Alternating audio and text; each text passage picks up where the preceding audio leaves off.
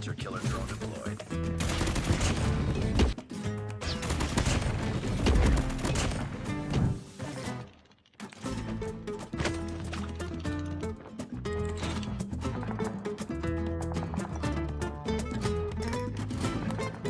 Keep it up.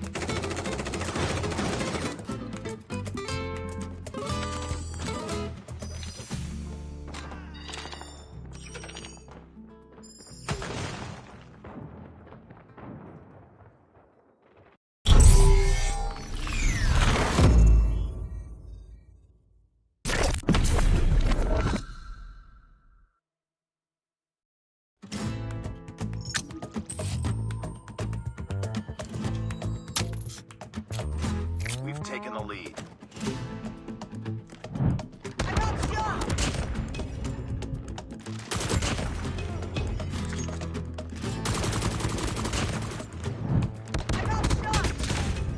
Standing by. Heads up. Enemy UAV spotted. Predator missile away.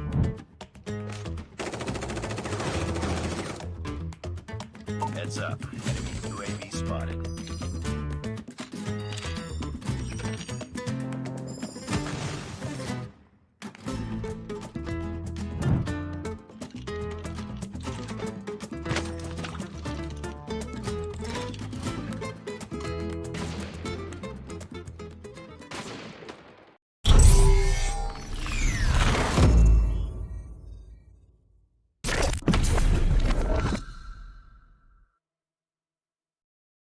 It's so bright, it's hard to breathe, but that's alright. Hush.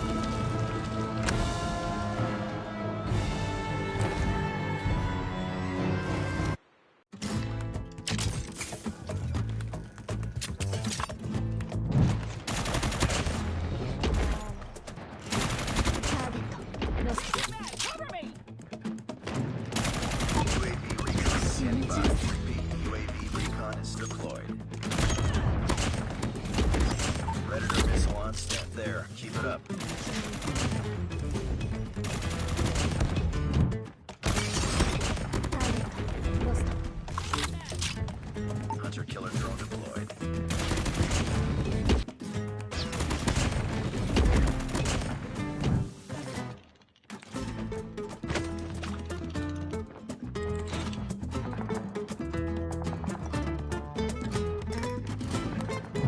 Keep it up.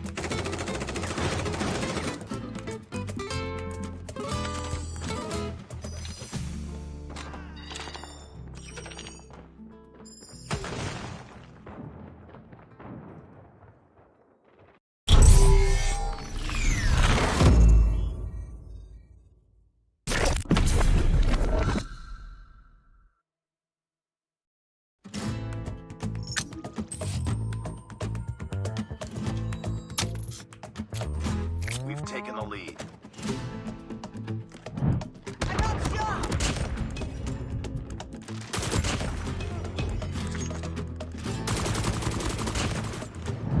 I got shot! Standing by. Heads up. Enemy UAV spotted. Predator missile away.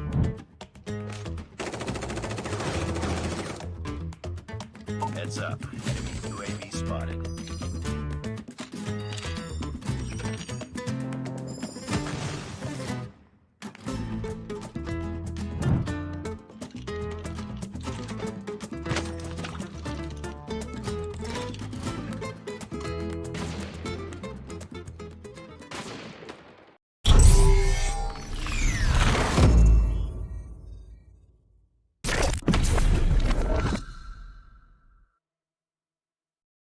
My world's so bright, it's hard to breathe, but that's alright. Hush.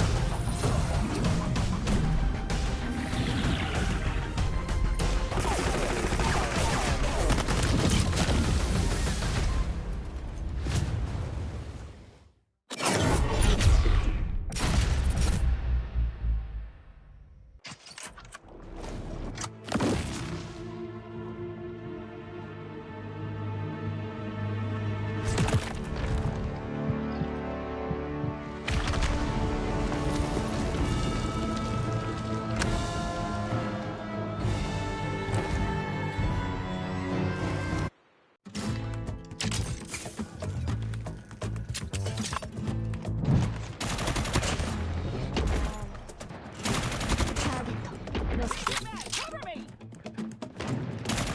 UAV recon standing by. Repeat, UAV recon is deployed. Predator missile on stand there. Keep it up.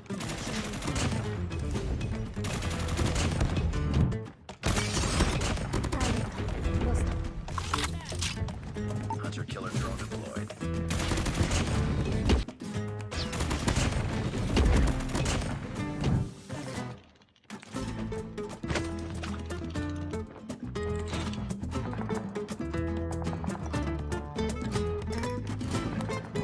Keep it up.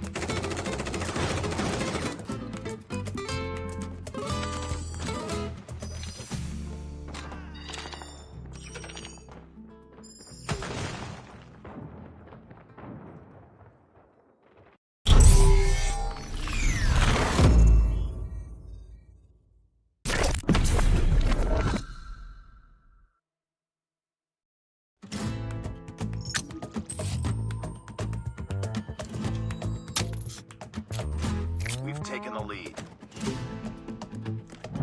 I got shot!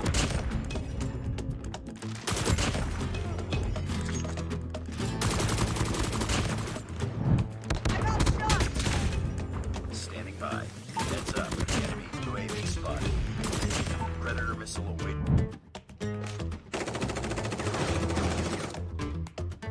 Heads up. Enemy UAV spotted.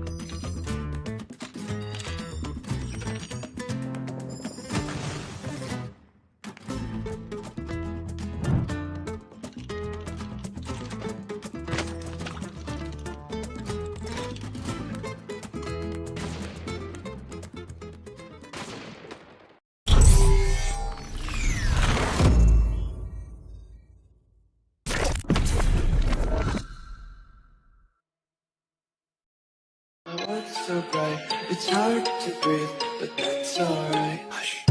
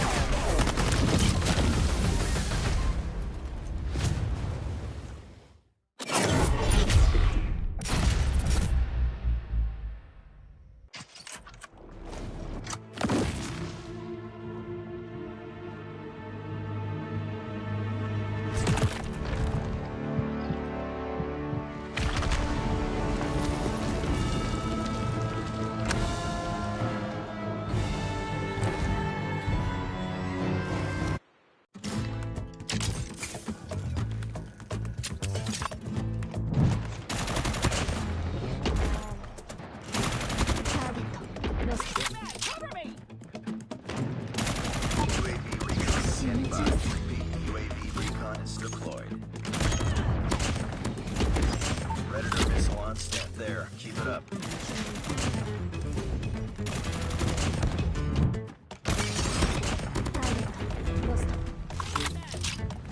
Hunter-killer drone deployed.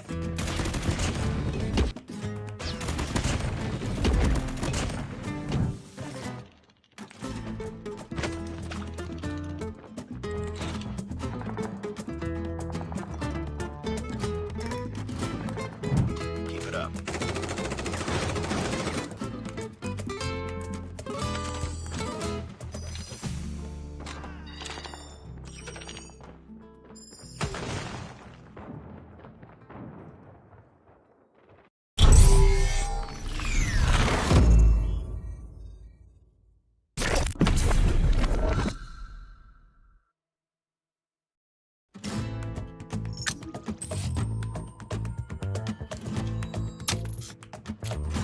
We've taken the lead. I got shot.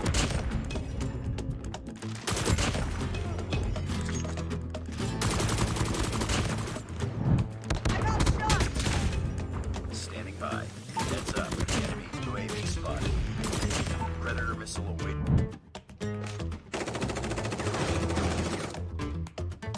Heads up. Enemy UAV spotted.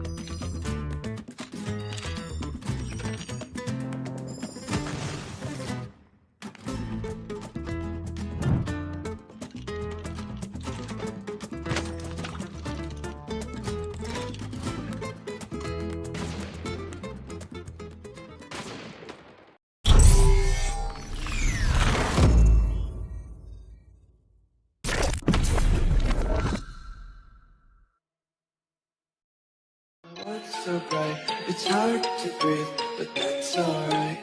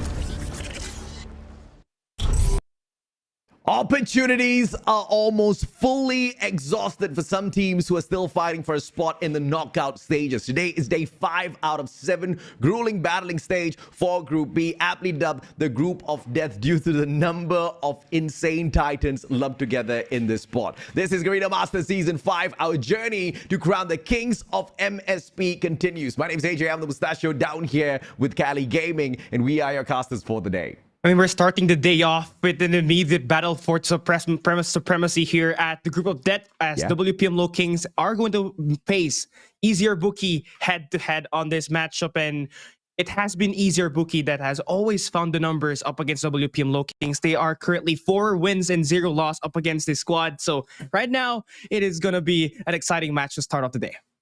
And, you know, the LOWKINGS have stood in the way of West Point Mamba LOWKINGS not once, not twice, but multiple times now. And the most recent time where they did break the LOWKINGS heart in a competition like this was Garena Masters Season 4. LOWKINGS were the runner-up and your champions. Of course, back then it was Blacklist Ultimate, but in the name of easier Bookie, it is the exact same lashing that you will receive from a different brand, because the players that are representing the brand are super hot. Of course, more breakdown on the lineup as well as what you can expect later on. on. This is the tournament format that we threw everybody into. This is stage 3 on the journey to the Call of Duty Mobile World Championship. 16 teams is what we started off, and we grouped them up into 2 separate groups, Group A as well as B. And like we mentioned, Group B, the group of Titans, the group of death, where a majority of these teams have made a lot of noise in past Master tournaments. And we're going to be seeing Group B here today. And so far, there are 4 teams that has managed to lock down the top 4 spot here. And it is going to be WPM, EZR, Omega, and Broke Boys Club. But never count out your boys from DVK Oblivion, because they're going to look for that number 4 spot. But before we go into that, let's take a look at our prize pool here, because there's a lot to fight for in this tournament. We're not just fighting for $25,000 of prize pool, but we're also fighting for a spot for stage 4 of Garena finals, where we're going to be crowning the 2 best teams to send out to stage 5. Quite a number of teams, of course, eyeing for the top prize, but like you said, also for the qualification to stage 4 and maybe later on to stage 5 as well. The journey is not super tough just yet. It has just started. It is just enough to motivate the teams to get up to another level. A lot of this prize pool, of course, will be reinvested, I'm sure, for those teams who are going to be proceeding to later stages. But everybody's got their eyes on the lion's share of this 25K, 10,000 USD if you place on that first spot, Cali.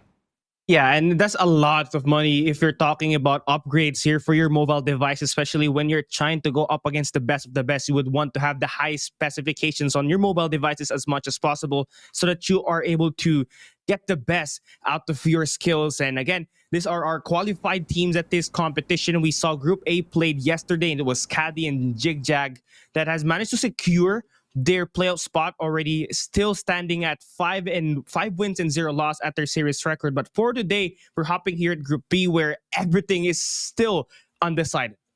Absolutely. West Point Mamba LOWKINGS as well as EZR Bookie will probably be making it through the knockout stages. It's very difficult to comprehend any team stopping them from pulling that off. Thus far, from the 4 series that they've been able to hop on into, they've been able to walk away with victories on each and every single one of them. So even losing the next 3 series isn't going to tickle the teams a lot at all. But I don't think anyone is looking forward to that, right? But losses are going to be on the plate for either one of them, but because of the number of teams within this group who's capable of doing that. EZR Bookie, they've managed to undo whatever strategy West Point Mamba LOWKINGS brought in Garena Masters Season 4 to become the champions, but we might just see a brand new team lifting up the trophy this time round. West Point Mamba LOWKINGS looking for exactly that, as currently they dominate their group stage with 12 map wins, a perfect clean sheet in the matchup, leading up towards the matchup against EZR Bookie, who are in the 2nd place. Yeah, what's more impressive here is that WPM LOWKINGS, their last match was up against Omega Esports, and this was a squad they heavily struggled on when they were facing this team back in Garena Masters 1 and 4. But at our group stage last time, they were able to sweep Omega Esports and even give a 100-point club at Hardpoint Arsenal, and just goes to show how much studying WPM LOWKINGS has inputted just to have this kind of performance inside of this game. But you can see here right now, this is our standings for today, and it's guaranteed to change. You can see our top 4 here for Group B still going to be Broke Boys Club, Smart Omega, and EZR Bookie, plus WPM LOWKINGS at the top. But we can still take a look at DVK Oblivion. Here was looking to have the easier set of schedule coming into like the next few days, and they're looking to aim for that number 4 spot as well. I mean, DVK has already been tortured quite enough by the Titans within this grouping. Now is the opportunity for them to reach up for the top. Of course, that being said, Smart Omega has not met the team just yet, so there might just be another loss on the plate. So the 3 potential matches that they can walk away with a victory, DVK Oblivion cannot take a pass on. E8 Nova meets DVK later on today for the 3rd series of the day, and I'm pretty sure they're going to be able to walk away with that. But there are other contenders for the top 4 spots as well, apart from West Point, EZR, as well as Smart Omega. You're talking about the Broke Boys. You're talking about, in a specific circumstance, the Doctors as well. Yeah. If the Doctors do continue to step things up, we might just see a surprise later on in the knockout stages. I'm looking forward to that match number 2 game up against Smart Omega. Again, if they manage to pull in the unimaginable, they could just make the brackets here at Group B so unappetizing, right? But here are today's schedules for today. We're looking at the biggest match on the day here at our first game with WPM LOWKINGS taking on the defending champions of Garena Masters in EZR Bookie. And a lot has changed here ever since these teams, have played in the past. A lot of history, but new players coming into play for WPM LOWKINGS. It's Susano and EZR Bookie. They just had Rage in their lineup, but as well having Yobabs and Scared out of the way. I mean, the problem here with West Point Mamba LOWKINGS is they've been continuously trying, whereas EZR Bookie has been continuously doing. They've managed to dominate quite a number. Two-time champions of Garena Masters. That is exactly who EZR Bookie is. But LOWKINGS are looking to take that away. They've proven at CDSI that they are the better squad. They've proven against SMART OMEGA that they are the better squad. Now against EZR Bookie, Yopi, PJ, K-Lo, Luffy, Susano, as well as Alea, they hop on in. And this was one of the topics that we were breaking down in recent times. Susano and his rise to the top. When Luffy could not hop on in for CDSI, Susano took his spot, and what a player he was. That was the awakening of Susano, and he has not gone back to sleep just yet. He's not taking away the opportunity to play at the biggest stage, at the grandest stage. He's even out-fragging Yopi and PJs at times, and he was the MVP up against SMART OMEGA the last time they played, and just goes to show how much time this guy has managed to put into the game. And it has been paying off here as WPM LOWKINGS are standing at the top with his help. Eliminated by Blacklist Ultimate in Garena Masters Season 4 Finals 4-2. Is that going to be a little bit of a showing as to what we can expect out of this match? Or would it be West Point Mamba LOWKINGS reversing things out? And of course, this is not your knockout stages. This is not a best of 5. It is only a best of 3. They have to play all 3 maps, but it is, of course, about who can dominate out there on the battlefield. As EZR Bookie steps up to the plate as well. Jabin, Rage, AG, Yato, as well as Yobabs. Everybody know the names of the players on this squad. Everybody knows exactly what they are capable of. And there is just no weak link on the side of EZR Bookie at this point. And this is the best 5 that EZR can offer, and all of these players can do their roles perfectly, and they're backed by one of the best coaches in the COD mobile scene right now in Palitao. So having a great mind like that can amplify your strengths even more. And EZR Bookie, they're looking to get that #1 spot away against WPM LOWKINGS here today.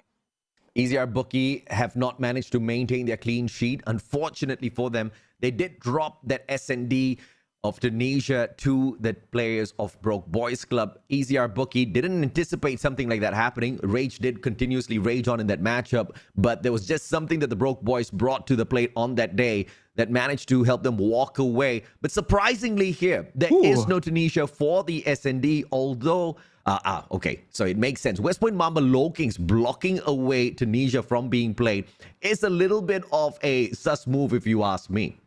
Yeah, that they're trying to hide away their strategies as soon as far as they can go, right? Because that's one of their best maps in total. We saw how they're able to retake up against SMART OMEGA and Broke Boys Club, and they got plethora of strategies just to try to dismantle you when they're trying to play the defensive side. And I guess that's a good move up against EZR, just to try to hide it away from other teams that are watching here right now. But I'm more specifically looking at the ban here for WPM LOWKINGS as well, especially that Control. Raid has been their best map, and for them to ban that away up against EZR Bookie seems sus to me as well. I think West Point Mamba LOWKINGS is just sick and tired of playing Raid. They've played Raid Control 4 times thus far within the group stages, and they're looking for a little bit of extra challenge against EZR Bookie. But it is also a fact that EZR Bookie has managed to find dominating victories on Raid as well. You all watched that matchup that EZR took against the Broke Boys Club at a 3-1 victory, where once again Rage was the star player in that matchup as well. EZR knows their way around, and I guess West Point Mamba LOWKINGS just doesn't want to give them any sort of a advantage whatsoever. But when you bring it into standoff, it is that kind of map where you can easily overwhelm your opponent if you're having a good day on the gunfights. Yeah, once you start to lose your defensive side at round #1, things are starting to look impossible for you, right? So that's why you have to win your first defensive side here at that Control, which we will be playing at that map #3. So everything is going to be depending on that round #1. But here for now, we're going to be looking at our game #1, which is going to be Hardpoint Takeoff, a map pick by the side of EZR Bookie, feeling like they're going to bring WPM LOWKINGS at their best map. But if you're looking at WPM LOWKINGS' performance so far, they can play any hardpoint and they can give you a very hard time. And the exact same can be said for EZR Bookie as well. Both of these teams have performed at takeoff. 2 victories so far for West Point Mamba LOWKINGS on takeoff for the group stage. EZR Bookie has got 3 to their name, and the matches that they've taken off thus far seem to have been absolutely perfect, right? When it comes to rotations, when it comes to the spawn management, as well as those early rope around, as well as the flanks that they play to break the hills held on by their opponents, I think it has been exemplary from both the squads. Now you take both of them, you throw them into a matchup on a map that they have definitely dominated thus far.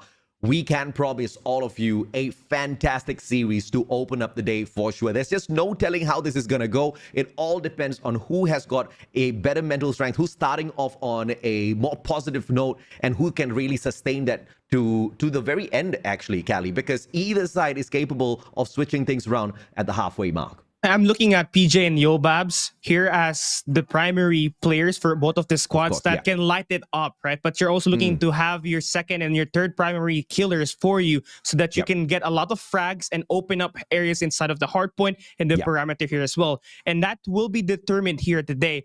Could it be Rage that could be that detrimental player here once again for EZR, because he was the guy that actually stopped the push from Broke Boys Club the last time that they played, not just in hardpoint but as well as in control. He stopped that bleeding. He's the Iceman, and if he can play here today, great. WPM LOWKINGS are will look to have like a very tough match here. Rage is always all about the high value kills. You've got AG as well, who's the super slayer on the side of EZR Bookie. The only player that's not really giving us a lot in terms of numbers has been Yobabs. He's always taking the more slower, safer approach to these matches. But we also acknowledge the fact that Yobabs has got the least amount of deaths on the side of EZR Bookie. And all of those safe plays do check out from that point, right? He doesn't go down, as often. And therefore, you can't really depend on him on some of those clutch moments, especially when it comes to the S&D matches. You do see a similar sort of setup on the side of West Point Mamba LOWKINGS as well, though, Callie. Yeah, and it's clear match at this point, right? Knowing their performance have been so overwhelming for the squads that we have faced so far coming into today's day. Now it is going to be our first game of the match here for the day. It's going to be WPM LOWKINGS and EZR Bookie, and we're seeing EZR starting on the better sides, but spawns that split already. WPM now getting better control inside the hill. It seems to be a fantastic start thus far for West Point, but with EZR taking control of those power positions, it's a easy flush out. But the objective dedication here for West Point Mamba LOWKINGS seems to be a little bit more accurate. They're attacking a very specific power position, and that's going to be the second floor of control room. Luffy hops on up there. LK24 on the right-hand side. If you have got no control, it's going to be very hard to manage this hill. West Point knows that. Therefore, that scaffolding is going to be a priority as well. And a good spot being taken there by Luffy. Now he's going to be going to go and just to try to contest inside of this hard point, as EZR has managed to get some grounds here, finally warm up their guns, and now they're about to really blaze this one in. The final 8 seconds is going to go to the hands of WPM LOWKINGS, as we are seeing EZR Bookie setting up the play for next as they have the spawns. You can see Yato still getting some kills outside just to make sure that they get intact here at this hard point number 1. Hard point number 2. EZR not overextending, and West Point Mamba LOWKINGS know exactly what to do to flush them out of this P2. They take the pincer maneuver, attacking from both angles of the stairs, and hopping on into the hill immediately puts a stop and gives the rest of the points to the side of West Point Mamba LOWKINGS. Pretty dominant, just like what they showed up with against the team of SMART OMEGA. And PJ, big kills once again with that Fennec as he finds the double there just to stop the push coming from EZR from the scaffoldings. But you can see they're trying to break it here once again, trying to flood on through the back. But you can see WPM standing their ground, double chow coming through. But EZR still maintaining that control here at this P2, and now they break the hill. Very smart plays coming through from EZR as well. They're not really raging on to collect all of the points off of this B2. They're playing it very carefully, just staying at the very edge of the stairs, also keeping an eye on their backs to make sure there's no flush out. As long as they are able to stop the bleeding from a lot, they know that the early rotation into P3 is more than enough to get them right back into this matchup. So this is going to be a massive hill for EZR Bookie. Yeah, they have the early setup here, but you can see WPM spawning on the right side of the map, and they are guaranteed for a pinch. For now, it's going to be easier on the point, but you have to win this next set of gunfights so that you get more time outside of WPM. Great slays coming through from West Point Mamba LOWKINGS. The unfavorable spawns for them, but they're winning out a majority of those gunfights. They find a fantastic break on the hill, but Rage rages on as usual. As the claw gets whipped out, the operator will put the West Point players in their place as he waits for the backup as well. And the favorable spawns out of the generators assist EZR to catch right back up with Mambas. But there's one more opportunity for the break before they force a rotation to P4. Yeah, Lopi here is trying to take away the generators. He's going in for the pinch play, but he gets caught down by Rage. And this guy has been playing most of the high impact kills here for the squad. And that's the reason why they're able to score more time here up against WPM LOWKINGS. But you can see it's still going to be a 50-50 battle off this crap. And EZR, knowing that they cannot give any more time for WPM, they go in there for the contest while also settling the battles here for P4 as well. Early setup being made here by Rage, and number 4 in yellow and AG already has the spawn. 50-point deficit has been brought down to just a mere 20. EZR Bookie has got this absolutely coined out as to how to make their way right back into this matchup. P3 was that platform that they used. It was the stepping stone to hop back into the game. P4 potentially where they rage on and take the lead, but West Point Mamba LOWKINGS not giving them any room. The gods of RNG will force them to spawn off the right-hand side of the map through generators now. That's a little bit unfavorable, but as long as EZR can lock down that second floor as well, that'll stop the push coming on through, but they fail. Susano on the triple equalizer equalizes the players on the side of EZR, and West Point find an easy hill break. Yeah, that just single-handedly broke the point here, and that's why WPM is inside of the point right now. He is just finding so much kills with that equalizer, and EZR looking to try to get that recovery. They find the 2 kills inside of that hard point with Yobabs finding that double. And here we go, another contest being made here by WPM to not try to really give EZR the time, not give them that lead, and this is going to be a successful break. Crucial final moments for EZR, but West Point still squeezes their way into P4. We hit that reset button now, sending the hill right back into P1. Open fountains once again. It was a tad bit back and forth, but we did see West Point Mamba LOWKINGS walk away with the majority of points on that previous P1. EZR needs to make it a fundamental role for themselves now to take those prime positions and flush out West Point and not let them continuously bleed them out of the match. And Luffy is still standing strong on that second floor. He has to maintain it for this push to work at this P1. Yopi doing all the loads of dirty work inside of that hard point, and perfectly invested play for Kalo to drop in the gravity vortex and take away the guy at the top floor. That gives them more time inside this hill.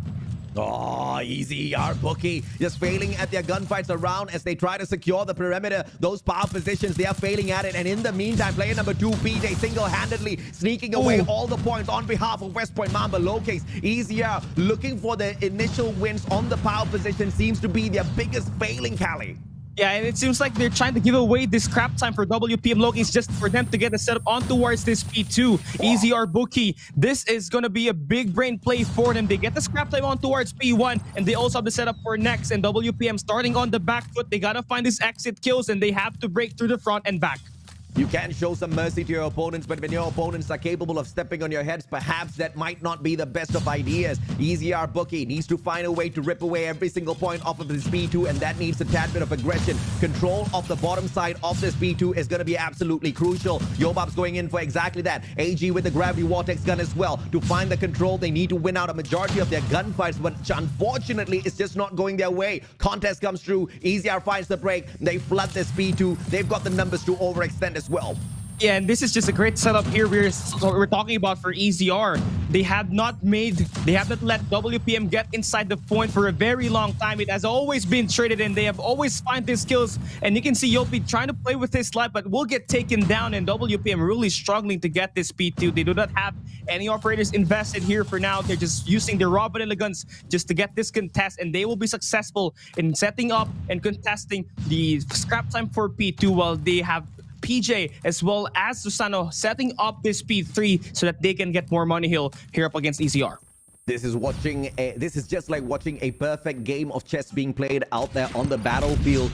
Both players really circling around each other, anticipating the next move, trying to go in for a concise strike. And EZR has managed to make sure West Point Mamba LOWKINGS don't run away just yet. But this time, the money hill claimed by West Point Mamba LOWKINGS is going to hurt EZR's progress. They need to find this break. They do exactly that, but holding on to it is going to be a tad bit more difficult. PJ from up top finds the slays, and West Point, as quickly as they lose it, hop right back in to make sure they continue adding to their side.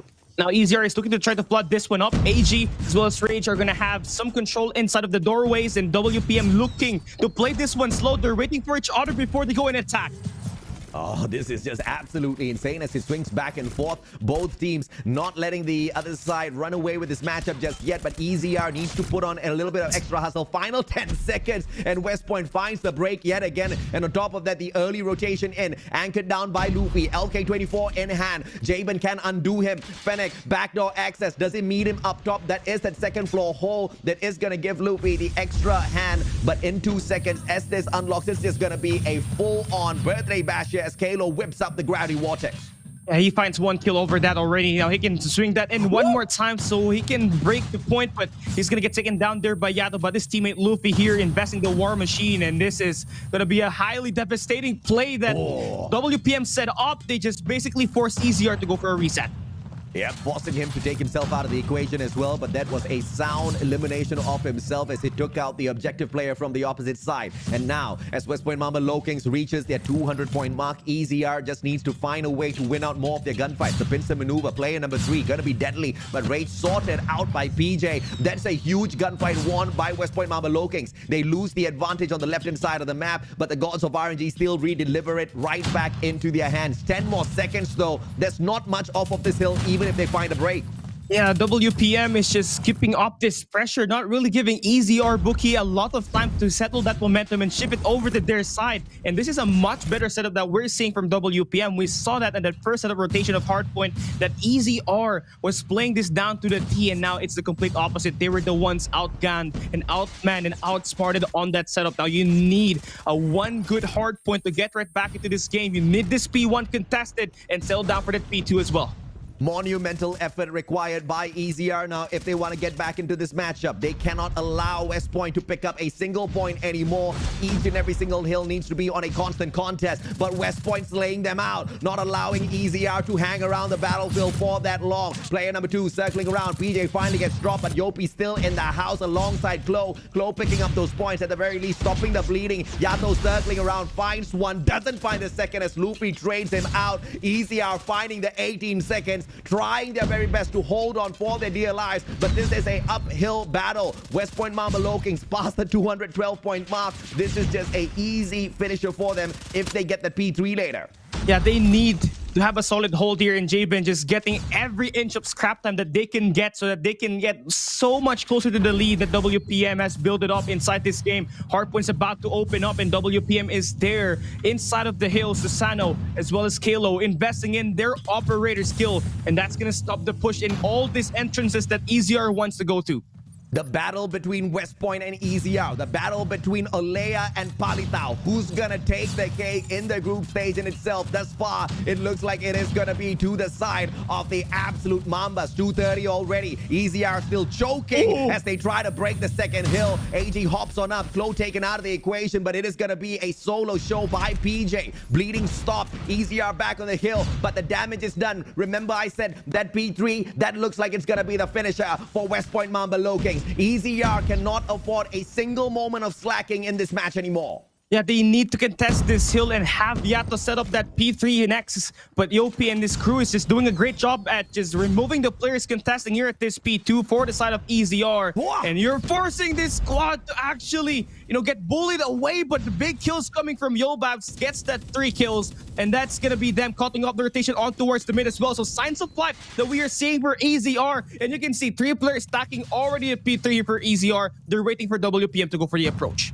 Gotta respect West Point Mamba LOWKINGS, not underestimating EZR at all. They could have just gone in for an early P3 rotation, but they chose to hold on to the scrap points as well. They find the hill break. Easy gunfights won by the side of West Point Mamba LOWKINGS. EZR find the recovery. 7 more points to go. They've got the numbers to finish this off. They slay the players of EZR. 4 more seconds. The contest does not come through, and 250 reached by West Point Mamba LOWKINGS. Not just Smart Omega, but they're bagging up all the top squads. Yeah, I mean, the gunfights were clearly so different in that game. It almost felt like WPM LOWKINGS were 100 steps ahead in that department. PJ really tearing every player apart at the perimeter. Then you have Yopi inside of that hill, just breaking every hill single-handedly.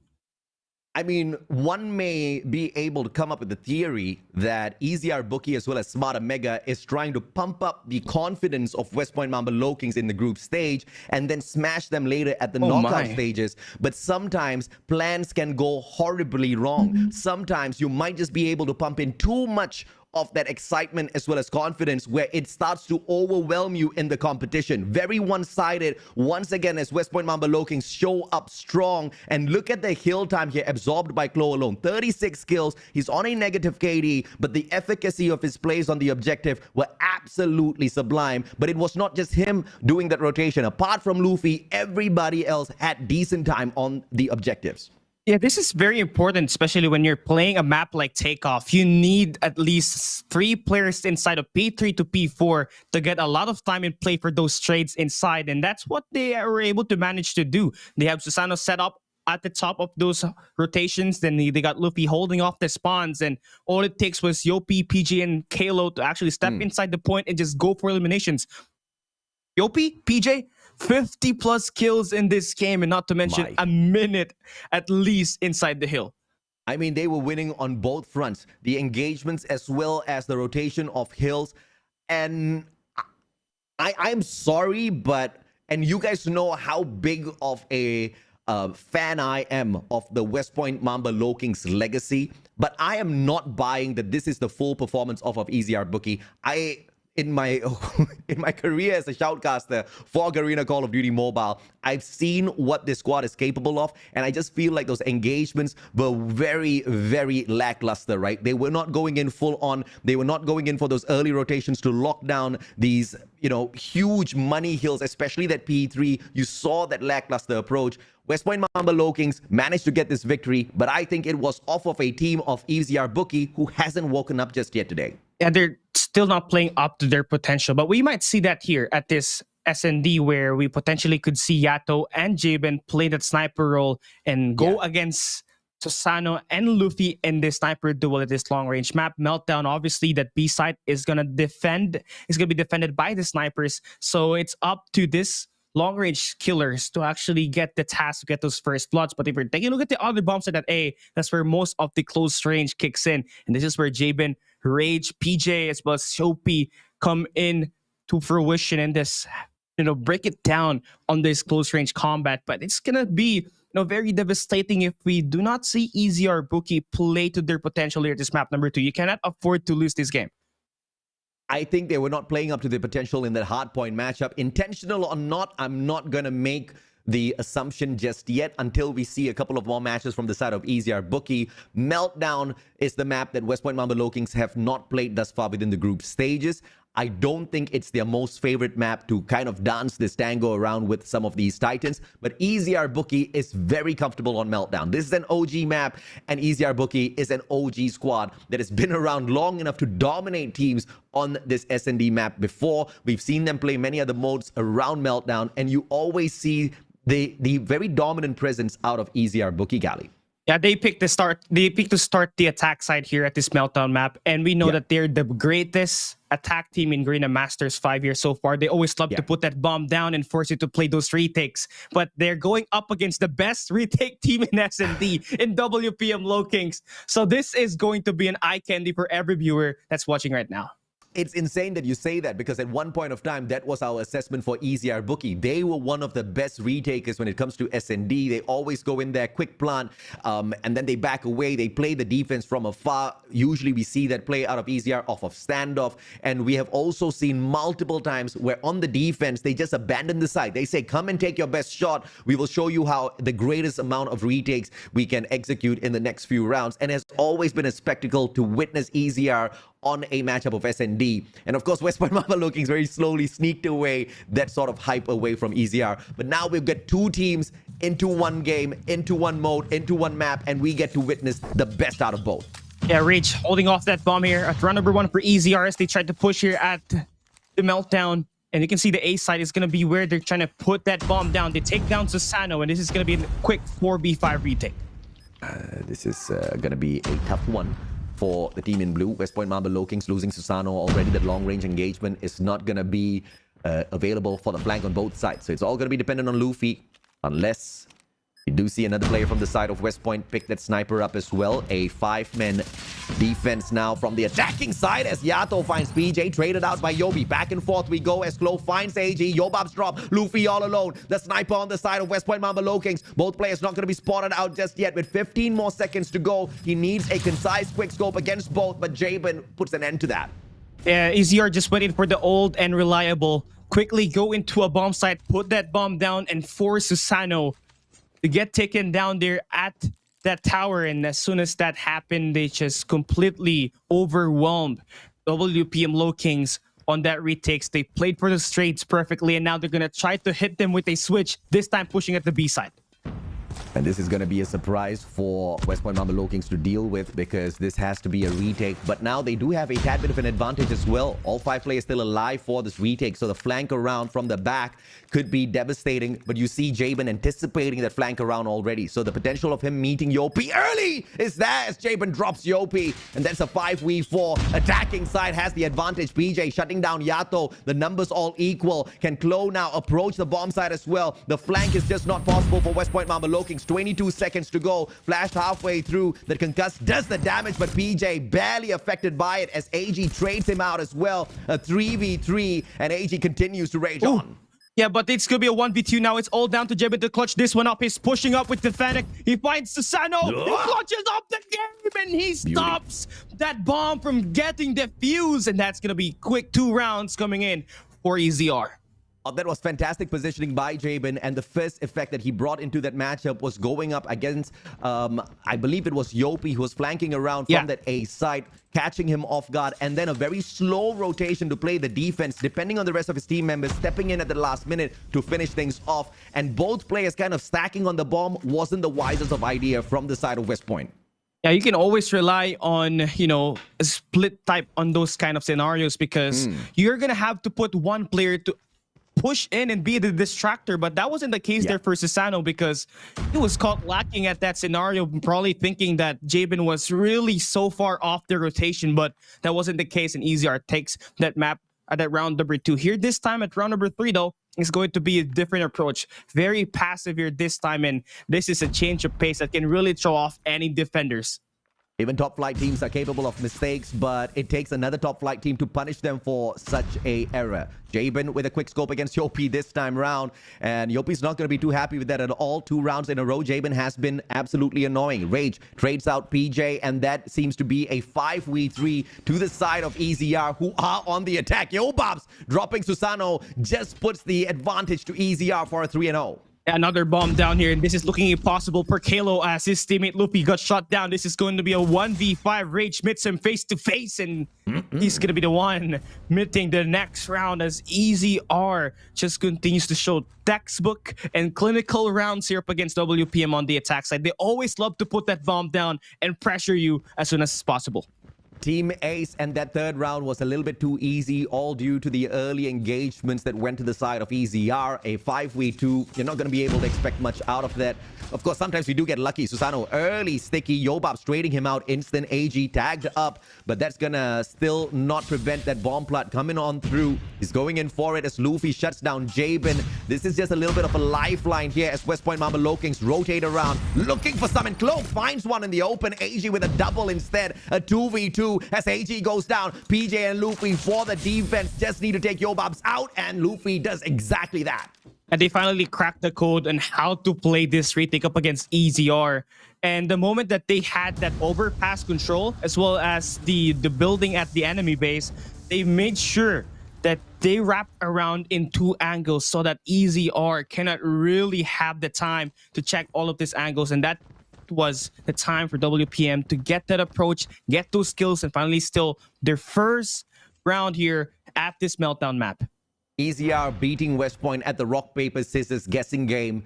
Continuously now, multiple rounds, they've managed to push the bomb towards a position where the defensive stack is just not present. West Point Mamba LOWKINGS, though, detecting that the bomb is just not going to be at B, slowly rotating around. They use the generator aisles, and that's going to be an opening towards the mid part of the map being dominated by the West Point players. EZR only have 1 place to go, unless, of course, Jabin can open up this B side and allow them to rotate. But that's not going to be the case, as Rage will find that bomb plant. This gets secured over at the generator. Luffy And Susano will not have a good time at all knocking these shots, knowing that they're going to have a lot of players really engaged in this close range combat here for the side of EZR. So you're going to have to pick and choose your battles here properly so that you stay alive as much as you can to help the team. Yopi wrapping around the very back. Jabin will not be able to spot him as he's going to be going the long route just to help his teammate push here at the back.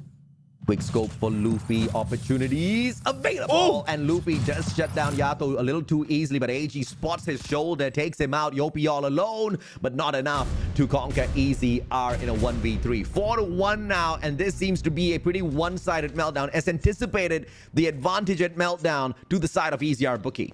Yeah, this is why you do not want easier to play that attack side when you're playing this S&Ds. They can just obliterate you with their change of pace and their tactical play, keeping away the players that are trying to go for the flank, and Jabin keeping them at bay, making sure that the push doesn't work in multiple angles. But Susano gets himself taken out of the way. This is going to be an early 4v5.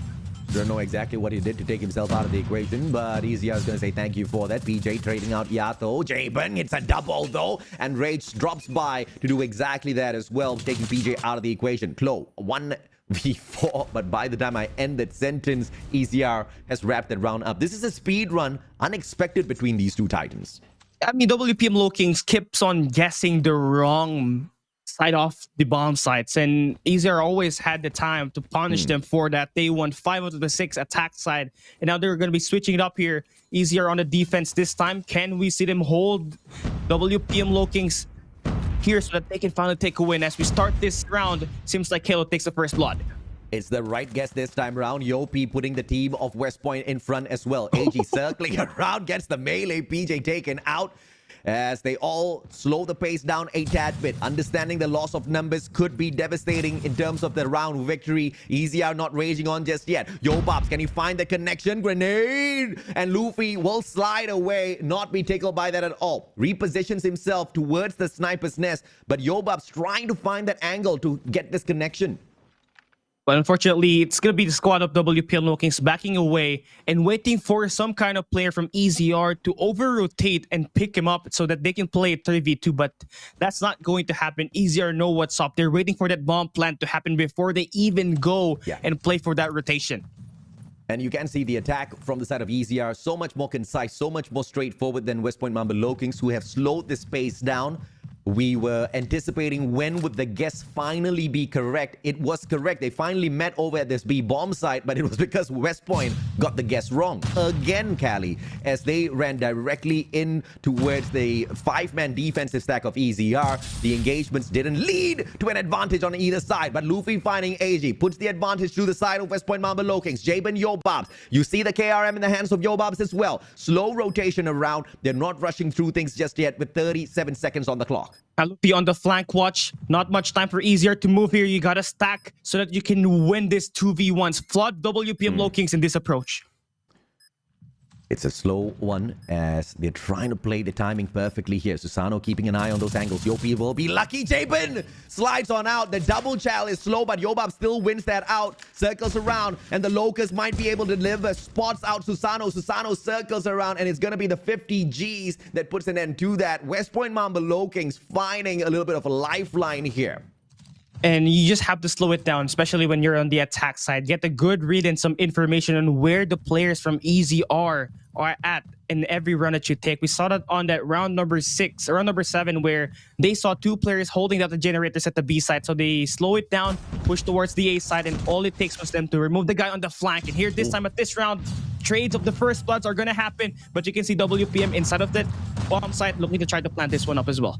1-for-1, and EZR once again gets the guess right. They meet West Point Mamba LOWKINGS at the same time, but Susano getting those kills will put West Point in front for sure. Jabin all alone in a 1v3. He circles around, he spots those players, and he knows exactly where to circle around towards to catch them off guard as well. But the R90 a tad bit too slow in his hands. And the bomb, of course, going to get planted over at B in the next few seconds. Jabin missing out those opportunities, and that's going to stack the pressure on him for sure. Can we see the captain clutch this one up? Again, he's got the highest kills in this S&D game so far with 10. Oh. is clipping the leg of Luffy. Unfortunate for him. Luffy now positioned in a sniping spot already. Kalo will be able to spot Jabin out as well. Quick scope's going to be absolutely essential for Jabin to hit, but in a 1v3, and they know the position that he's attacking from. This has just got so much more harder. Those quick scopes, those flicks are just not connecting as Jabin now gets tagged up. Cannot go back in for the re-engage as well. 20 seconds to go. He gets tagged up yet again for Klo to finally put him down and out. Signs of life turned into a lifeline, and then a game-winning position now for West Point Mamba LOWKINGS. 2 more rounds to catch up with EZR. Big changes were made here on the attack side for WPM LOWKINGS. They knew that Susano is not really having a good time with that sniper because he's always being shot down by Yobabs or Jabin in those long-range engagements. So they put them up with an SMG, and that makes their pacing very fast, and their close-range combat chills a lot better, and that cancels out the players that are looking to just try to take Susano down to this close range. Game of chess played out perfectly once again by both sides. Waiting to see exactly what sort of a strategy the opponent might be able to execute here. And of course, the onus is on West Point Mamba LOWKINGS to take this plant. The B-bomb side wide open, but you have to be careful as well, because Ray sitting in that sniper's nest can be quite deadly at a range like that. That Fennec should be able to find those beams. In the meantime, it's going to be AG holding his back with a CBR4. The bomb gets into position. Susano and the trophy backup from Luffy as well, making sure he will be able to prevent any of those snipers that sneaks on in. But nobody has spotted Rage yet. Heavy stack here by EZR at the reactor, but now they're making their way here at the generators. Luffy spots Rage, doesn't take the shot. PJ shuts him down, and Susano out of nowhere from across manages to get the scope in. Klo circles around. PJ will back him up as well as Yobab straights PJ out. He's going to be the final player. EZR lose 4 rounds in a row. That lifeline turned into an opportunity, turned into a game-turning position now. 1 more for West Point to equalize. You can see Olea giving the calls here for his team. What's going to be the play call looking like? Where are we going to put that bomb down? This guy's got the momentum in their hand, and EZR still looking for some sort of play that could turn this thing around, because for the last 4 rounds, they haven't won anything. First blood by Susano. They put the bomb down here, quickly. Big plays coming through from West Point. Yes, EZR did get the spot on them, but the rotation is not quick enough. A flank from the left-hand side of the map is going to be a sound move from EZR if they pull it off, but it's going to be a straightforward attack. Ray spotting one, finds the tags, but not enough to eliminate the player just yet. PJ manages to slip away with that instantly. Bam, comes back out with the tags. Yopi with a double. Susano with the equalizing winner. 5-5. 5 rounds in a row for EZR, and then 5 for West Point Mamba LOWKINGS. Y'all was talking about a 2-1. West Point might say, yeah, you are right, but it's us with the win. It just almost felt like WPM LOWKINGS just gave EZR a taste of what victory looks like, and now they're out here looking to try to take this one away. They're pushing their resources here at this B site. Luffy will not get that kill, but he's got that info, so that should be relayed here by the team. But there's going to be some guy there, and you can see the nade being thrown here by Kalo through Jabin at the generators, and that's going to make this game a 4v5 favoring WPM. Absolutely imperative for EZR to get this victory so that they can get the bomb right back in their hands before the match progresses any further. If they are able to do so, the advantage is on their side. No overtime needed. EZR should be able to wrap this up like a perfect little gift and send it and say it's from Santa. West Point might just believe them. 5-5. The defensive stack from the side of EZR a tad bit nerfed here, as there's only Yobabs holding down that A-bomb side. It's going to be Susano and Yobabs here at this altercation. As soon as Susano tries to go for a push, he's going to be looking at the same angle Susano's Yobabs is trying to hold. But Yobabs, the timing here is still going to make him stay alive. But Luffy at the other edge takes down Rage at that B side. So they're looking to swift over towards that side so that they can finally pressure EZR, who's currently down by 3 players. You got to respect West Point Mamba LOWKINGS. 6 rounds in a row. The moment they picked up the bomb, the moment the game gave them the bomb in hand, they say, thank you, it's our time to run away with the match. Every single attacking round has been superb for West Point Mamba LOWKINGS, but Yobabs putting up a final stand makes no difference whatsoever as Klo puts the final bullet in the coffin to get the advantage. Now, West Point Mamba LOWKINGS in the lead. Can we see an overtime, or are we going to see the most serious reverse sweep upset on an S&D? WPM still on the attack side just makes this worse for EZR. They couldn't even defend any of the rounds here for their life. I mean, they do not have any first bloods here at this round, but finally they do have the chance. But Susano escapes with his life, but Jabin there for the clean. So this is starting to look like your odds of winning are increasing. You just have to play this one slow, play for that retake, wait for WPM to plant that bomb.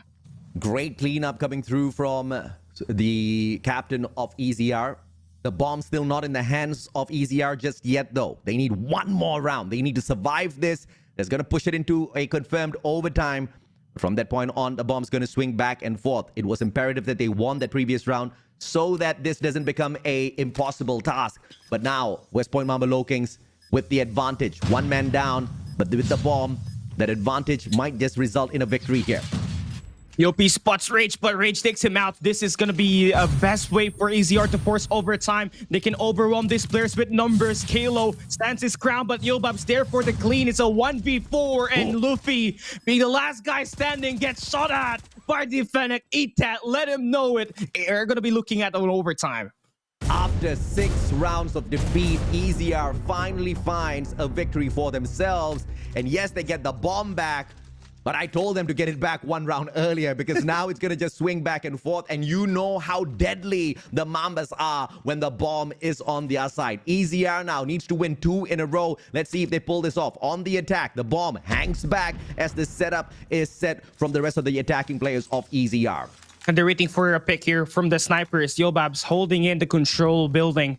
Not really spotting any information here at the moment, but I love this take for EZR. They've always played it aggressive, attacking and pushing the bomb site in the first 30 seconds here. They're going to try to take their time, get some information on where WPM LOWKINGS are at exactly. But you can see on the other side, WPM heavily neutral in terms of playing these rotations. They have 2-1-2 split here, but they have spotted the player on the other side.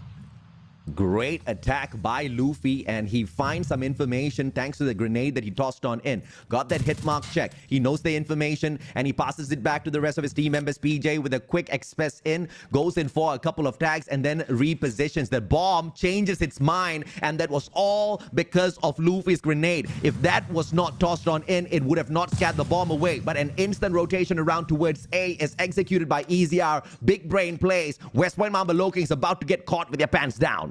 Yeah, they guessed the wrong bomb site here once again. That grenade really prompt EZR to go out and push towards the alternate bomb site. The A site is where they're going to try to take the hit. They put the bomb down here, and this is going to be our first 5v5 retake.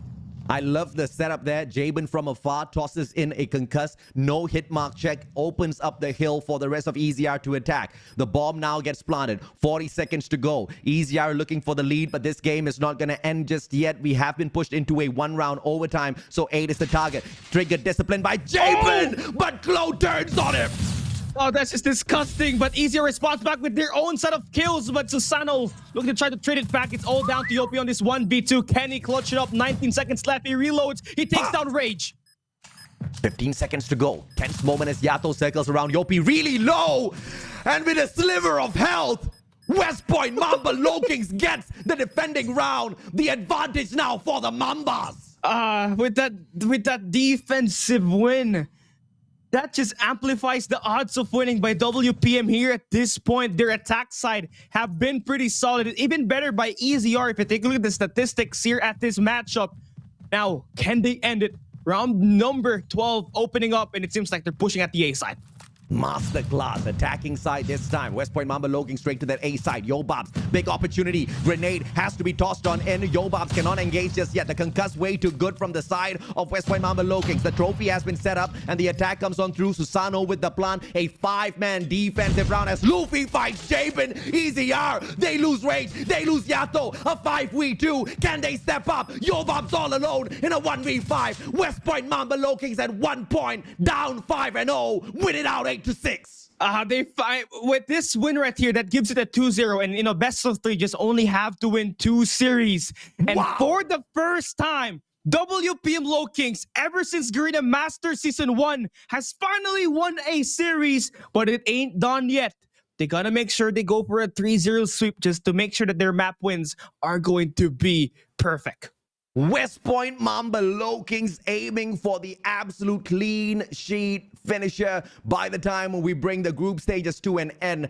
Out of all the maps played thus far, they've played 14 games, 14 maps have ended up in a victory on the side of West Point Mamba LOWKINGS. The strategies have been absolutely spectacular. West Point Mamba LOWKINGS on the attack. They are deadly. Easier Bookie, although they got the guess right a couple of times, rotating right to play the defense, they just could not do anything against the gunfights of West Point Mamba LOWKINGS. But when you look at the overall engagements, apart from Yato, everybody was doing a lot from the side of EZR. Yeah, Jabin really stepped up a lot here, even trying to compensate for the underperformance of Yato at this matchup, scoring 14 kills inside this game, which is the highest by any player at this lobby. And it just all went down to like the strategy of the WPM LOWKINGS that really hurted easier Bookie at that last 2 rounds. But basically, just by looking at what just happened here, WPM won 7 out of the last 8 rounds. So basically, EZR couldn't really get any sort of momentum at this point, couldn't get those first bloods that translated to WPM LOWKINGS ending up with the win. You know, hats off to Luffy. Luffy's the bottom fragger. Luffy's with the lowest score. But if Luffy did not toss that grenade at the bomb site earlier, there would have been no rotation over towards the generator. There would have been no switch of sides, and West Point Mamba LOWKINGS would not have taken that one round, that win number 7 for themselves. I think that was such a game-changing play, and those are the moments where your lethals, where your tacticals come in so important, and they can change the face of the game. I think that was a perfect example of that exact statement. Takeoff meltdown now conquered by West Point Mamba LOWKINGS. EZR Bookie not just dropping the ball, but absolutely failing. But can they still put a dent in the run of West Point Mamba LOWKINGS? Can they break the clean sheet streak that West Point Mamba LOWKINGS has thus far? Out of 15 matches, can they at least give them 1 loss? Oh, standoff is the best way for you to go. This is your map pick, but you're giving WPM LOWKINGS the chance to start on the defensive side. And we all know on a map like standoff, you would need that defensive side on your favor because the spawn trapping is just so much easier. And even if you die, you still have those head glitches that can provide you on P2 as well as those boxes. So this is going to be a very challenging one for the side of EZR. Oh, yeah, absolutely, man. I mean, the series thus far has been a thrilling one for us to all indulge in. Hardpoint, it was just such a commanding victory for the side of West Point Mamba LOWKINGS, making EZR look like they were barely trying in that matchup. SND, we clearly saw the effort out of EZR, and we thought, okay, maybe this is where they switch that scoreline around. Maybe they make a strong comeback at SND, and then they lead that into a controlled standoff, you know, absolute domination as well. But little did we know the capability of West Point Mamba LOWKINGS to work their way right back, and the one element was that attacking side. The bomb in the hands of West Point Mamba LOWKINGS, even though they got those guesses wrong, their positioning just led them to find the best out of that matchup. Unfortunately, Yobabs had one too many opportunities to nerf the approach of West Point in that meltdown map, but he didn't show up in that game. Yeah, it just really hurts the odds of winning off the EZR Bookie in this matchup because you would need someone like Yobabs to step up for you and get those frags and fresher WPM LOWKINGS in these scenarios, but it didn't really help the case here for this squad. And WPM LOWKINGS, 6 out of 7 on the attack side, 86% win rate. I'll take that any day at Meltdown. I mean, at the end of the day, West Point Mamba LOWKINGS are looking to absolutely crush EZR Bookie now. In the group stage, 100% win rate on every single game mode, every single map that they've played thus far. Luffy opens up things with the first blood that could be indicative as to exactly how this match goes. On the defense, West Point has the advantage for this map. They already have PJ here, standing at the graveyards. Back alley control is something you would need to start this spawn trapping enabled, but so far for WPM LOWKINGS, they will still be stuck at their spawns. They're still looking for a way to actually get into towards tractors. Yopi wins one gunfight there, and unfortunately will be taken down by Jabin. So for WPM will not get any spawn trap here, but in terms of map control, they got everything lined up. Great attempt from West Point Mamba LOWKINGS to play a very high up defense. Now moving into a position to spawn trap EZR Bookie as well. This might seem cheeky, but if it works, you can most definitely run away with the matchup. PJ has to back away for a tad bit, get concussed halfway through. The attack comes on. He still finds a trade before getting dropped. Well, PJ took at least 6 lives there before he gets taken down. Talk about highly valuable positioning inside the map. EZR trying to change the narrative here. They're looking to try to play the OBJ Rage, playing with his life. Needs to win this gunfight, but PJ turns it around, and now they stop the time from being taken here by EZR at the A side.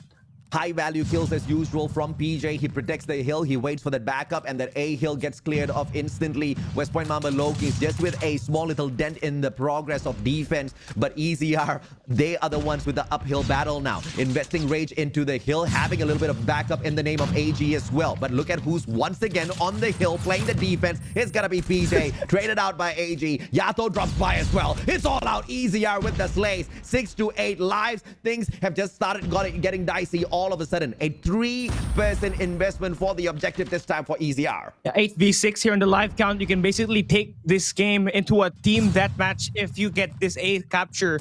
And you can see that they're still winning the gunfights, but PJ up top finds one player but gets then traded out. So it's still going to be a close one here. A 5v4, a minute left. Life advantage to West Point Mamba LOWKINGS. They have got B to defend, which is very close to the respawn of their own side. But there's no more respawns at this point of this matchup. So this is going to be absolutely crucial. West Point, they drop the ball once. That immediately gives a huge advantage to EZR. Yato, grenade, gets the check mark. He knows that he can't anticipate a player there. Smokes out the mid segment of the map as well. That's going to be opening up the opportunity for player number 3 and 5. Rage and Yobabs now, they push on forth to see if they can tickle this B point. Oh, their big kill there for Rage at the tractor is that mid-map. You need that kind of play for you to push here at this B side. You investing in that claw. That should give you some amount of firepower to stop the bleeding in all Altus. But Yopi there for the flank stops that operator from being the momentary game changer for EZR, and it's all down to a 2v2 here. Luffy versus Yato. You can bring out the equalizer, but it's not going to be the most sound decision. 13 more seconds. Yato and Yobabs, the deadly combo out of EZR. Yato still alive and kicking. Yobabs brings out the war machine. Pops a couple. 6 more seconds. And a smart move by West Point Mamba LOWKINGS to rotate around and evacuate the position. Luffy gets caught out in a 1v2 now. Susano has to finish it off. Investment is a sound one. That was not a wasted operator. It earns EZR the first round. EZR started off down bad, right? They lost 6 life instantly in the hands of PJ, but since they tried to play it with slow and play through OBJ, they extended out that time. That gave them some sort of momentum to push it through and force WPM LOWKINGS to play team deathmatch at the end, and they got that one in the bag. 30-27, 3 lives lost on the side of EZR. One operator to work around with, but it's a little bit premature for EZR to whip that out. But I don't know if or not the players on the side of EZR will agree, because West Point Mamba LOWKINGS on a speed run now to cap this A side. But Yobabs with a double. Jabin getting Yopi out of the equation as well. Slows down the pace. The attacking side of West Point Mamba LOWKINGS is pushed away from that A control point. 23-24 in the live count. Not much of a lead that we have here for EZR, but definitely still a lot better to what we saw at the start of that round number 1 when they were starting on the attack side. Slightly more concise approach that we are seeing from them. Even having Jabin already positioned at the special force base to initiate the spawn trap. Yato slowly activating as triple kills in here at this matchup of this round number 2, and finally to be shut down there, but they built up a 5-point lead at the lives. Cheeky spawn trap executed by EZR here. West Point Mamba LOWKINGS finally breaking free from that, and not a single operator is going to be wasted from West Point to push EZR back away from that spawn trap. And now tickling this B point as well. 3 objective players hopping on in. This is where the operator investment might be sound. Kalo pulling out the Gravity Vortex, but Gravity Vortex gets taken down alongside Klo. No effect at all from the operator. An unfortunate waste, but B gets capped. 2 segments sneaked away already, and it seems like AG is going to be a tad bit too late to play the defense here. Goes on for the slide, Yopi punishes him, and B in the bag for West Point. Yeah, just like what we saw from Easier earlier, they knew that they were struggling with their gunfight, so they decided to play the OBJ, stop the time from ticking, and extend that clock to another minute. Now, one segment done by WPM at the A side, but this actually guaranteed them an opening at the spawn, so every time that PJ spots any player here, he can guarantee a kill with the Annihilator. Annihilator, 5 opportunities, make that 4. PJ does not see the players of EZR raging on. He misses the great opportunity. Susano wasting the equalizer as AG sorts him out instant. 9 more lives left here for the attacking side. And it seems like this is going to be absolutely perfect. West Point Mamba LOWKINGS just sneaks around, making it just 5 lives now for the side of EZR. PJ gets Yobabs, a quick slide in and out. That Freddy can be brought out, but it'll be an absolute waste as Javen trades him out. 4 more lives left. Susano jumps on in, finds the slay, gets the double, and 1 more opportunity. Luffy gets it as West Point pulls one back.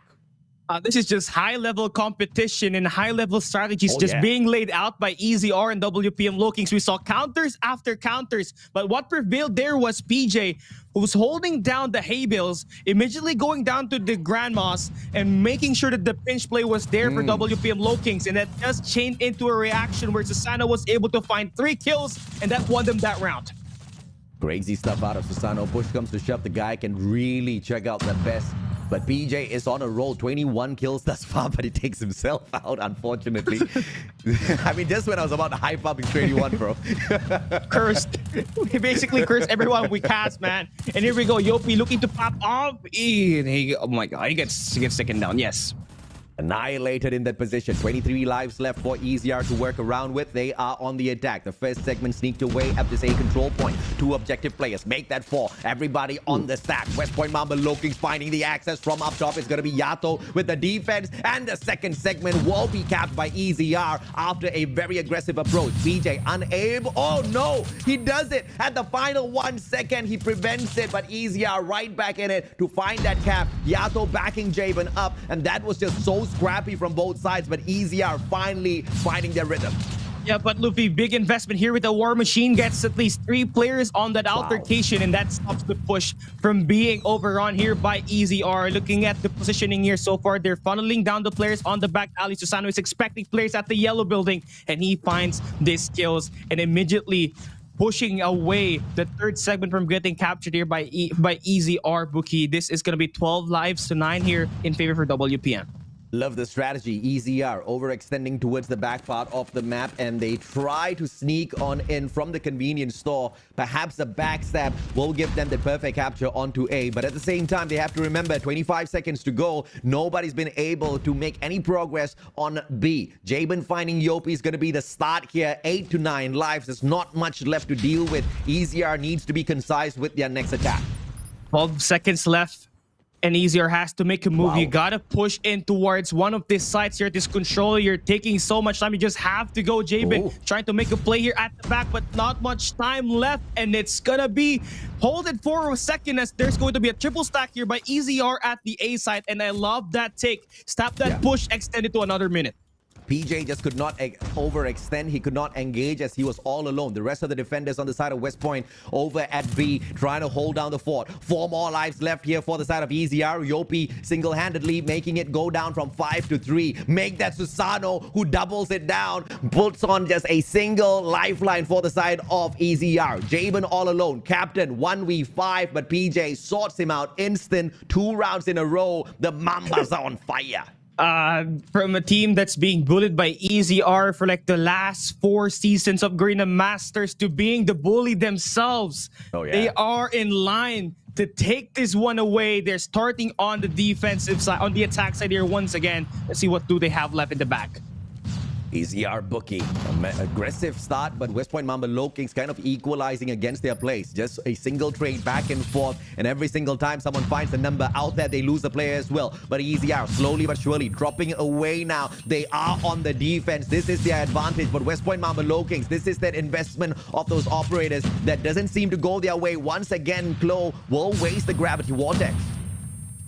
It's just a back-to-back outperformance here for Kalo with the Gravity Vortex, man. He's only got 8 kills here so far. Not really having a good time here at all, but his teammates makes up for it. PJ with 30 kills, Yopi with 24. This is all you can ask for your best duo inside the game. They take away this B point of control, but the one has to worry about Ray just investing the claw, but no worries for Yopi. He beams him down with a CBR4.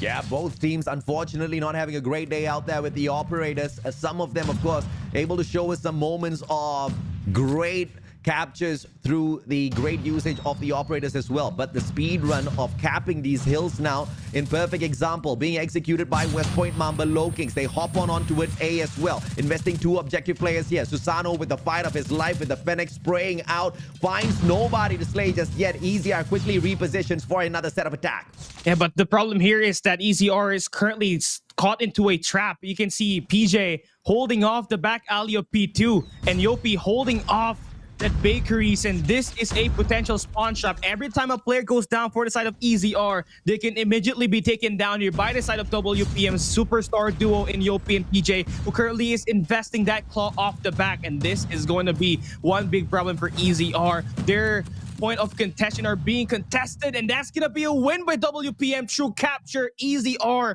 couldn't take in the pressure. A clean slate to end our match number 1. And that also deals the first ever defeat of series for EZR Bookie. 4 series, they've taken the win. Of course, some signs of weakness against Broke Boys in that S&D Tunisia, but apart from that, EZR has been dominant in this group. But we now know who reigns supreme between the Titans: West Point, Mamba, LOWKINGS, Yopi, PJ, Kalo, Luffy, Susano, and Alea. And I think it's Alea smiling year to year because Palitao, no matter what objective he brought on to the side of EZR Bookie, it was clearly evident that it was the strategies of Alea that broke down all of those plays.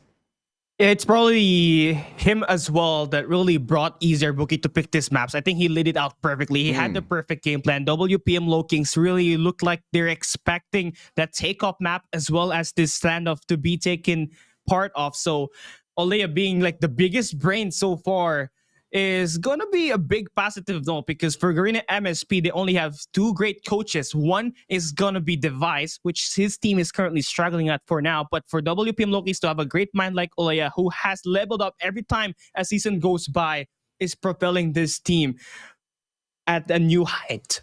I think it is evident through the success of West Point Mamba LOWKINGS thus far as to how much of work Alea has been putting into the squad and how much of efficacy it has been bringing in terms of really tightening the gameplay and strategy executed out there on the battlefield.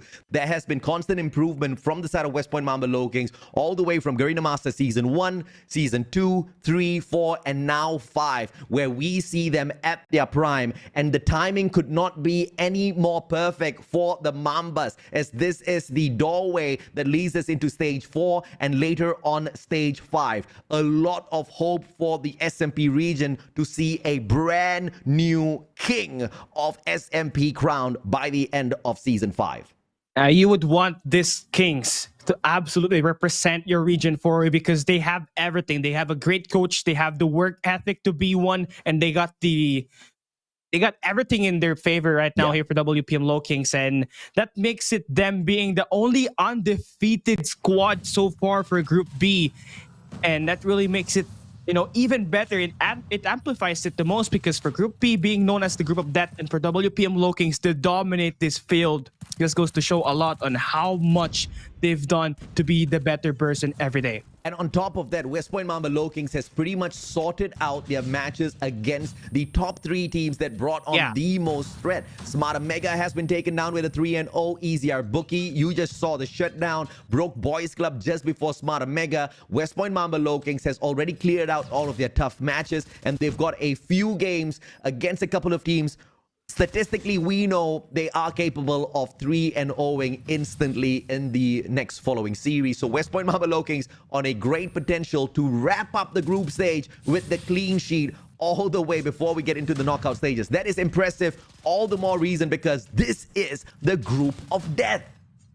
And you mentioned that they've already taken care of like the tougher teams in this competition, and to do it in a way where they sweep everybody just amplifies how great this squad really is. And as we take a look at our highlights here, WPM LOWKINGS really looked like the better team out in this game out versus EZR BOOKY. They already had their positioning, they had the strategies in play, and the timing of the executions were really sublime, and it really worked here as they defeat EZR BOOKY here at match number 1. I think EZR definitely went all out in the S&D matchup. I think Control, there was a lot of effort being put in by EZR. I still feel supremely suspicious about the attempt of EZR winning out that hardpoint matchup. Once again, a takeoff that just didn't look like the usual EZR, right? There was a lackluster approach towards each and every single hardpoint.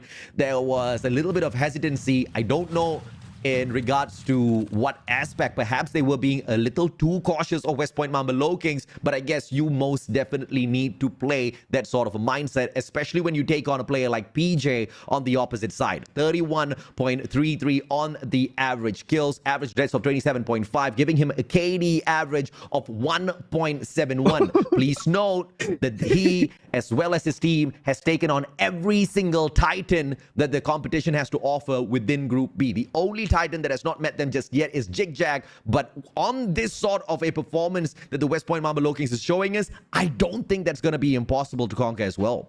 It's so hard. It's so hard to think that Jigjag could stand their ground up against WPM LOWKINGS just by looking at the performance that we are seeing here right now with this group of death, right? And for WPM PJ to average a 1.7 KD ratio up against the defending champs in EZR BOOKY just shows that he's one of the best individual player in the game right now. Best player for WPM LOWKINGS. You can really rely on him to be smart as well. We saw him time his shots perfectly. He does not over push. He calculates everything before getting himself in the play. I mean, PJ has been the perfect player for the side of West Point Mamba LOWKINGS, but it also brings me to a point before, of course, we hop on into the interview segment. This is why you don't pull out the body shots before a guaranteed match win, okay? Oh, yeah. Anything could happen, man. Ever since that body shot happened, everything turned for worse, right? And it's really unfortunate there for EZR BOOKY. You don't poke the bear and expect it to fight. You don't expect it to not fight back, right? Unless it's Winnie the Pooh. So, okay, out of context.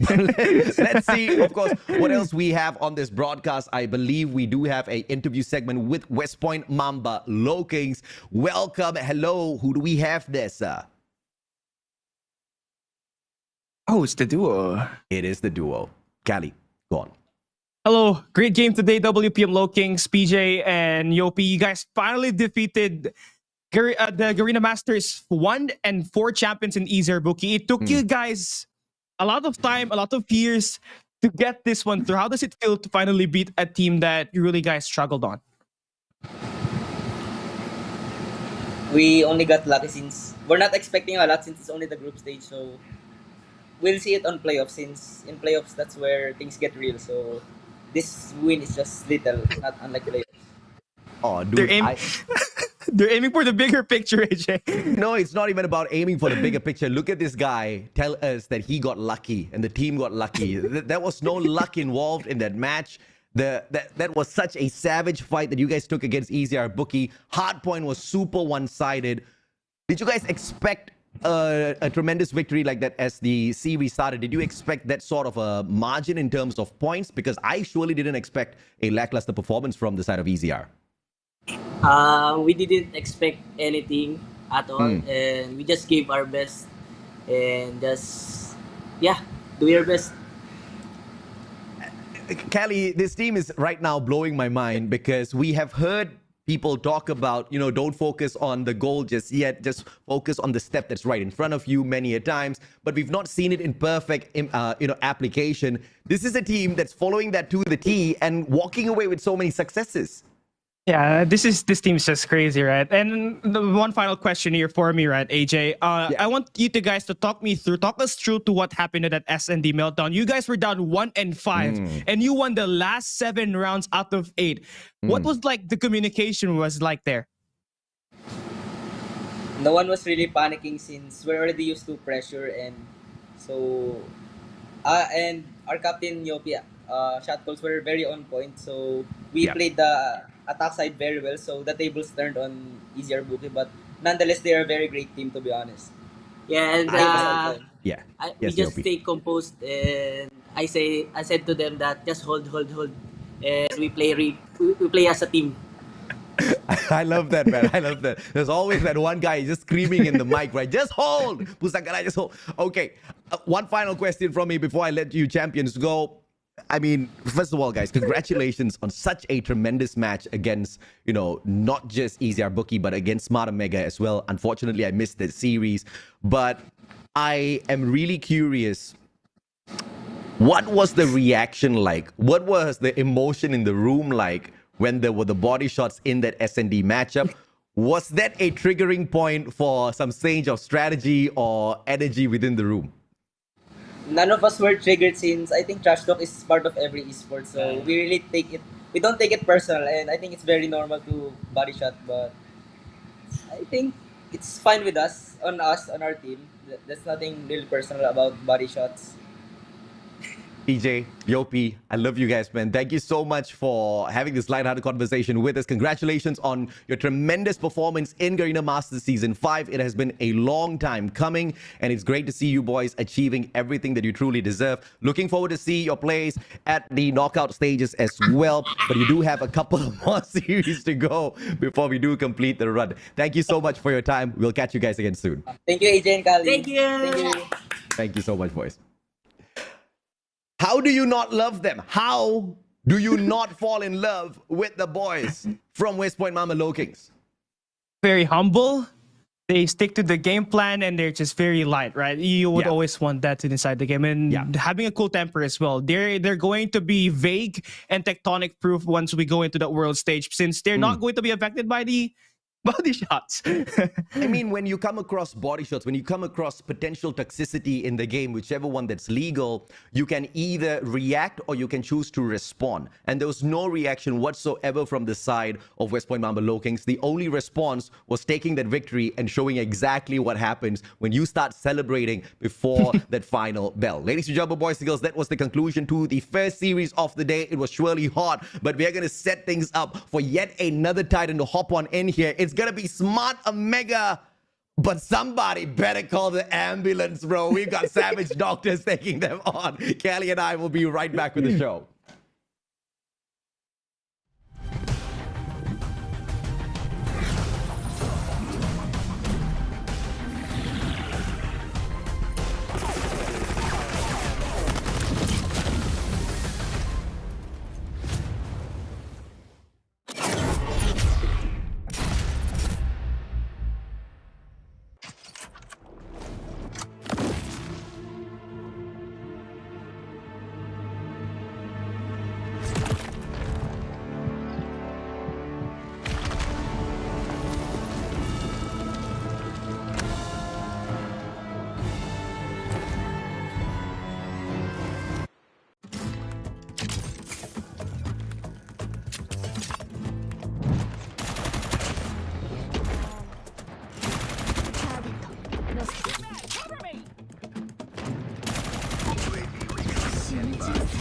UAV recon is deployed.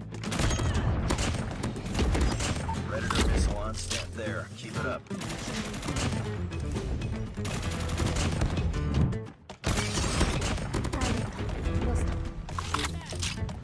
Hunter killer drone deployed.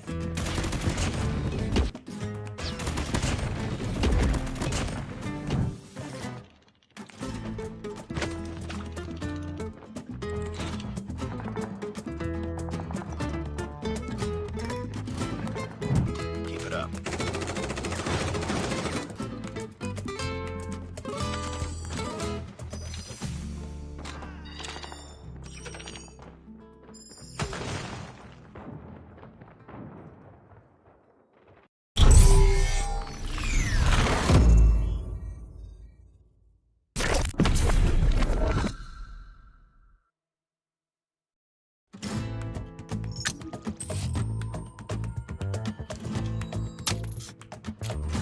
We've taken the lead. I got shot!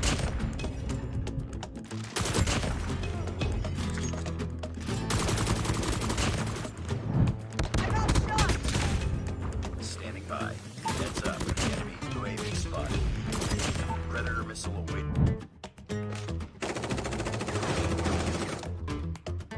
Heads up. Enemy UAV spotted.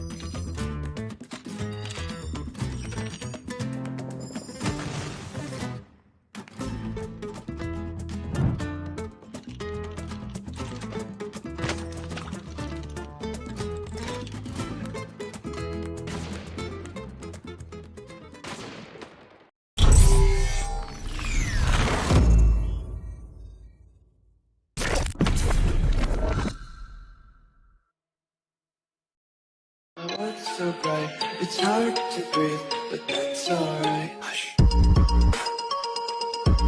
Garena Masters Season 5, baby. The action's right back. We just saw the devastating loss that EZR Bookie took against West Point Mamba LOWKINGS, who have managed to maintain their clean sheet of series. 15 matches, 15 maps, all dominated by what looks like the future kings of Garena Masters. But now we changed the pacing of the game. We had a very serious match, Kali, and we bring things a little bit rolled back because we know there are a couple of memeable moments always when a team like Savage Doctor takes on a Titan. But this time, Smart Omega, I don't expect no trolls, but there will definitely be some moments where I think we can anticipate an execution. Yeah, especially at that S&D, man. Or it could be at that control match. Depends on what map we are playing. If we're going to play on a very big map like Crossroads, Omega Esports could hit us with some beatdowns. But obviously, for Omega Esports, as well as Savage Doctors, they're currently tied at 4th place, having a 2 wins and 2 loss record here right now. But especially when you're a team like a juggernaut like Omega, you need to get a 3-0 win here so that you stay alive and survive at the top 4. I mean, it's very difficult for me to acknowledge that there might be a loss on the table, potential here for Smart Omega to give away and Savage Doctor to walk away with a victory, but anything can happen, right? We saw two fantastic series from the side of Savage Doctor versus Impunity as well as E8 Nova, but as I say those team names, you guys know that it wasn't really a Titan that they took down. But looking at the schedule for the day, once again, it was a absolute mind-blowing opening series between West Point Mama LOWKINGS as well as EZR Bookie. We lead you into a matchup between Smart Omega as well as Savage Doctor. Later on, DVK Oblivion takes on E8 Nova and the Broke Boys Club meet Impunity. And the biggest fight here, I believe, today is from DVK, who are desperately trying to find a victory so that they can find the top 4 slots as well. But it's not going to be easy, though. Yeah, it ain't, because DVK Oblivion, they have to go up against E8 Nova. They have to go up against Impunity next week. And you have to stand your ground up against Smart Omega at the final day of the group stage just for you to stand a chance at taking away the top 4 spot. But anything could still happen here. If Smart Omega can take away that easier Bookie matchup next week, that means this is a squad that will lock in their top 4 spot eventually. And here we have it for Smart Omega Esports. Kendi, Whoopi, Idra, Risky, Kebs, and Tin. And we all know that Whoopi is the top guy here at this team. But for the past, when they go up against like top tier teams, every other player except Whoopi somehow underperforms. High value kills, you can depend on Whoopi. When you're looking for pure numbers, Idra's the guy that you want to turn on to, who's very concise out there on the battlefield, crediting him with a 1.83 KD ratio at the moment. But if you're not really looking at KDs and if you really want to see who sustains their life out there and at the same time is able to really take away the numbers from the opponents, that's going to be the one and only Tin, who has been absolutely perfect with the gunfights thus far against all of the other teams that they've taken on. Yeah, Tin, obviously one of the best OBJ player out there when you play hardpoint and control, but you're going up against, of course, Savage Doctor. You're going to have to bring the ambulance here once again. Gary, Riz, Bipolar, Spur, Scene, and Yans, and this squad managed to took on 2 juggernauts already, and they fell through. Now you're going to have to stand your ground here and maybe play through Spur and Gary, who's like the most experienced player in this lineup.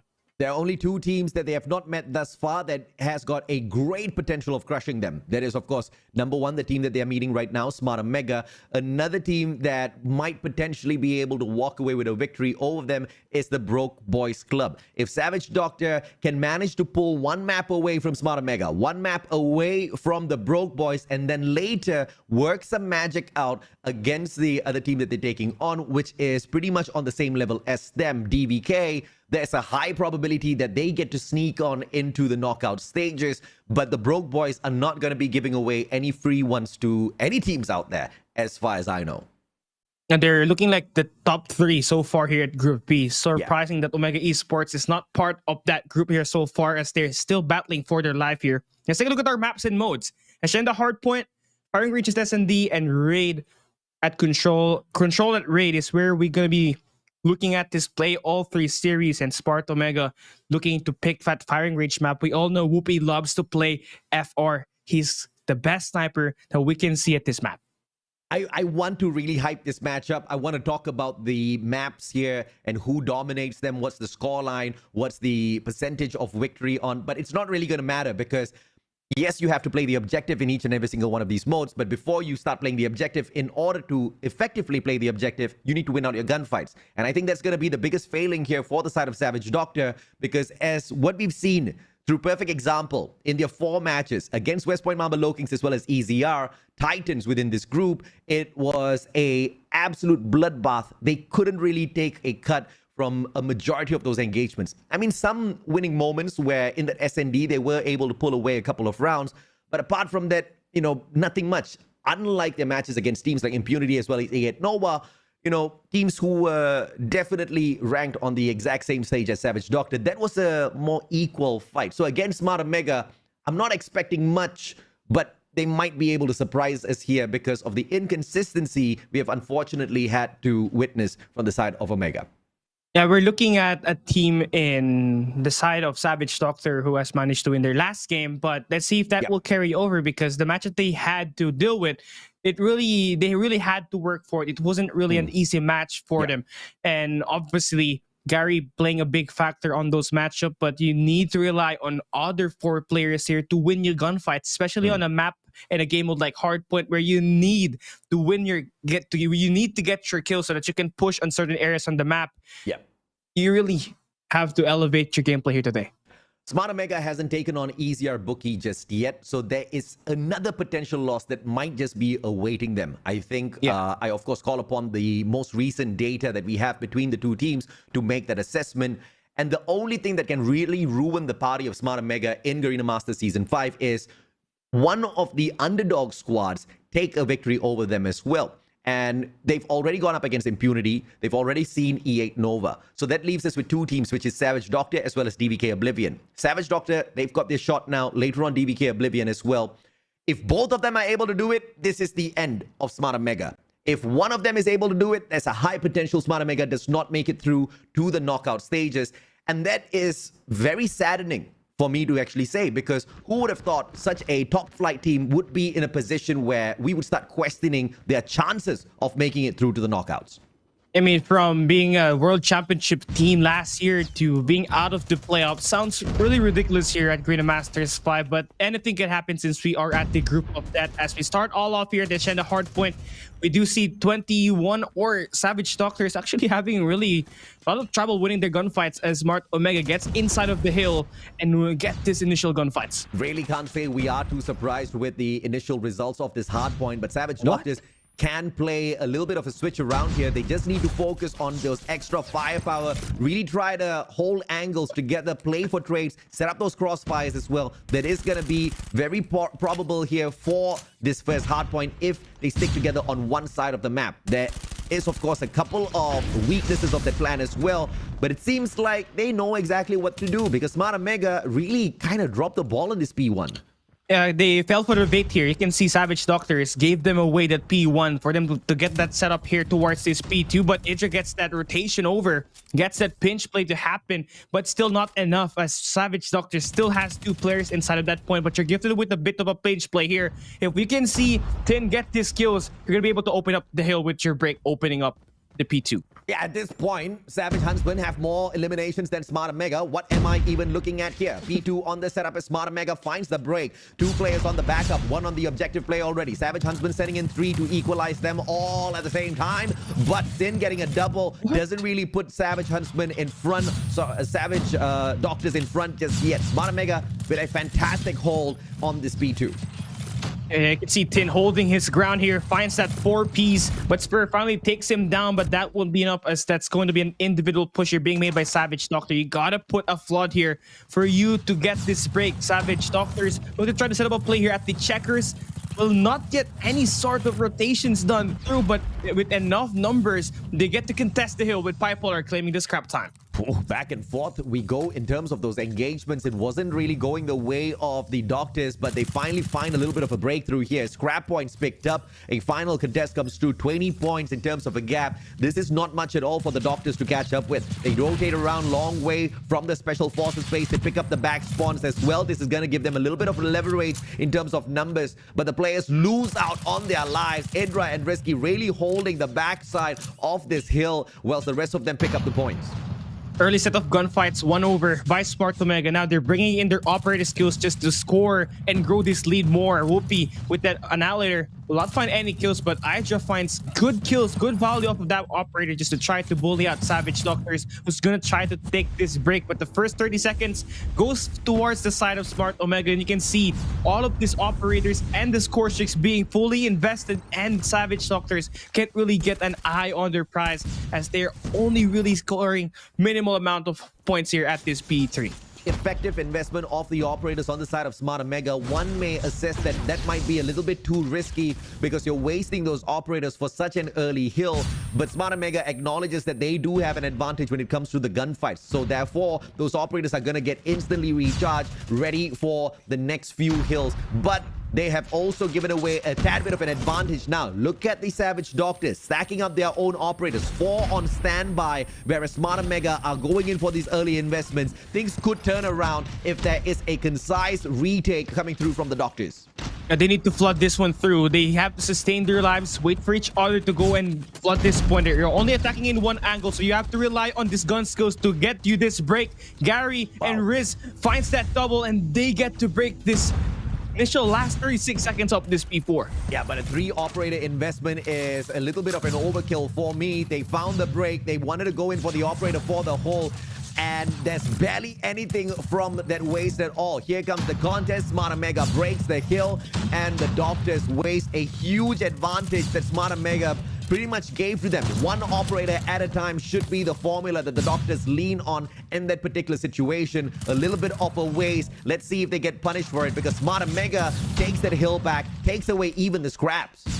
A great gameplays that we saw there. The first set of rotations, Stin scoring 16 kills, Risky getting that 15 kills at the long-range engagements. That's really all you could ask for your OBJ players and your support role. And for Savage Doctors, one thing that we are seeing that's missing here so far is that unified push in order for them to get this break. They've always attacked in ones, which will not really help their case at all, as Smart Omega can just beam you down on those 1v1 gunfights. Both teams wasting their operators early. The efficacy of operator usage from the side of Smart Omega a little bit more effective in comparison to the Doctor, because we have to assess how many points off of the hill those operators could earn. Smart Omega pretty much delaying them, and in terms of the investment, spread it out across those 2 hills. In fact, 3. And we look at the Doctors who invested all of their operators just for that hold on that P4. That puts them at a lack now. And with Smart Omega, with the earlier investments, there's a reactivation of those operators that can really come in handy, even if not at this P1, later on at that P2, to really get the control of the driving. You can see Whoopi already having that Annihilator ready for grabs, as well as Idra's War Machine that could potentially stop the push, especially here at this P2 on a close range combat area on this map, right? But here we go. Our OP brings out the operator, finds one already, but Spur cuts him down. Oh, great attack by Spur. Whoopi taken out of the equation. That's one operator down, but how do you deal with the rest of the 4? This was the assessment on the early investment of operators. Smart Omega really has this well calculated already. They know their efficacy in terms of reactivating them against a team like Savage Doctors, who are not going to have the advantage over them when it comes to the eliminations within the matchup. Close to the 200 point already. We are reaching Smart Omega. This is not a speed run, but it is a very, very well evaluated round as well as matchup against the Doctors. Yeah, they started off slow here at the start, even giving Savage Doctor that lead at that P1. But when they had an opportunity to chain this next set of hard points, they really took advantage of it. Tin was really popping off, scoring a lot of time inside this hill. But you can also see Kev's already having a minute to his name, even more than 2 minutes to his name. Here at this Ascenda hardpoint matchup, Savage Doctors are going to get this scrap time. But you can see for the side of Smart Omega, it's going to be Risky and I just setting up next. And these power positions can heavily deal a lot of blows up against Savage Doctors. The timing of the early rotation is superb for Smart Omega. 210 to 61. They find a break, they slay out the Doctors, and they have such a great hold on the hill. But a split spawn now, credited towards the Doctors. Let's see if they can make a great use out of this as Rysene gets a double for himself. The third one in a row, finally taken out by Kevs. The damage has been done back and forth. This is gonna swing a tad bit as Gary goes in for the claw investment. Whoopi puts a drop on him. Smart Omega finds the return on the hill. The game might just end here if they can clear out house one more time. Risky finds Riz. He takes down Spur as well. Wow. And almost turns on Sin, but I just dared to get that kill. And this is going to be the last 15 seconds, and they're just going in for the burner here. Omega just winning all of these gunfights, not giving Doctors any time inside the hill.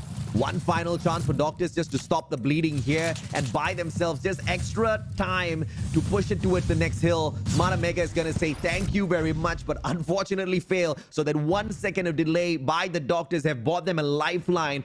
But this is life lessons right here. 1 extra second alive isn't going to do you much in life if you waste the early years. Oh, Spur getting taken down there, and that's it. That opened up Risky to get inside the hard point, going through towards the open. And just like that, Smart Omega takes away that map number 1 in a very convincing manner.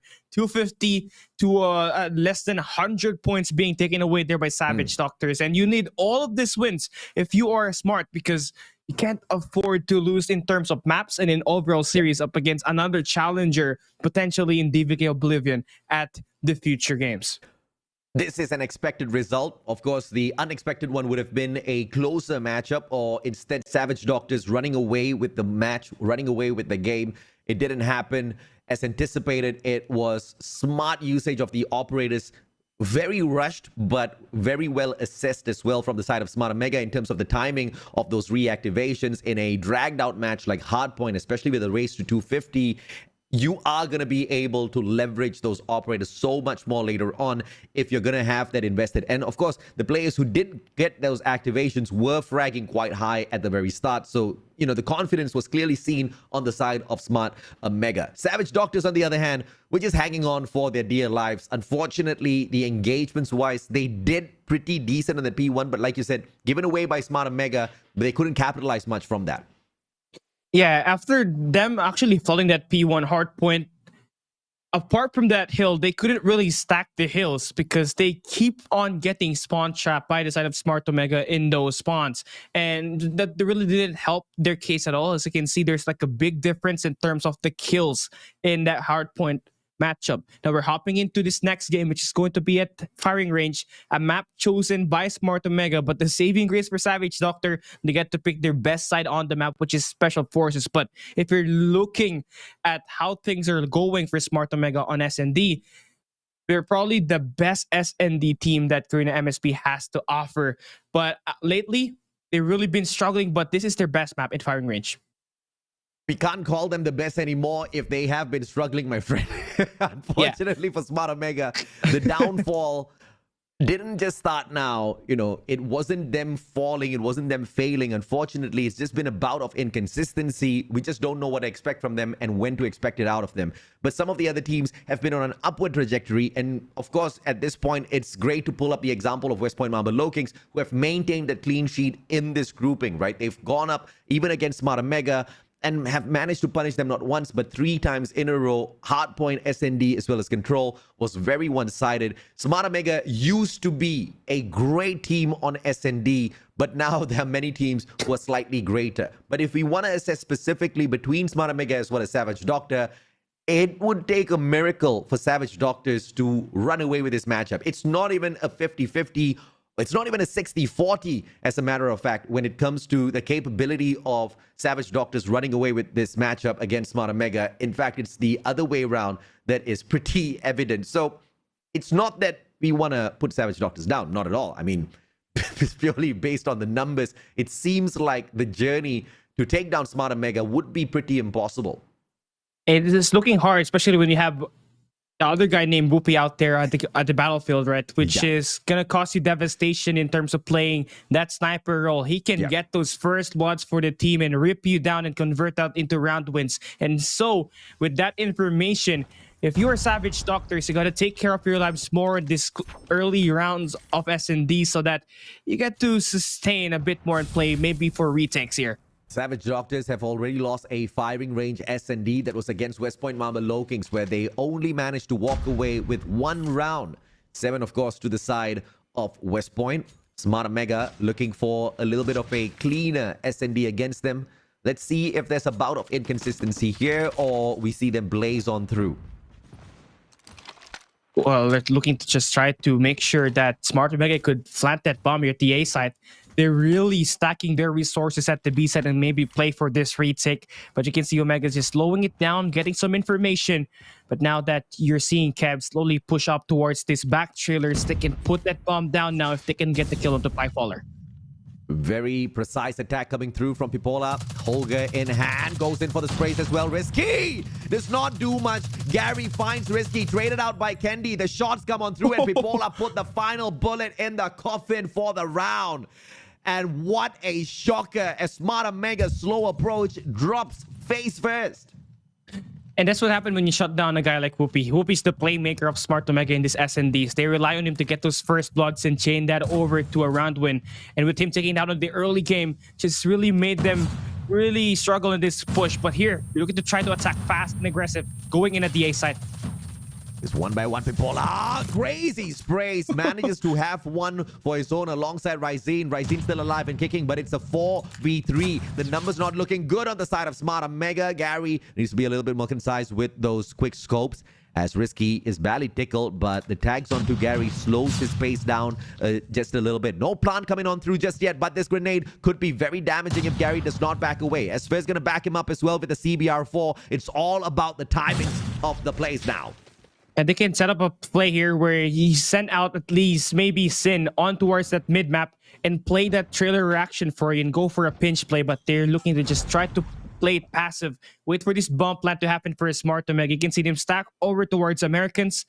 And this play per retake could either really go wrong because they do not have a guy going in for a pinch play, going in around the jungle. So having that one sure could just affect you in this upfront battles. Down 1 man. Smart Omega at a disadvantage here, and the timing is not going to be on their side. They barely have any of those tacticals or utilities to make good use of. But Risky with a good movement towards the bomb site finds the plant. Timer gets increased to 45 seconds. This is pressure now on the defending team as Idra finds Esfer. The numbers all equal. That stops the flank from happening. So now you just have to rely on your frontal assaults here for Smart Omega. Kendi, opportunity, waits for the timing. Gary slides on in. Ryzine hitting a double out of nowhere. Smart Omega not showing up, but Idra still alive and kicking. It's a 1v2. Idra finds Ryzine as well. Gary gets the trade, and this is the Savage Doctors. I called for an early ambulance. Thank goodness I did, because Smart Omega might need one. that nade really came out of nowhere and took down Kendi at that matchup. Right when Smart Omega was about to play for that retake, immediately got shut down, and Riz got 2 kills on that gameplay. Yeah. And that really opened things up for Savage Doctors to push the A side. Whoopi, wallbang from Gary, does not find the connection. Whoopi out in the open. Gary doesn't take a quick flick enough. Whoopi takes a 1-up. Can he find the second as well? Positioning himself well. Rising spotted, and what a flick. The best sniper in the Philippines still alive and kicking, baby. This is perhaps that awakening from Whoopi as he circles around, leading the team towards this A-bomb site. And slowly starting to heat up. You do not want this guy to light you up with that Lotus Flames, with that DOQ. He spots straight at this round, going for more, but finally shot down Spur. But they put that bomb down, and this is going to be a 1v4 retake for Spur. Pretty difficult, as Whoopi has pretty much sorted out the whole squad on the side of Savage Doctors. Savage indeed he was, but now Esfer, captain of the squad, in a 1v4. Pretty impossible mission if you ask me. With 28 more seconds to go, he might as well go out and put on a good show. Kendi found no head glitch played to perfection there as Esfer finds that headshot. Thanks him for poking that head on out. But in a 1v3, 17 seconds, once again his mission keeps getting more and more difficult.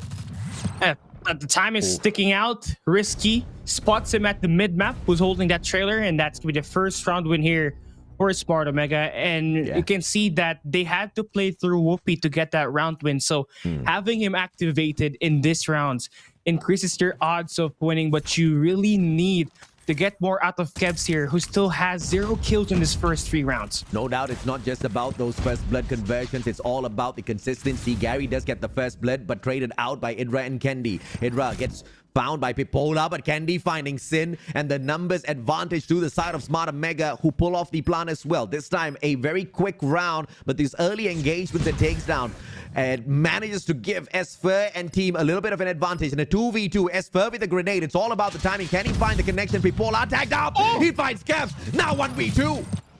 Kendi finds the double! That's a huge step up for Smart Omega. He picked at the wrong angle and Kendi took advantage of it, having 5 kills here, approaching round number 5. This is insane what Savage Doctors are pulling off here against Smart Omega, and at the very same time, what's up with Smart Omega? Whoopi, team depending on him once again, will not find that initial wall bang. Esfer will meet him on the other side. Esfer now. The timing against Whoopi. Whoopi finds the tag. Esfer does not go down. Idra shut down. Esfer still alive and kicking. Finds the tag. But Whoopi surviving that. Shut down by Sin. Things all going to the drain now as Smart Omega sets up a perfect attach towards that B bomb side. But the equalizer out of the Savage Doctors have put them on the slowdown. But the bomb still moves towards the same spot. And they're slowing it down though. Savage Doctors are not expecting for a second assault here at this piece, but they spot the head of Kendi. They know that the push is coming here. Bipolar will not get that kill, and that's going to be a 2v3. B-side has opened up for Smart Omega. Ryzine is to pull off the greatest scopes of his life. Sin in position already. Kev's not going to be punished just yet. One goes down. Ryzine in a 1v3. Already tagged up. Turns a 180 against Kendi. With a sliver of health left, he backs away. 1v2, 40 seconds to go. Ryzine, clutch moment. I can go here at the tunnels and not really worry about the guys here because all of them having a CBR4 and a fan. Like this SMGs are going to be great counters to Sniper, but if he can position there properly, he can get these kills. Misses a scope. Kevs walks away with his life. Ryzine need to be concise with those shots, and this is a disadvantage. Already low on HP. Risky finishes it off. Smart Omega gingerly walks away with that round. They do have the lead, but I don't think they're happy with this sort of a progress. Yeah, they're, like on this first 5 rounds that we just saw, they're barely hanging. They really had to rely on those clutches, those 1v2 clutches to give them this lead here at this matchup. You really have to put up more solid fights here and have a solid performance and outcomes as Savage Doctors are really playing you to the T. They are slowing it down, taking what the offense gives. Smart Omega going to take a slower round this time as they depend on Whoopi to circle on around. Finds the tags though, and that will scare him away from the B bomb side. Great defense set up here by Sin as well as Esfer. Esfer mainly with the shots out of the Holger. Whoopi could not pull off that quick execution, and this is going to be a rotation round towards A instead that they attempt. Yeah, they heard the info there. They heard those Holger shots being invested by the side of Bipolar. And now they're looking to get some information on the head of Gary there, and Whoopi gets the first blow here once again. Nasty shots out of Whoopi, and that will scare Pipola away. Whoopi missing that. Pipola finding Kevs, and he continues to spray them down. Risky, down and out of the equation already. Kendi super low. Esper with a double nade. The Doctors, the savagery continues. Smart Omega with Idra all alone in a 1v4. Sun, I know he's good, but I don't think he can walk away with this one. Oh my, what a lineup made there by Savage Doctors on that retake. They had to rely on Pipepower to hit those Holger 26 shots at those long range, and Super coming out of nowhere with the nade finds the double, and that was all it takes for them to win that round. Absolutely, man. But initial investments out of Pipola and that Holger just pretty much tagging up all the players. No trophies played by Smart Omega. I can't even believe I'm saying those words. And that nade, that double elimination taken by Esfer was just absolutely perfect. Savage Doctors showing a lifeline. And like I said, if they can sneak away just one map, Just one map from Smart Omega. We might just see an upset towards the knockout stages. Oh, that's most likely gonna happen here if they manage to pull this one. Sure, I think S&D is going to be their best chance at winning a map up against Smart Omega, but that would have to be a hard-fought battle here because going up against Whoopi, who has been the playmaker here for Smart Omega in this initial rounds. So far, he has 6 kills on the first 6 round, averaging at least 1 kill here per round. But here we go at this defensive side. Smart Omega doing a lot better. Is Risky able to lock it down at the jungles? Yeah, they're great at the gunfights against Savage Doctors, and on a defensive position, they don't really need to aggress, just need to hold on to very specific angles, find the lock, go in for that ADS and spray. They barely even need to pray because with that sort of a setup, Savage Doctors are going to have a tough time rotating the bomber around to either one of these sides. And look at the discipline coming through from Smart Omega here. A 2-1-1 split with one player holding down mid. Nowhere that the Doctors can rotate to that they will not be, instantly detected by the Filipino squad. Everything is just locked down here for Smart Omega. Now, you have to play through Sin. Heroes just trying to sneak around. Has the timing onto Whoopi. He finds one, swings onto Idra, but gets taken down. All down to Spurs. Got 8 kills inside the game at the moment. Caught into a bit of a pinch at the middle. And Idra, with the help of Kebs, gets that elimination, and they will still maintain that lead up against Savage Doctors. My goodness, what a close matchup we have in this S&D at firing range. Doctors, the Savage Doctors stepping up, showing us what they're capable of, and Smart Omega struggling. We have had talks of inconsistency out of this squad, but my oh my, this is something I did not expect. Players getting tagged up. Sin very low on that HP alongside Esper, but no eliminations just yet as Smart Omega goes in for the wild sprays. Kept for the finisher now. Goes on to peak. 2 players already on the ADS. He would have been dead meat if he stepped on out, but smart play from Kev to back away from that spot. Pipola gets taken down as he gets super aggressive. Gary now with the opportunity, but Risky wall bangs and finds Gary. And that's it. And now making this game 3v4 situation. Kebs has to step up, but Sin wins that gunfight, makes this a 3v3 situation. They can swing that bomb over towards A, and Smart Omega will not see that one coming. They don't see that one coming. The bomb slowly backs away, but Whoopi now locking down the mid segment of this map, and the DLQ is going to be absolutely torturous if any one of those players rotate around from mid, but it is going to be the back of this white warehouse, and you can see Idra already in position. Holger's going to be absolutely deadly. Pipola is not here to back them up. Ryzine gets tagged up alongside Esper. Esper tries to put down Idra, but no eliminations on either side, and Idra and Whoopi all of a sudden stepping up. We missed those eliminations, and Sin, with a fight of his life, does not take that away. We apologize for not catching that action, but my oh my, how close are these rounds getting? Yeah, Whoopi and Idra just keeping this team alive with the help of Candy and Risky here. Kebs hasn't really been active here so far. He had multiple times where he could have stepped up and created the play for Omega to pull away, but really was not the case. Whoopi, once again, still looking to try to lock it down, and they have managed to get all 3 players dead here for Doctors, down to the final 2 players, and Candy on the flank. This round ended in just 20 seconds. What? That was a speed run, and that's the kind of OG Smart Omega that we know. Yeah. They gotta smarten up. They gotta play this a little bit more seriously. And Idra, clearly wrapping around the mid segment of the map shows the confidence that Smart Omega is finally getting against the Savage Doctors. But I'm just a bit surprised because that confidence should have always been there from the start of the game. It could have been because of their performance up against WPM LOWKINGS. They could have been stunned and really had the yips, and it really forced them to really have a slow start here this game. But info game for Candy there, and just like that, 2 go down for Savage Doctors. That's the veteran advantage that Smart Omega had against the Savage Doctors. Communication perfect, as they do find the grenade, and the finisher makes this into a 5v3. Match point for Smart Omega. Conversion is through a perfect defense, and thus far they're not playing this cheeky at all. A 2-2-1 split with 2 players locking down mid.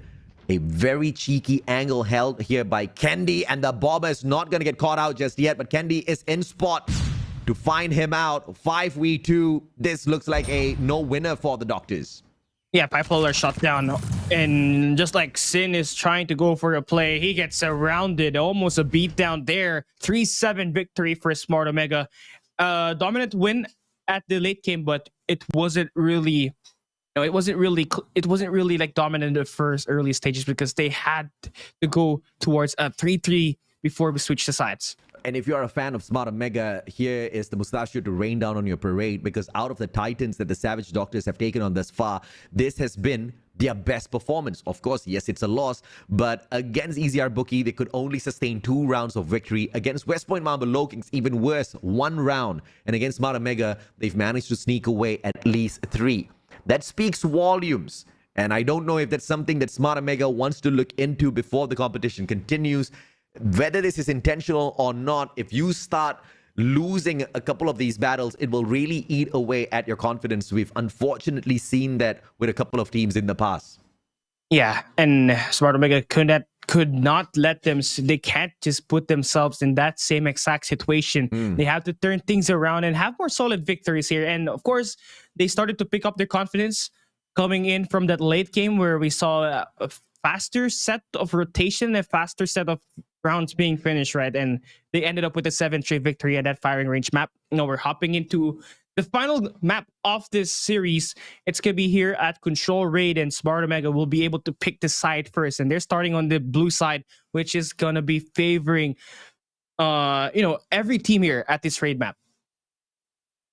I am not sure what to expect, and on the trajectory, let me also pick up the numbers here, because Savage Doctors managed to score 70 against Smart Omega, and that as well is an indication of power levels, because they only took away 58 from LOWKINGS, 68 from EZR Bookie. Smart Omega's not making this look decent on themselves. Even though they are winning, it's not a landslide victory. And after this, if Savage Doctors can manage to pull away a single round of control from Smart Omega, I think that's going to really damage their reputation before Smart Omega gets into the knockout. If they get in there, I don't think they're going to be looked at as a huge threat when compared to the other Titans. Yeah, obviously, like their conditioning here at Garena Masters 5 isn't what we were supposed to see back before we move into like the stage 5, right? Because right now, everything always have to go down to a very nitpicky situation. Savage Doctors had multiple chances of like almost shifting the momentum over to their side. It's insane for us to even say that. It's never in a world would I have imagined myself saying the Savage Doctors managed to push Smart Omega into positions where there was an almost embarrassing moment where Doctors walk away with a victory, right? That is, of course, we're talking about a scoreline here. Obviously, Smart Omega is going to beat Savage Doctors. That was established at the start of the series. But the fact that Savage Doctors able to keep up with Smart Omega in quite a number of rounds in that S&D matchup, like you said, almost push it into a victory, forcing clutch rounds out of Smart Omega, that's not becoming of a Titan at all. Smart Omega needs to really bring out their commanding act within these matches, within these maps. But I don't think it's a forced situation at all, in terms of they're not forcing themselves to be at par with teams like Savage Doctors. I think they might have dropped a little bit of their dominance overall in the competition, hence why we are seeing situations like this. It could be that they're trying to hide strats, just like what all these other viewers say, right? But honestly, for the side of Omega, it just has been their rotations have been, less tighter to what it seems like before. But here, this time as we start this control, we're starting them on the defensive side, and already we are seeing them finally finding 5 kills off the start and forcing Savage Doctors to go for a reset. Hiding strats, definitely one of the ways to get yourself up to the top, but I don't even know at what level are you even playing to hide these strats? Because, my friend, this is just Garena Master Season 3, and you're not even playing against Titans just yet. It should be a very straightforward matchup, but who knows? Perhaps the coaches know a tad bit better in terms of how much of effort is required by the team in each and every single one of these series, and this just could be a chill match that Smart Omega is taking. Of course, not to take away the effort from Savage Doctors, who are doing perfectly well. Look at the progress on that B control point. The effort is very showing, but the gunfights have been so much more cleaner from the Filipino squad this time. And the performance by Smart Omega from the hardpoint S&D and compared it here at Control, it's just like night and day. this time their rotations are a lot more tighter. You can see that they're even initiating the spawn traps and they're enabling Savage Doctors to just get trapped here every time. You can see one segment done by Doctors, but apart from that, nothing really much has changed as they keep on getting gunned down by Omega. Yeah, we can say they are much more comfortable on control as opposed to S&D, where they do second guess themselves a lot. Not ready to blame them. They are respecting some of these other squads, and they have been seeing a lot of teams step it up against them, right? 7 more seconds to go. This has been a very clean defensive round coming through from Smart Omega. Not the most perfect, but clean indeed. The clock runs down with 17 lives on the side of Smart Omega. It was a very commanding one over the Savage Doctors. But as we switch sides, let's see what the Doctors are capable of on defense. Most likely, you're going to have to stop the push that will be made by Smart Omega at the B side. They have to go at the B side first here when they're starting on the attack side. And you can see that they're likely going to go for that same exact scenario in here once again. And Savage Doctors have to prepare for that engagement. Utilities go out and they win their initial gunfights. Trades goes back and forth. Great defense from the Doctors. Whoopi now with a challenge, but he's gonna get caught out here since circles around. Gary will make quick work of him. I didn't expect Whoopi to go down that quick, but I guess that's exactly what happens when you stumble on in and try to bring that sniper. Locust is not gonna do great in this close quarters combat. It is gonna be a challenge for Whoopi to find those long angles as they try to get that reset. Both hills on the perfect defense thus far for Doctors. Yeah, and somehow, for some odd reason, they really edges out Savage, Smart Omega on those kind of angles, right? They're able to check those off angles and take them down. And you can see them even leading with the lives here at the moment. 3 life count difference by this squad. Gary holding on towards money, trying to defend this A side away from Omega's, just trying to 3-stack their way through. So much to say that, you know, Smart Omega is really starting it off slow here at this attack side, but now slowly picking up the pace with Whoopi investing this operator. Yep, and Whoopi's going to try to keep the rest of the players here at their own spawn whilst the A control point gets sneaked away from the rest of the team members. Fully streaked up already. Whoopi is on a roll. Gary can dismantle him now, but a well-timed attack, but Whoopi still sneaks away Pipola's life before getting taken out. And all of that extra time given by Whoopi single-handedly captures that A control point, and B is going to be sorted out as well.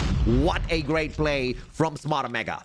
Yeah, Whoopi was just like the sole reaper on that altercation. 5 out of 6 with that annihilator. He finds 5 players, delays the push coming in from Savage Doctors, and he finds 2 more after that play, scoring 7 kills at that instance, giving the chance for Smart Omega to go for a double push at the A and the B side. And that's going to give them a 2-0 lead here at this control already at match point. Much better performance from Smart Omega, and it looks like they're just going to tighten in the reins just before the series come to an end, and they're not going to allow Doctors to have a 3-match win against them in terms of how well the Doctors have managed to perform against a Titan. Perhaps this is going to be that one-sided match that finally Smart Omega has been looking forward to since the start of the series. Risky with a double, rising circles around, is going to find one through the War Machine, and the spawn trap is a tad bit cheeky here as Smart Omega continuously drops by to see if they can find that. And number 1 in blue and tin trying to sneak around here at this garage, but finally getting taken down by Gary Chuyu. But so much that we can see here so far for Savage Doctors is that they have finally taken away that mid-map control. They can approach towards this kitchen and take away number 3 in Whoopi, who's holding down money, and that's going to initiate the spawn trap here at this game. Damage has already been done initially with the spawn trap, but the Doctors are getting those lives right back. Gary with a very smart investment of the claw as well. That's going to help them gain a little bit of confidence as well as leeway at this A control point. At the same time, Gary provides the distraction. Whoopi almost taken down, and Gary sorts that out. Both hills being capped at the same time. Nobody expected the Doctors to be capable of doing this. This might just be the upset. This might just be the best control against a Titan. I can't believe this. 12 and 13 on the life count, and Smart Omega inches away that 8 point from getting captured. A big kill there made by Whoopi to stop Sin from taking away that A control point. Now we're forced to play a reset. It's gonna be quite tightly close, but for Savage Doctors, they're trying to take away that mid-map control, but Tin takes that one away from them, so now they're trying to push in multi-angles. One player, number 4 in Riz, already by Tikis. Brilliant attack by the Doctors, not taking a single pointed push towards this A control point, but flanking around from open stairs as well as Garden. That gives them the advantage. Pincer maneuver. Players on the objective. Kendi needs to hop on in as a crossfire set up. Kendi What? gets taken out from the back. Bipolar finds Risky, and the Savage Doctors outperform Smart Omega overall, ranking them the lowest of low in comparison to the other Titans. They just made Smart Omega look like a newbie at the round number 3, man. It started with Sin no. taking away that kitchen control, and what happened there was that was able to domino effect. They take away that B control point, and Sin was almost able to take that A point all by himself, and it was all about that kitchen's play that Savage Doctor popularized and made sure they get it done. This is just absolute savagery at this point of time. Yes, there are no matches being won by the Savage Doctors just yet. Yes, Smart Omega is going to go through a speed run to cap this B as well, with nobody trying to challenge them for the hill. But the damage has been done. The reputation has been ruined. Questions will be asked of what Smart Omega can do on their journey to the World Champs this time around. It's gonna be hard, man. There's a lot of work to do, knowing that the rotations have been quite inconsistent, especially up against Savage Doctors here at this raid and at firing range SSD that we saw a bit earlier. 25-17 though, here at this live count department, Savage Doctors kind of faltering back. Winning this trade is gonna be Kendi, and they open up these bedrooms. Lucky Kendi was there to take the trade onto Sin. If not, it would be yet another moment where the Doctors managed to upstage Smart Omega. Tin with the boxing gloves this time round. 13 more lives left here for the Doctors. Not even a hospital positioned inside of this map now can save the Doctors from this absolute destruction. Yes, they have caused the monsters to bleed, and this is the retaliation of Smart Omega. But Pipola and Ryzine really stepping up their gameplay, making sure that yes, even if this is the last hill, they're going to defend it with their lives, because one more win for Smart Omega ends the series.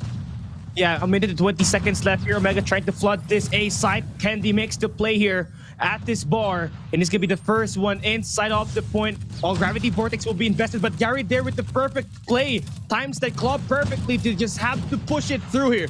Hydra is able to cap the first segment of this particular control point. A on the cap now. 6 more lives left for the Doctors. Make that into 4 as Sin finds Kendi. Hydra still alive and kicking single-handedly, capping this hill and making sure he ruins the momentum of the Savage Doctors, leaving us with no more respawn. Pipola, Ryzine cannot be counted in anymore as Esper tries to find the defense. This is Pipola's final stand, which comes to an abrupt and 3-1 victory for Smart Omega. But the damage has been done. The reputation in question.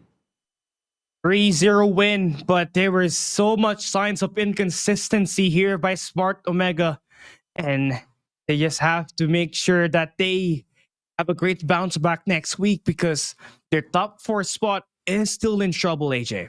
I mean, no doubt whatsoever. Of course, they can find their way into the knockout stages.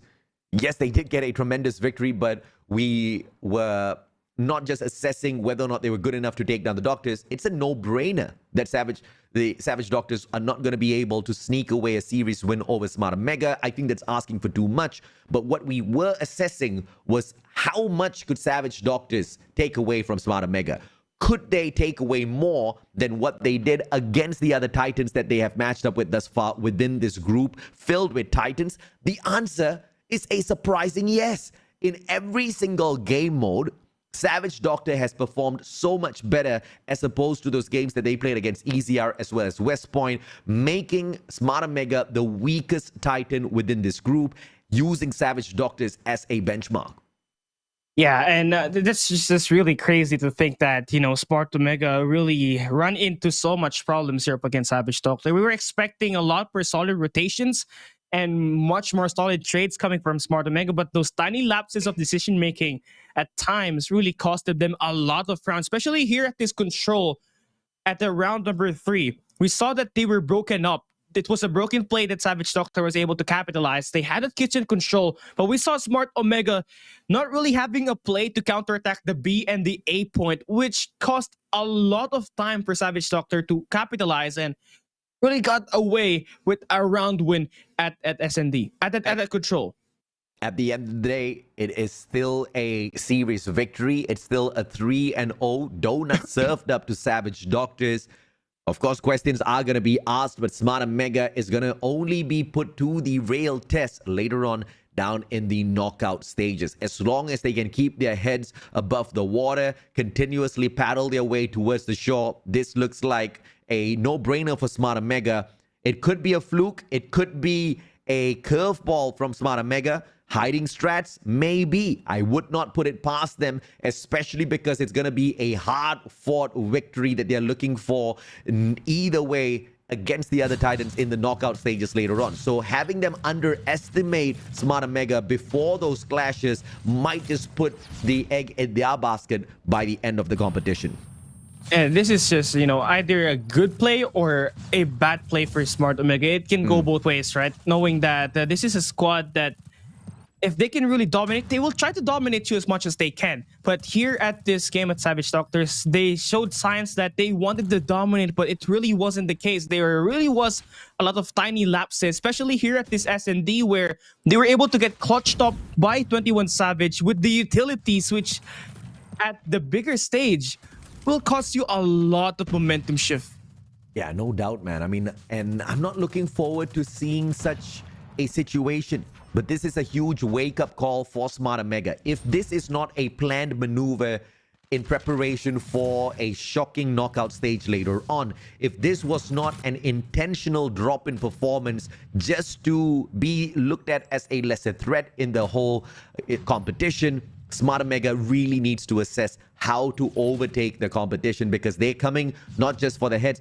Because at this point of time, if Smart Omega continues such a performance, nobody's going to even bother looking at Smart Omega as competition in terms of walking away the champions from Garena Masters. But we've seen this form of Garena Masters play out of Smart Omega time and time again, and yet they've walked away with 2 championships at Garena Masters. We cannot put them aside just yet. And who else but the one and only king of Filipino snipers, Whoopi, once again picking up the MVP. 22 average kills, 17 average deaths for a 1.94 average KD. This guy is insane. Fundamental plays brought out there, just brought so many easy rounds to Smart Omega. Yeah, the first Blood Reaper at S&D, and we saw him popped up with the Annihilator earlier at that control raid where he made 5 out of the 6 bullets and just really helped Smart Omega claim that 2-0 to put them at game point. And he really is like the refined cornerstone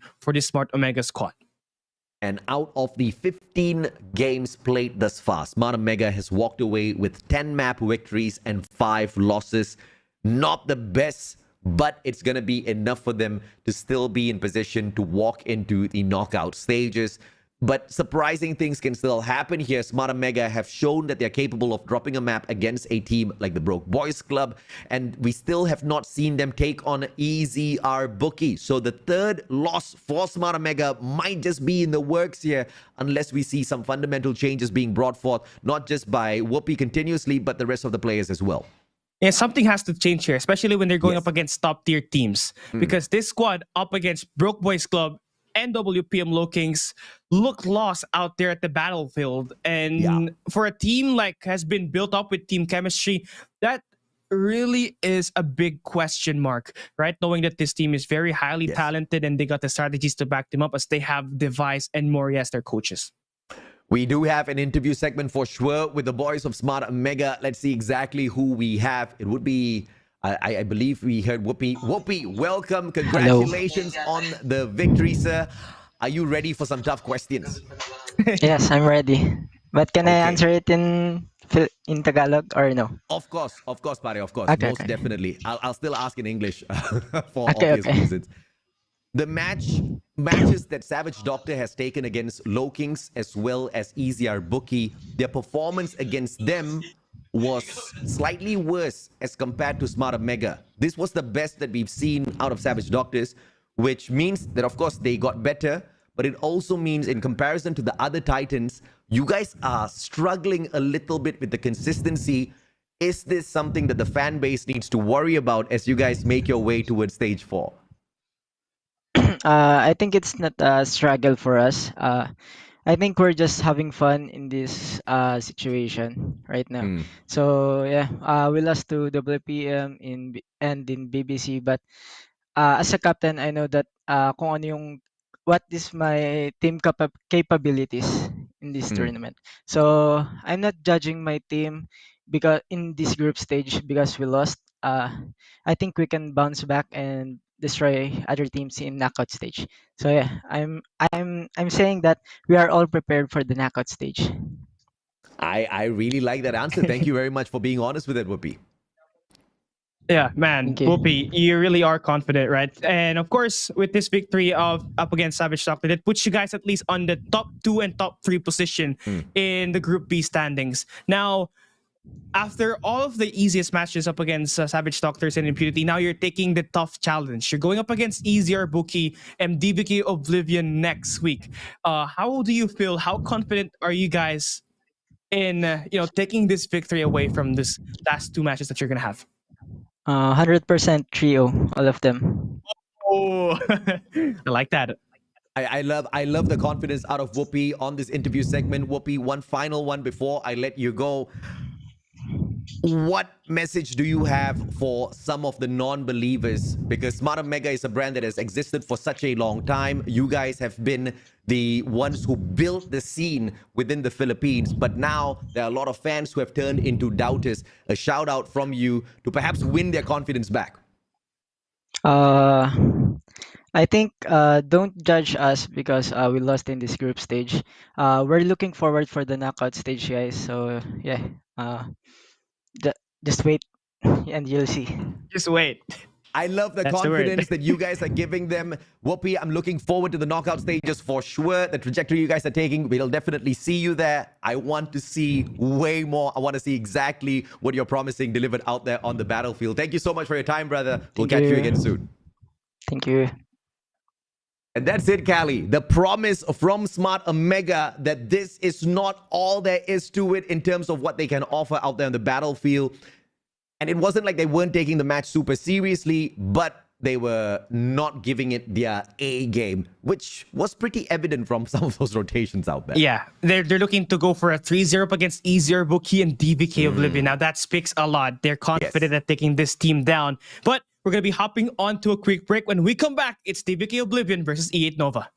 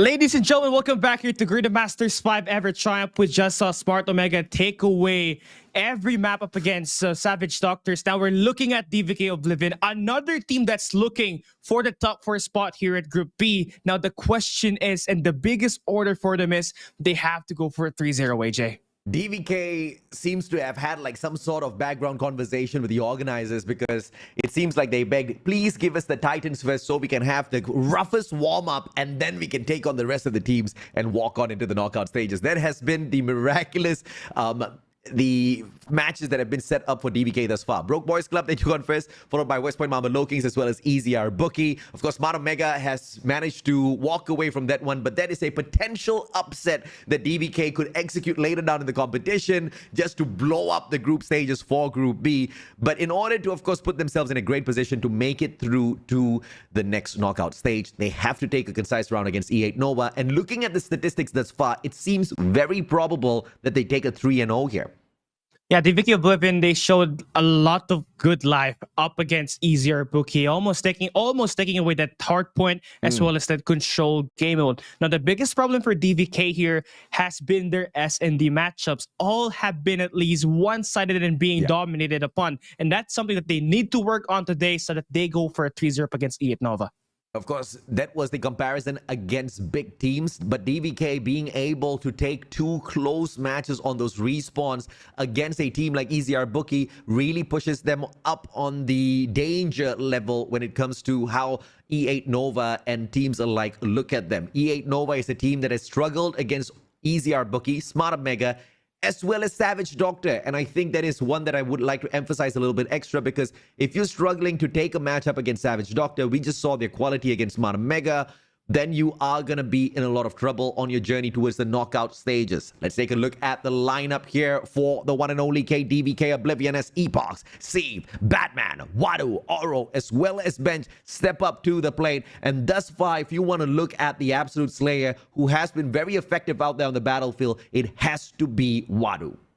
Yeah, Wadu has been playing the objective very well, as well as the kills. He has been the top fragger, and he was the guy that's recently added to this team after being removed from this Huntsman squad back in Garena Masters 4, and having his experience added to DVK Oblivion really amplifies the amount of plays that they can do. Currently standing at 1 wins and 3 losses. With 3 map wins and 9 losses, they need this win victory up against E8 Nova, who's gonna be here with Nobi, Leo, Icewall, Kiel, Vinex, and Snacks. In terms of this team, one great downfall that we have been able to detect thus far is the engagements. None of the players on a 1 KD. Everybody's on a negative, and not a single player has got a minute average on the hills. So on both aspects of objectives being played, as well as eliminations obtained out there on the battlefield, E8 Nova has been struggling, but a matchup against DVK Oblivion is that perfect opportunity to turn their fate around. Although, even if they do pull something like that off, the qualification to the knockout stages look a little bit impossible for the squad. Yeah, one more loss here for one more loss for DVK and E8 Nova that eliminates them out of the playoff contention here. So this is actually a big way, not just for DVK but for E8 Nova in as well. But now on this maps and modes, we take a look at the maps. Summit Hardpoint is where we're going to be looking at our first map. S&D Firing Range will be at that map number 2, and Standoff Control is where we're going to be playing at that map number 3. And DVK Oblivion going to be picking that S&D, but E8 Nova dragging us here at Summit first is going to be a big statement for them. They want to play on their best map, and DVK Oblivion, are they up for the challenge? It's interesting that DVK did not ban Hacienda out for the hardpoint match, and they have left it in here for the play.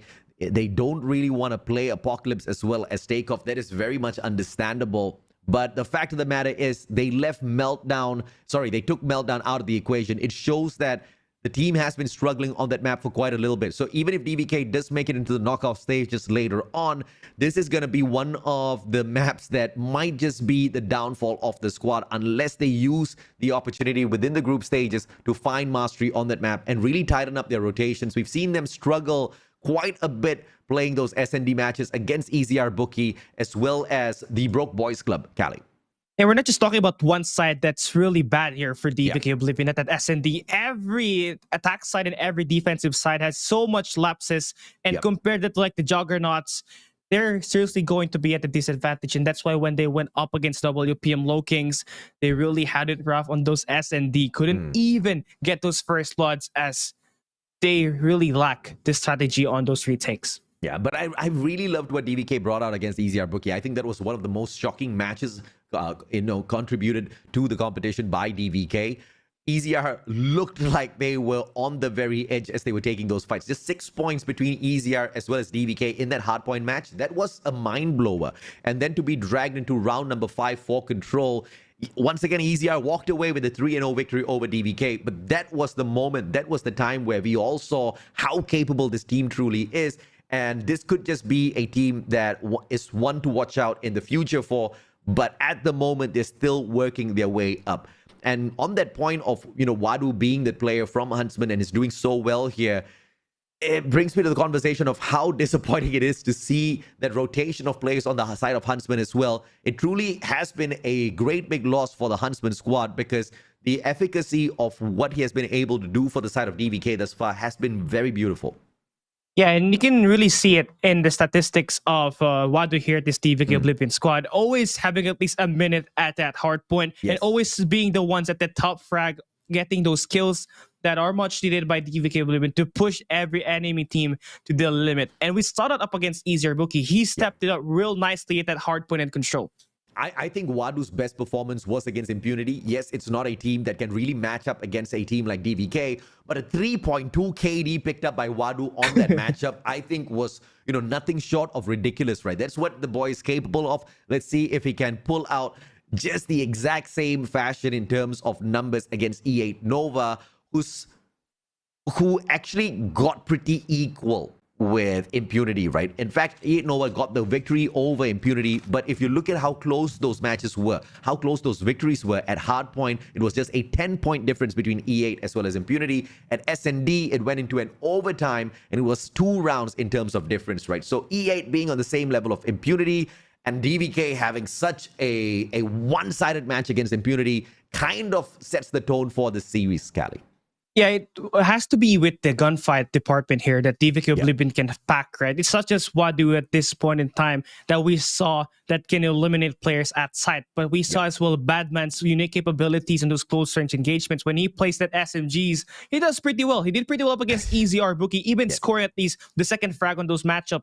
And now it's just a matter of executing here, because with the way that DVK Oblivion has been playing those first 3 days have been subpar.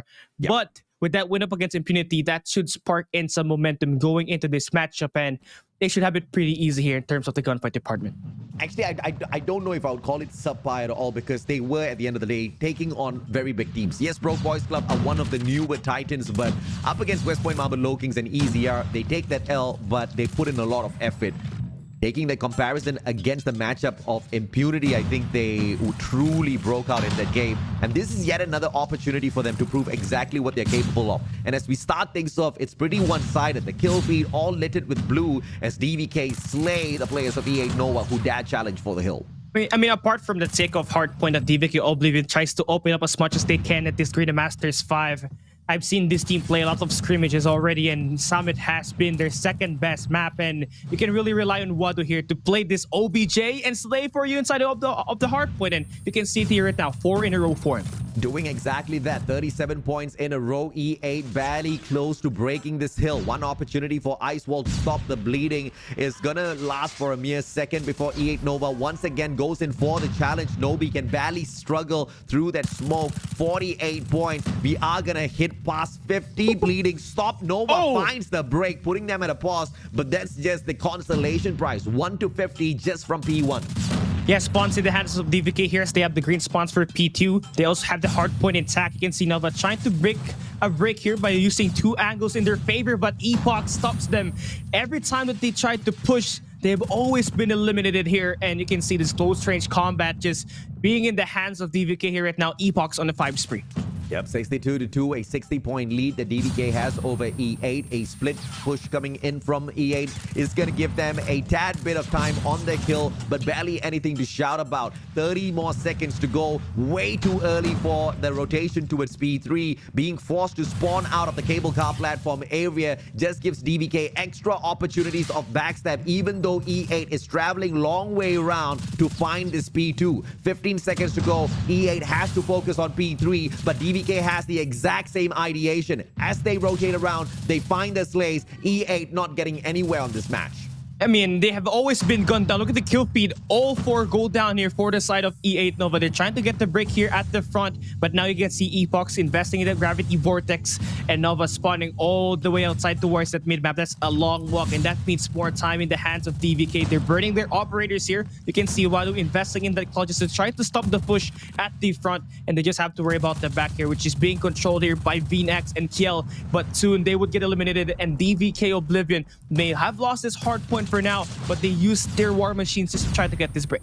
Patience did pay off earlier with that Gravity Vortex, but DVK lose the kill. E8 Nova finding that break. They're spawning away from control room. This is a unfavorable spawn, and the gods of RNG give them the back spawns as DVK makes one mistake, taking the foot off of the control, off of that spawn. This is the advantage that E8 has been looking for, but they lose out on a majority of those gunfights. But the numbers being supplied in gives E8 a lifeline here. 15 more seconds to go. Oro in his fight for his life as Epoch backs him up as well. The attack from the back puts them on the back foot. 7 more seconds. If DVK can't win the hill, the least they can do is stop the bleeding, and they do that really well. But signs of a lot of life out of E8 Nova. They gotta thank the gods of RNG as well. Yeah, more points just being accumulated there, and that's what you can do on P3 at Samani Hill, and P4 could be the same exact thing here as well, but you can see the reads from DVK right now is absolutely on a tear. They take down the players at the slope, so they just have to worry about the guys on the catwalks, and Steve finds that triple with the Annihilator, and just like that, they stop the bleeding. Heck, yo. Circling around. Steve just not getting caught out just yet. The smoke's going to obscure his vision for a tad bit. Opportunity not taken just yet, but the flick towards the left gets it to him. Novi trading him out. But in the meantime, the hill's not capped by either side. DVK focusing on the more bigger objective. Getting control of the spawn, anchoring it down as well. But VNX will be able to find the break. Spawns flip sides. E8 Nova in a fight for their lives. They've got the number to supply in, but Steve single-handedly holding on to the hill, winning out his gunfights, waiting for that backup. Epox is there to help him slay as well. E8 Nova giving us all they have, but DVK a little too good. It's about this gunfights that has been won by Oblivion so far. Steve on a 6 spree, but finally they manage to get the break here. But it's just gonna be the scrap time. You can see Oblivion already set up for next. They got 2 players at the top, 2 holding down this hard point, and 1 holding down the edge of this P1 just to get this inch closer towards these kills. And so far for E8, they've seen so much live at that P3, but they couldn't chain that, and they have to pay the price for it. 157-34 as we open P1. 4 operators on standby, and great pacing coming through from E8 Nova. Just a single one invested thus far. They are going to be stacking the rest, I believe, for P2 later on. 35 seconds to go on this P1 on reset. DVK getting that break yet again. E8 Nova playing their timing, gathering their players, jumping on in together as a squad to just even up the odds here in terms of gunfights. But Epox and squad really not giving them any bit of time on the hill. E8 Nova, all they can do is just struggle and try to contest the final few seconds. Yeah, they finally flood this hard point. They stuck in 2 players here, but they got stunned here by the utilities coming from DVK, and that's gonna be some information for this squad to go for the push once again, and they time those attacks perfectly. And it's all about this next set of hard point. You can see number 4 in Steve spawning on the green side. Ice will has to take him down, but he gets cut off, and DVK, they got a top 4 control, and now they're finally ready to hunt the players down below. Third operator almost on activation for DVK here, but they're going to save it for the hills for the time being. Noah finding the break as anticipated. The operators will come in through as investment. Icewall and VNX still have theirs on standby, but Leo dropping the ball a tad bit. The backup is not there just yet, and he goes down. We can't blame him. DVK just too good with the gunfights, and now the favorable spawn on the side of DVK. Out for this P2 on the fight. E8 Nova barely has been able to scratch the surface here, getting towards the 200-point mark, but DVK gets there pretty easily. And Nova has been heavily outgunned here at this matchup. Nobi from E8 Nova, who has 22 kills, is just the bottom fragger from DVK Oblivion, and that will be bad when who has 26 kills in this game right now. And you can see the difference in terms of mechanical skills, and the positioning from DVK absolutely amplifies their way through here. But spawns are going to be favoring for E8 Nova here at this P2. Let's see what fights do they have left. There's just a one-sided gunfight out here, and DVK Oblivion absorbing a lot of that damage, but getting the kills on their side. 3 back-to-back eliminations. Oro still on a spree of his own alongside the rest of DVK, fully stacking this objective, anchoring down the spawns. They do not want to let this go. This is the hill where they finish off E8 Nova. They've set their minds already. Operator on standby for Oro. He immediately brings it out in terms of investment. War Machine is going to lead them towards that victory. And Layo looking to have the spawns for his team, but will be cancelled down by Arrow with the War Machine. And him being taken down there by Sieve makes sure that this squad is going to have some sort of contest. The flood goes through inside the hard point, and Nobi and his squad are just trying to stay alive here and score some time just to maybe shift that momentum over to their favor. But the stack here by DVK comes through. Arrow finds the double. Epoch's there for the backup, and they clean up the point. 5 more points for the win, but Leo stops the bleeding, and they take this scrap time. Great push by DVK just to put a bigger disadvantage on the side of E8 Nova. E8 Nova traveling across the map now, but in 4 seconds as the hardpoint unlocks, they need to put a pause to the bleeding. They need to make sure those points are not sneaked away. Leo stepping on it, and Epoch goes down. Great big fight, but they fail as well as Steve and Wadu show up. Final 2 more seconds, and DVK Oblivion smashes E8 Nova. Fantastic matchup. E8 Nova tried their best, but they just could not match up to the gunfights that the players of DVK could bring out. Another 100-point club added into the mix. And that's an arrow right there. That's a picture. He's not moving at all. Minner goes towards this DVK squad. And we saw how much difference was it like at this game, at this summit hardpoint. We saw how much kills DVK had. I mean, like 4 players scoring at least 30 plus kills, and one of the players from 8 Nova barely breaking 30 speaks a lot on how much dominance and how much one-sided this game was. Anticipated from the very start. We expected this sort of a result based on the previous matches that both DVK as well as E8 Nova has taken on. So no doubt, just like the previous series, we're expecting a 3-0 here.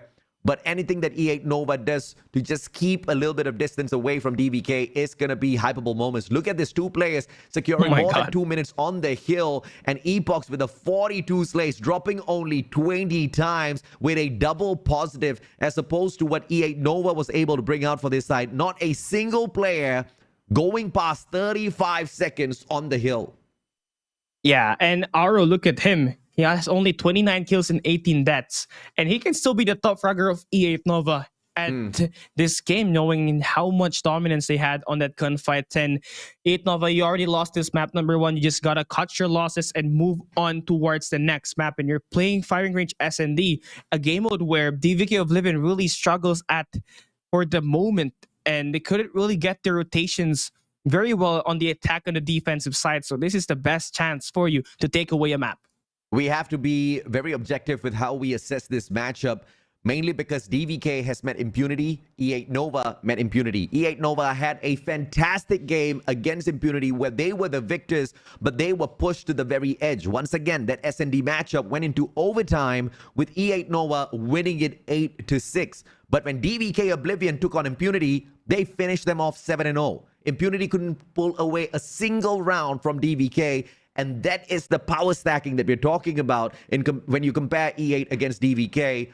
I don't expect a victory here from E8, but I do expect signs of life. I want to see how far they can push DVK as opposed to what Impunity could do against them. You have to rely on your sniper here once again at this firing range map, just like what we saw from SMART OMEGA earlier with Whoopi. He has been the playmaker, opening up the sites, getting those first bloods, and putting that bomb down for his squads. And for this squad, for DVK, it has to be Sieve and Epoch that will be using that sniper role. So this is this player that you really need to take down if you're E8 Nova. But by looking at what just happened at that map number 1, looking at the gun skills, we can say that moving into this map number 2, it's going to be DVK Oblivion who's got the upper hand. I mean, in a matchup where it's so lopsided like this, I don't even think the snipers are going to be making a huge big difference. You could just see assault rifles as well as SMGs on the run for DBK, and they're probably going to be wiping the floor with E8 Nova.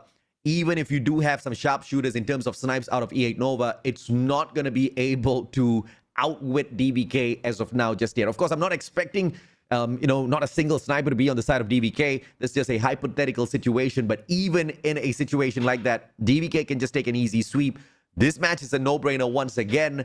But it's mainly to assess if or not there are any points of weakness here that DBK has that E8 Nova can expose, because that is what the other teams who are looking to take that spot instead of DBK are trying to spot for themselves before they have the match against them.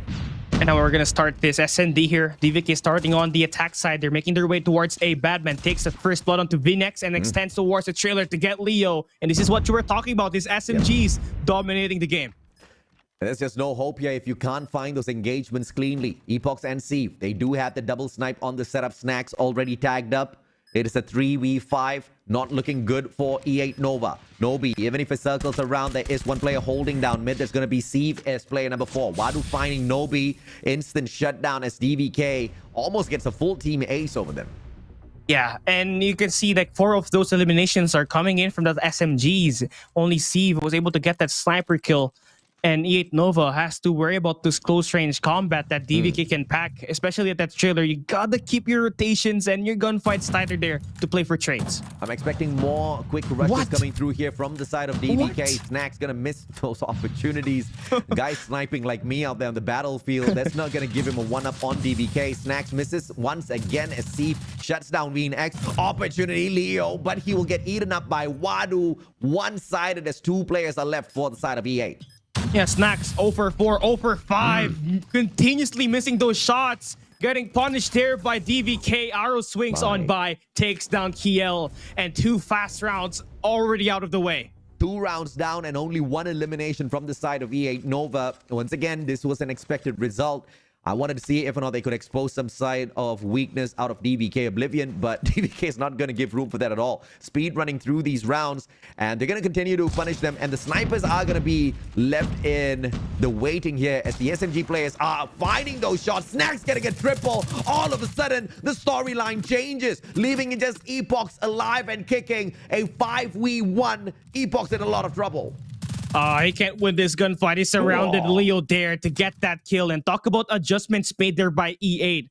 It was Snacks who missed so much shots with that sniper at round number 2, and he therefore rotated and used a Holger 26 at this round number 3 to get a 3-piece at the back trailer, stopping the push of DVK Oblivion. When you know your scopes are not working, you gotta switch on over to a better weapon that can sustain your life out there and even get those frags. Switching to the LMG makes a lot of sense. Sieve goes down. Nobi on the strike this time around. It is a 1-for-1 trade. The bomb side opened up though as Oro finds Snacks, the advantage to DVK Oblivion. Arrow pushing in along the trailers. Epox spots the information here at the barrels. Arrow there for the backup. Nobi gets eliminated again. Just like what we saw in the first 2 rounds. DVK speed running the competition here. Kiel is the last guy alive. Bomb gets down. 45 seconds left. Timing not on the side of Oro as he misses side of Kiel. And Kiel barely with a position to do much here. Gets spotted out by Oro. Information is going to be sent back. Oro stands behind to make sure he spots out Kiel if he rotates around, and smart decision making here by Oro to catch the player off guard. 3-1. This seems to be one-sided, but E8 Nova, perhaps if they pull out the previous round's miracle once again, we might just have a little bit of fun here. Yeah, that back trailer defense from Snacks was very commendable. Something has to repeat here, and that play should be the ones that should be initiated here. DVK is just going for a quick attack at the A set once again, making this one the 5th time that they're attacking the A bomb side. E8 has to adjust. VNex blind shots. Batman goes down. Smart play by Veen. But in a 3v4, the numbers still stacked against them. Snacks making it a little bit more equal. Foot sticking out. Leo takes advantage. Wadu trading him out, but the damage's been done already. VNex, grenade. Will it fly on in perfectly timed? Oro takes down Snacks. VNex still alive and kicking in a 1v2. Oro tagged up. That's all thanks to Snacks earlier on. But VNex is not in position to take advantage just yet. But he's got the head glitch here. If Wadu pops up, he's goner. There we go. 1v1 situation. VNex. Oro Timing, goes in for the fake defusal, spots out Oro once again, buying a lot of time. VNX, smart play. Oro, does he go in for it? VNX could have clutched it out in that position, but now with 15 more seconds to go, forces Oro back, goes in for the squad, and my goodness, VNX 2 times now could have won that round. Give me a break. Does he not know the timing? It was always 1 second away. Yeah. 2 times, bro. What in the world? Bros don't fake. He's definitely not Hitman. 1 time, I get it. You mistime it 2 times. Are you kidding me? But never mind. Let's put that behind us. DVK Oblivion. They continue on. This EA Nova blunders that opportunity. Batman fighting Leo. Numbers to the side of DVK yet again as Wadu gets the bomb on the ground. Planted already. Pressure is on as Batman and C find frags for themselves.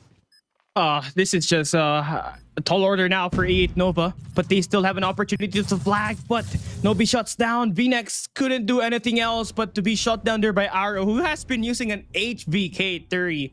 And that's one of the guns in the new update that has been pretty OP, as well as the Razorback, but yeah, I still prefer the Craig 6 though.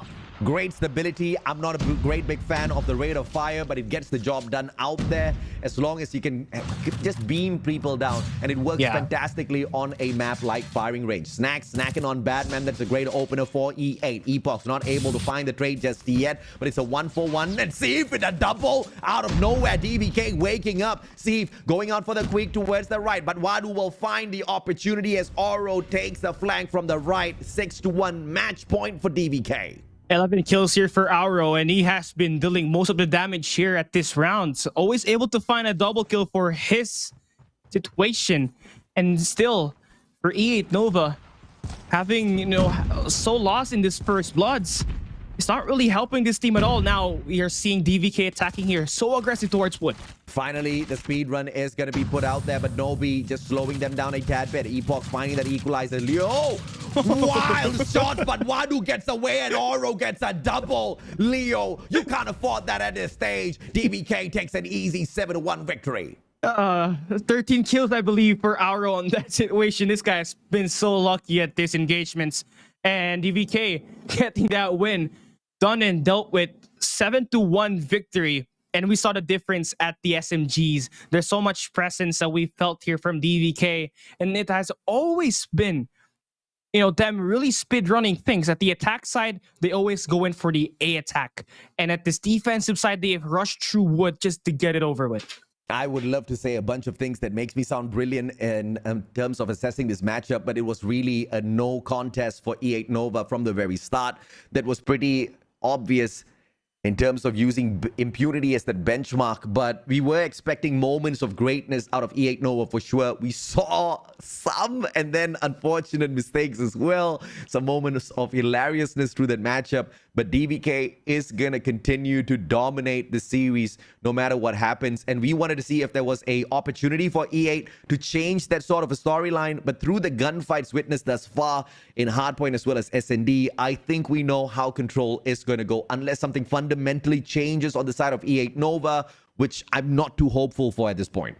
Yeah, it's just so much. Like, a change after 2 games is just so much for a team like E8 Nova, who has been really struggling at that game. I mean, E8 Nova had 15 kills in total on that SND. Auro had 13, only 2 more, and he's going to be out fragging this squad as an individual, right? And, well, for saving grace for them is they get to pick that map. But you pick a map where it's going to be standoff, where it's going to be relying more on those close-range combat. And we saw how well Wadu can do with that SMG. Same thing can be said with Badman. And these 2 players, if you try to let them out, they're going to run loose. E8 Nova against Impunity on Control. That went all the way into a round number 5, but DVK took an easy 3-0 against them, where Batman was raging on with the eliminations. Once again, that's going to be the benchmark in terms of assessing how this match is going to go, as well as aiding our predictions. And DVK have also gone ahead to prove that they can dominate those gunfights. They can get a tad bit cheeky sometimes, but when things get really serious, E8 Nova really can't stand up against them and sustain their lives out there on the battlefield, let alone in a matchup like Control, where things are going to be so fast-paced, and we can anticipate spawn traps for sure on a map like Standoff. So this is not looking great at all for E8 Nova. I anticipate cheeky spawn traps from DVK, regardless whether they are on defense or offense after this. I mean, this is a squad that if they have an opportunity to take something away from it, they're going to try and take it. And of course, we saw that at that SND and at that hard point as well. And so for E8 Nova here, this is going to be a tough tall order for them. We already saw their performance on these last 2 maps. And you really have to step things up on the SMG presence at this game, because that's where usually you're going to have to take on the challenge here in a map like Standoff. Yeah, I mean, I want to assess and tell E8 Nova how they can win this out, but I think it's going to take time more than any sort of strategy changes or gun changes. It's just going to take a lot of hustle, man. It's going to take a lot of blood, sweat, and tears of effort going into multiple scrims, and that perhaps we can expect from them after the competition is over, because once again, calling forth such a tremendous improvement to match up against what DVK has been able to put out so far, I think would be a little unfair to E8 Nova. In a competition, we're always going to have, your top teams, your top flight teams, as well as your mid-range teams. Unfortunately, E8 just ranks at the bottom, but hopefully we see them much more alive in future competitions. They just have to learn as much as possible from teams like DVK now. Yeah, this is just, their first times playing here at Garena Masters, and always there's going to be rookie teams, but what matters is you're going to have the continuity so that your chemistry is going to develop as a team. And obviously for DVK, they've been playing around for so much time now, maybe even outplaying E8 Nova in this type of gameplays. But so far on this defensive side for DVK, seems like they already have the spawn trap initiated. DVK going for the spawn trap, but nobody's really guarding that B control point. First segment sneaked away already. Finally, Steve and Wadu stepping up their gameplay, dropping by B to check out what's happening. And as anticipated, instantly, they drop for that spawn trap. Players being slain left, right, center. 11 lives in terms of difference. Wadu's going to find an easy one off of kill, regardless of those movements. And it's just a one-sided show as anticipated.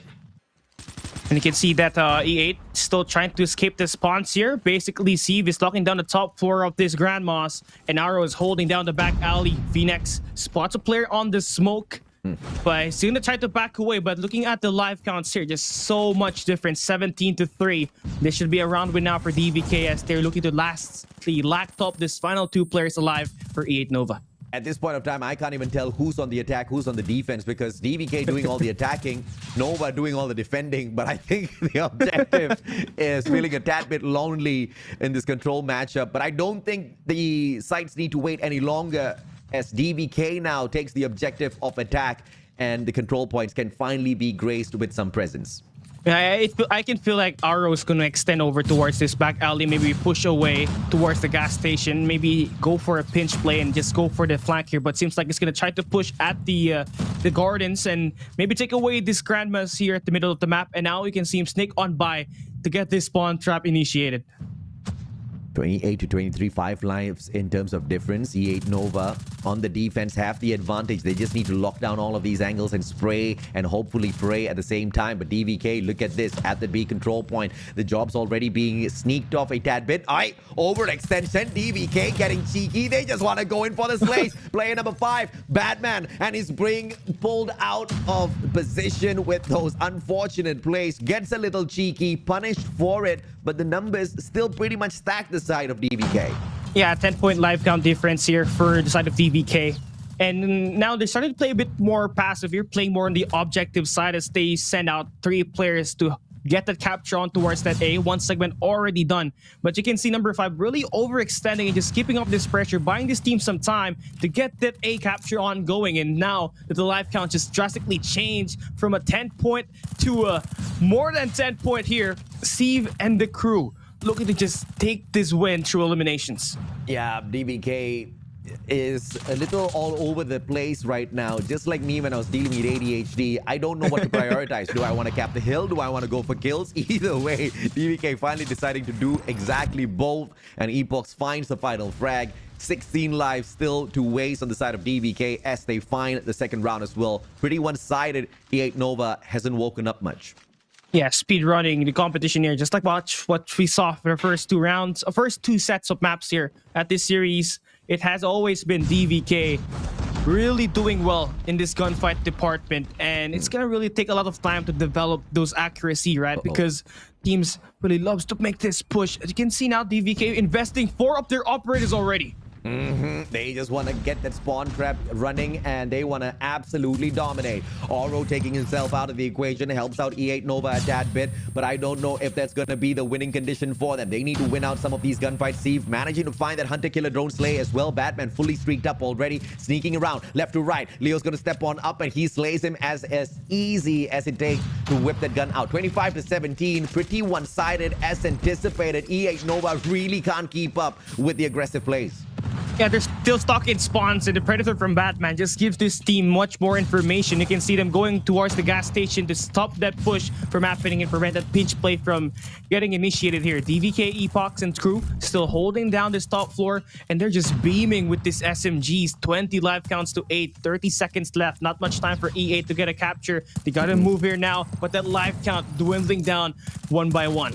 I mean, this is exactly what a high achiever wants out there on the battlefield. Lots of lives still left on their side, and a perfect defensive control. Neither side tickled by E8 Nova. Just spawn trap to oblivion, and they are not gonna manage to do anything in this round. It's all out DVK's show. One more player to go. Ice Wall gets shot down by Batman, and that's going to be 3-0 here at this control and an overall sweep in the competition. And who's this guy? Who's this guy? That's Yobabs. Is that Yobabs? No, I don't think so. No, see. Oh, I'm so confused. What the heck? It's okay. Well, wait, let's assess these fake. I have no idea who that was. Oro. Nah, they've clean confused me at this moment. But hopefully we've got an interview segment with them, and we can ask them, who in the world is that? Well, we're gonna find out in this interview, and we saw how much dominance could DVK do here. You know, after really struggling up against the juggernauts and playing up against this, this lower half of the top 4 leaderboard of this group B, we saw how much difference they can do when they stack up against teams that are, lower than their level. They can really stomp you down, and Batman being that MVP, scoring 27 kills. That's going to be a 3.2 KD for him. Very impressive stuff. 3 players on the side of E8 Nova, on the other hand, just with a single-digit eliminations, of course, that hurt them all throughout this control matchup. But nothing new assessed towards the end of the series. Everything was as anticipated. DVK takes an easy victory over E8 Nova. It was a one-sided fight. And that, of course, confirms E8 Nova is getting nowhere near the knockout stages, so they can use the rest of their series as the perfect practice location before they prep themselves for the next upcoming competitions. But, of course, we want to see more from the squad in the future. Yeah, obviously for E8 Nova, you just have to make sure you compete and you do a lot of scrim time here so that you develop that team chemistry, because a lot of these teams that are at the top right now put in a lot of hours, days, weeks just to prepare for these big moments and be at the top level of this competition, right? So for DVK Oblivion to take this win up against E8 Nova, that means we are one team. We have one team again that will be eliminated out of the playoffs, and DVK continues to aim for that top 4 spot.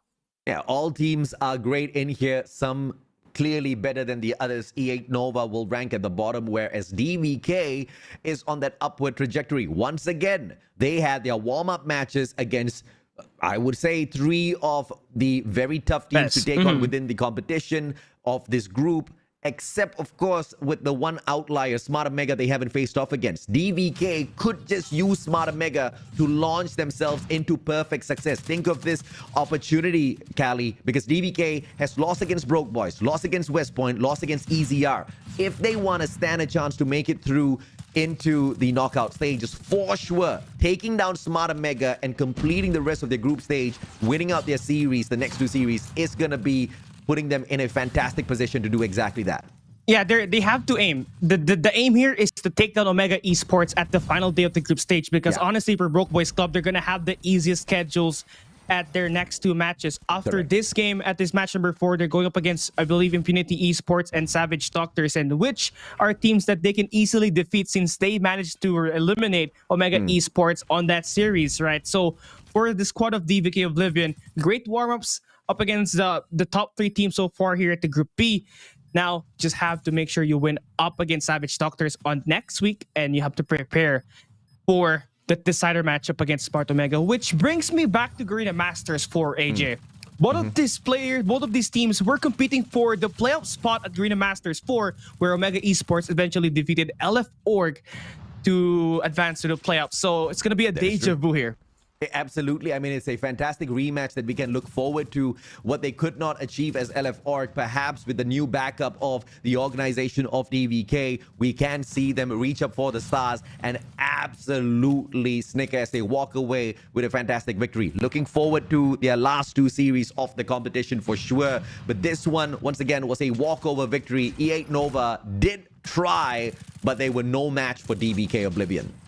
Yeah, it was just dominant victories. 100-point club at hardpoint, and it's just 7-1 victory at his S&D and a 3-0 at the control. And Arrow has been a mainstay on the top fragging position with an average kill of 18.67 and 2.43 KD ratio. He's the guy that scored 13 kills on that S&D, paving the way for DVK to take the win.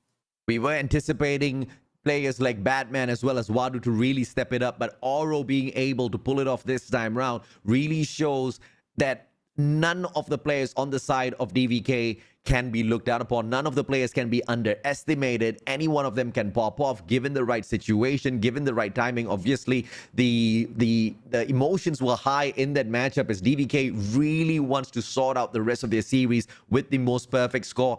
And this 2.43 KD average that Oro picked up is clearly a testament to the effort he's been putting out there.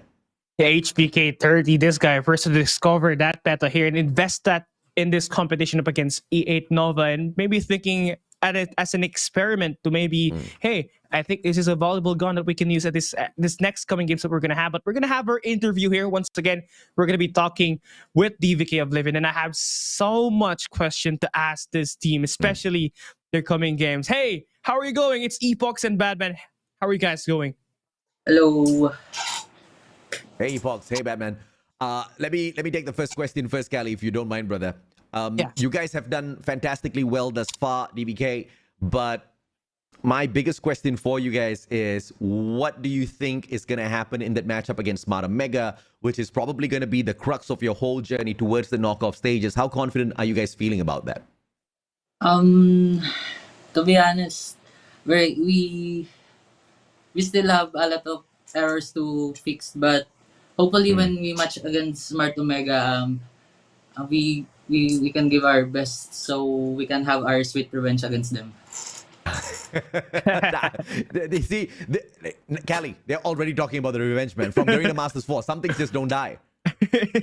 Yeah, this is just revenge. They've been waiting for this moment, right? And DVK, you guys managed to lose the first 3 match of the season. Now you guys have won 2 matches. Now you're going up against Savage Doctor at next week's match before that SMART OMEGA game. How confident are you guys to deliver 3-0? I think we're 100% confident that we can give them a 3-0. Okay. Well, based on the matches that we've watched thus far, I think there's a 100% possibility that happens as well. Okay, let me cut them some slack as well, right? Maybe a 98% possibility that happens as well. But DVK, you know, in terms of the challenges that you guys have faced off thus far, you know, you've taken on Broke Boys, you've taken on West Point Mamba LOWKINGS, as well as ECR. And all 3 of those series, you haven't been able to walk away with a single map. Based on that, though, what do you think can you do from the competition, even if you do make it into the knockout stages? Based on these matches that you have taken an L on thus far, is the team confident that they can turn something around at the knockout stages, or is it just too much of pressure to handle at this point of time for where the squad is? I think we just need to fix our mental so we can do our best consistently and we don't choke our matches just like our previous series against ECR. Yeah, absolutely, man. I love that, and I do resonate with that take as well. It was a choke, 6 points away from that hard point matchup, and you almost walked away with that control game as well. If you could take it that close to EZR, there's a lot of opportunities for you guys to pull some great upsets later on in the knockout stages. Callie, I'm actually looking forward to these matches. Yeah, I mean, that last game between Smart Omega and DVK Oblivion is gonna be a bang. It will almost feel like a playoff match, right? But now, final question for you guys. I mean, do you have anyone you guys want to shout out since you guys are here anyway? Shout out to our supporters ever since Elephant days, and shout out to DBK fam, 6G fam, and also shout out to my girlfriend Cash. Oh, what? What? He's good. He You guys is were good. You guys were That's a all. thing? Okay. Now it all makes sense. Now it all Yeah, makes sense. yeah, he's Congratulations again, DVK. Thank you guys. Congratulations. Thank you very much, boys. We'll catch you guys again very, very soon. DVK Oblivion in the matchup against E8 Nova. Once again, no contest there whatsoever. DVK takes the cake. 3-0, and that puts them at a 6-map win thus far. Like you said, Callie, 2 more series, and they have to take the sweep. And the more important one will be against Smart Omega, and they are looking for a revenge match. If they could take such a close series against EZR, who seem to be the better team versus Smart Omega right now, there's a huge possibility for an upset here that's just beyond the horizon that we can expect. Yeah, Hardpoint and Control are going to be the best maps, the best game mode that they can take down Smart Omega. And it doesn't even matter if they have to win it 3 or 2-1. They just have to win that series so that they're going to be up on the records on the series wins. Yeah, I mean, it's going to be difficult to take down Smart Omega on the SND, mainly because of the upward trajectory that Whoopi has been clearly showing out there on the battlefield. But all of that conversation as well as points is going to bring us to a point where we can't talk anymore. We've got to take a quick short break. When we come back, though, the final series of the day, I don't know if it's going to be one-sided. I don't know if it's going to be hilarious as Impunity takes on the Broke Boys Club. Callie and I will be right back.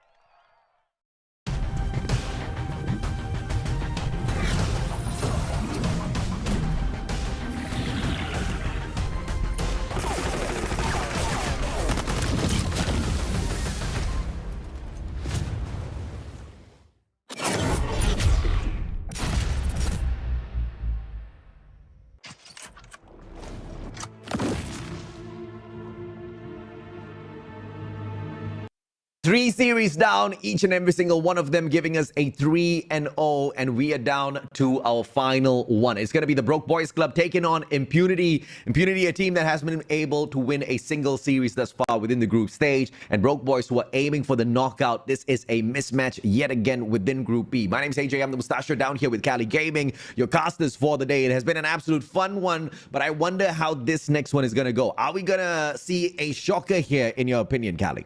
No, I don't think there's going to be shockers involved here, knowing that Broke Boys Club, judging by the way they've been taking this group stage seriously, they're not going to try to fool around. They want that number 3 spot in this group stage, and they want to advance to that playoffs. Impunity so far has a single map win out of the 12 matches that they've played, and that one was against E8 Nova, which is no big flex because you all saw the quality of E8 Nova. Impunity managed to one-up them, and I have to say, it was no easy matchup. It was no one-sided game like what we saw DVK execute against E8.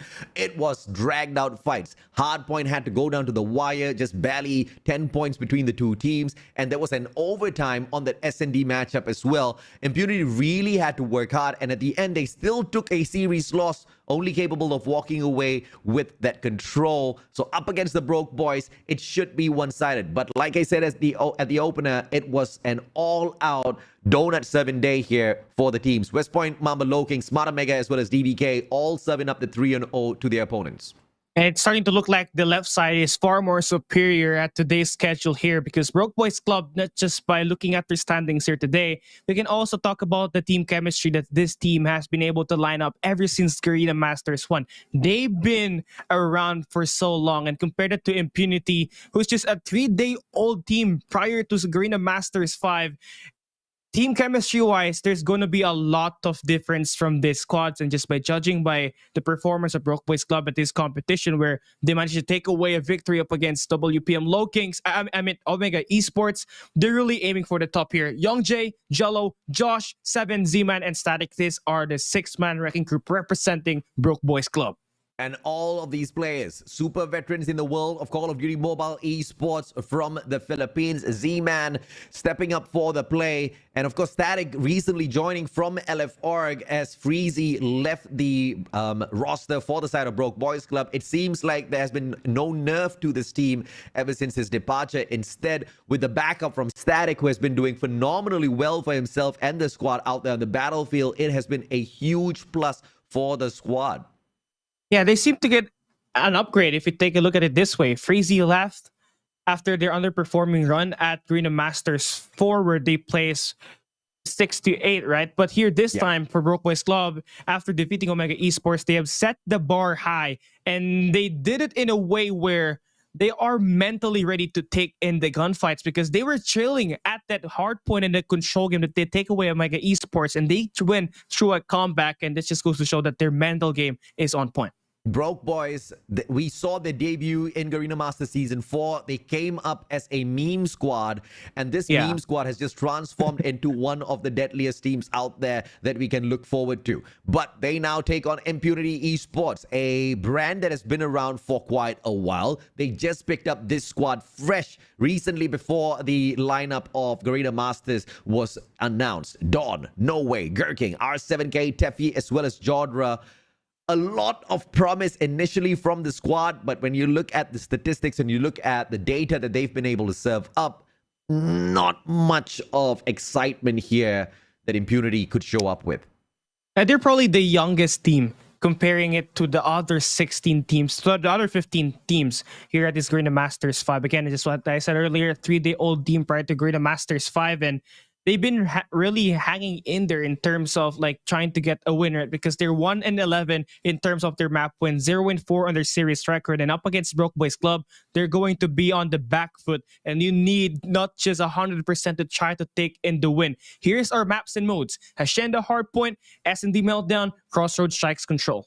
Hacienda hasn't been kind to Impunity thus far, but if you look at this from the perspective of the Broke Boys Club, they have got a good showing here, especially against DVK Oblivion. The ones that did manage to take the game away from them, though, was ECR Bookie, which would not be a fine comparison to take the I guess, assumption as to how this match is going to go against Impunity. Either way, I think just like the first series of the day, this is going to be highly dependent on the gunfights. Let's see if or not Impunity can keep up with the gunfights. If they can, we can talk about potential, upsets in terms of strategy plays around the battlefield. But if they can't go past that small benchmark, then it would be a challenge for us to cast this one, Callie.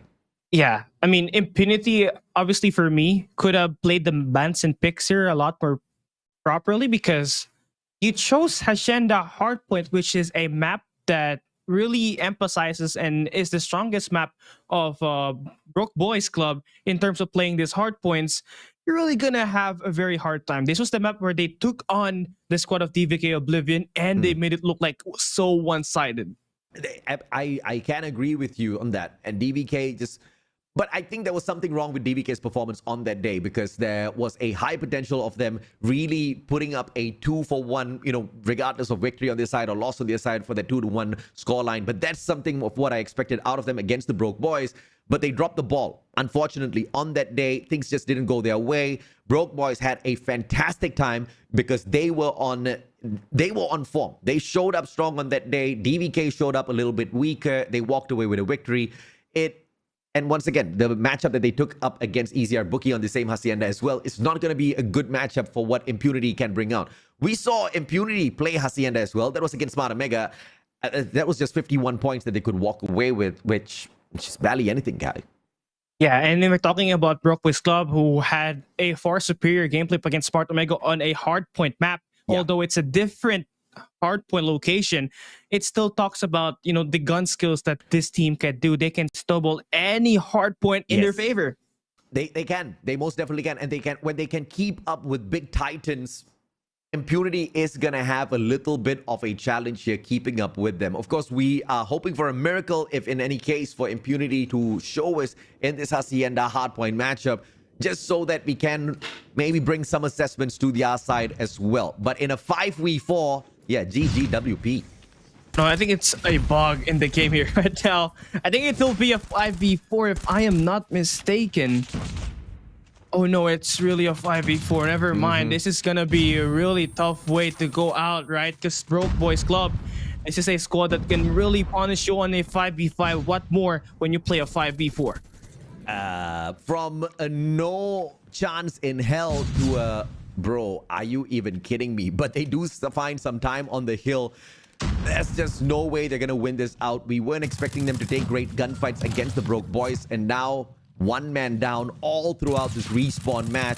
It's like you're just playing with a heavy load on your back and you're trying to carry the world, right? 23-7. Impunity still putting out the hustle, though, with Gurking sneaking off a couple of points. Broke Boys Club need to be embarrassed that they're not dominating this match just yet. It's just a 20-point lead, 25-point lead by the time we open up this P2. But obviously for Broke Boys Club, they're thinking big picture. They already have the setup on towards next. Impunity still so far away from each other. This 1v1s are not going to get you somewhere, but Gurking somehow wins that gunfight up against Yellow, but backup comes through for Static, and they're going to be able to get the opening break here at this hard point, and they're scoring time here. Commanding spawn control coming through from Broke Boys Club. Please keep your eyes on player number 2 as well as 4. 7 and Jello controlling both the driveway as well as the open side here on the right. And that is just going to force Impunity to spawn off from the far off angle at the top of the map. By the time they rotate over, a majority of the points would have already ended up on the side of Broke Boys Club. Also puts them in the open grounds where it's going to make it easier to beam them down. So Broke Boys Club having a field day against Impunity here. 21 more seconds to go. But this is that one-sidedness that I was looking for in that P1 in itself. It finally is being shown. Yeah, Jello force spree here. No way, trying to break with himself. He does find one onto Jello, but again, Static goes right back there to take him down to get that double. Already almost about a 100-point lead here by the time we open up this P3, and we are still seeing the numbers advantage really taking an effect here. That extra man is giving Broke Boys Club the chance to get an anchor spawn and more positions around the map as they open up this P3. You can see Impunity now looking to stack up on towards the shed. Jello, though, wins the gunfight, and they're going to be able to get the hill here once again. Teffy struggling a little bit, and yes, with that extra man, of course, you can anchor down these spawns. You could run circles around your opponents at this point of time, even go for a aggressive attack, and that's exactly what you see Broke Boys Club doing. They spot the spawns, they know that it is all coming out from the back here at the private backyard, and they hop on over to take those slays. Everything goes their way for the time being. Hacienda just a one-sided match. As anticipated, that P1 run from Impunity hasn't been able to be shown from the squad ever since that Hill moved away. Yeah, 7 investing in it on Alligator. Gets at least 3 kills on that. Youngji on an 8 spree, looking to make that 9 here up against No Way, but he does get shot down there, so his chance of a nuke streak is potentially going out of the way here. 11 to 140, and this is what you can expect on a 5v4. Heavily outgunned, outmanned, and out-strategized. Impunity down by 130 points. I don't know why the Preddy took out the player that was on the opposite side of the map, but you know, when you're the Broke Boys, when you're dominating in this way, who cares about a Preddy annihilation? Jello's going to be holding things down with a CBR4. Once again, the numbers disadvantage here for Impunity all throughout this hardpoint matchup, as the one player just could not join the lobby by the time we started it off, which is a tad bit disappointing from the side of Impunity. The least you could do is show up. Yeah, and it really hurts this team, this other teammate, right? This is gonna cause some chemistry issues. Z-Man just lining up here with the CBR4, and they're really spawning Impunity all the way towards Garage on the one angle that they can attack from, and they are being lined up here with the guns just being portrayed by Broke Boys. The saving grace here is Impunity is not going to be inducted into the 10-point club. They're already at the 11. Broke Boys Club, on the other hand, want to keep them there. 187 already on the streak towards the 200. Impunity barely trying for the hills. They're just attacking from afar, trying to sustain their lives, trying to make sure that Broke Boys don't really streak up, perhaps pull a nuke on their heads, but that's not going to help them kind of cut any bit of distance between themselves as well as Broke Boys Club. At this point, Impunity is barely trying. Even if they did, I do sympathize. It's going to be quite impossible. Yeah, it will take a miracle to try to come back here. I mean, the Broke Boys Club are just trying to finish this one up. They mean business. Just 40 more points for them to win here. And Impunity's very close player are going to be out from the open. And it seems like they're really cutting down 7 there to try to find an opening. They take down Z-Man inside of the point. That stops the push here, but someone gets right back up there quick, and that's going to be Jello scoring this time. 25 more points. I think they can end this hard point here at P1. Couple of the audience wondering why there was no remake for this matchup. There can't be a remake because Impunity, even if they did restart this match, only have 4 players to play around with, because the 5th guy, unfortunately, for some unknown factors, did not show up for this match. Impunity showing signs of life once again on this P1 towards the trickling end moments where they do sneak away a couple of points to salvage that respect that they could earn for themselves against the Broke Boys Club. Maybe if we see a little bit more effort here, early rotation into P2, if they can hold down these gunfights against Static, high chance, but the guy rages on. Yeah, he finds the double there quickly, and that's gonna be it. 5 more points. The countdown begins. It's just gonna be 3, 2, 1, and they're gonna step outside of the point. They get right back to it quick, and they will end up finishing this game in just 1 set of rotation and 2 more hard points coming along the way. It's gonna be a heavily one-sided victory. Broke Boys Club takes the 1-0 lead. Broke Boys Club trolling Cali with the countdown. 3, 2, 1, and they hop off. The worst timing of all. But Impunity, I can't even say it was a good try for them, because there was not. There are some basics. There are some basic requirements. The basic requirement is show up with 5 men at least to represent your squad. Impunity, I don't know what's going on here. They could not even meet that basic requirement, and they basically gifted the Broke Boys Club an easy victory over them. I have to say, I feel bad for the 4 players who were giving their all.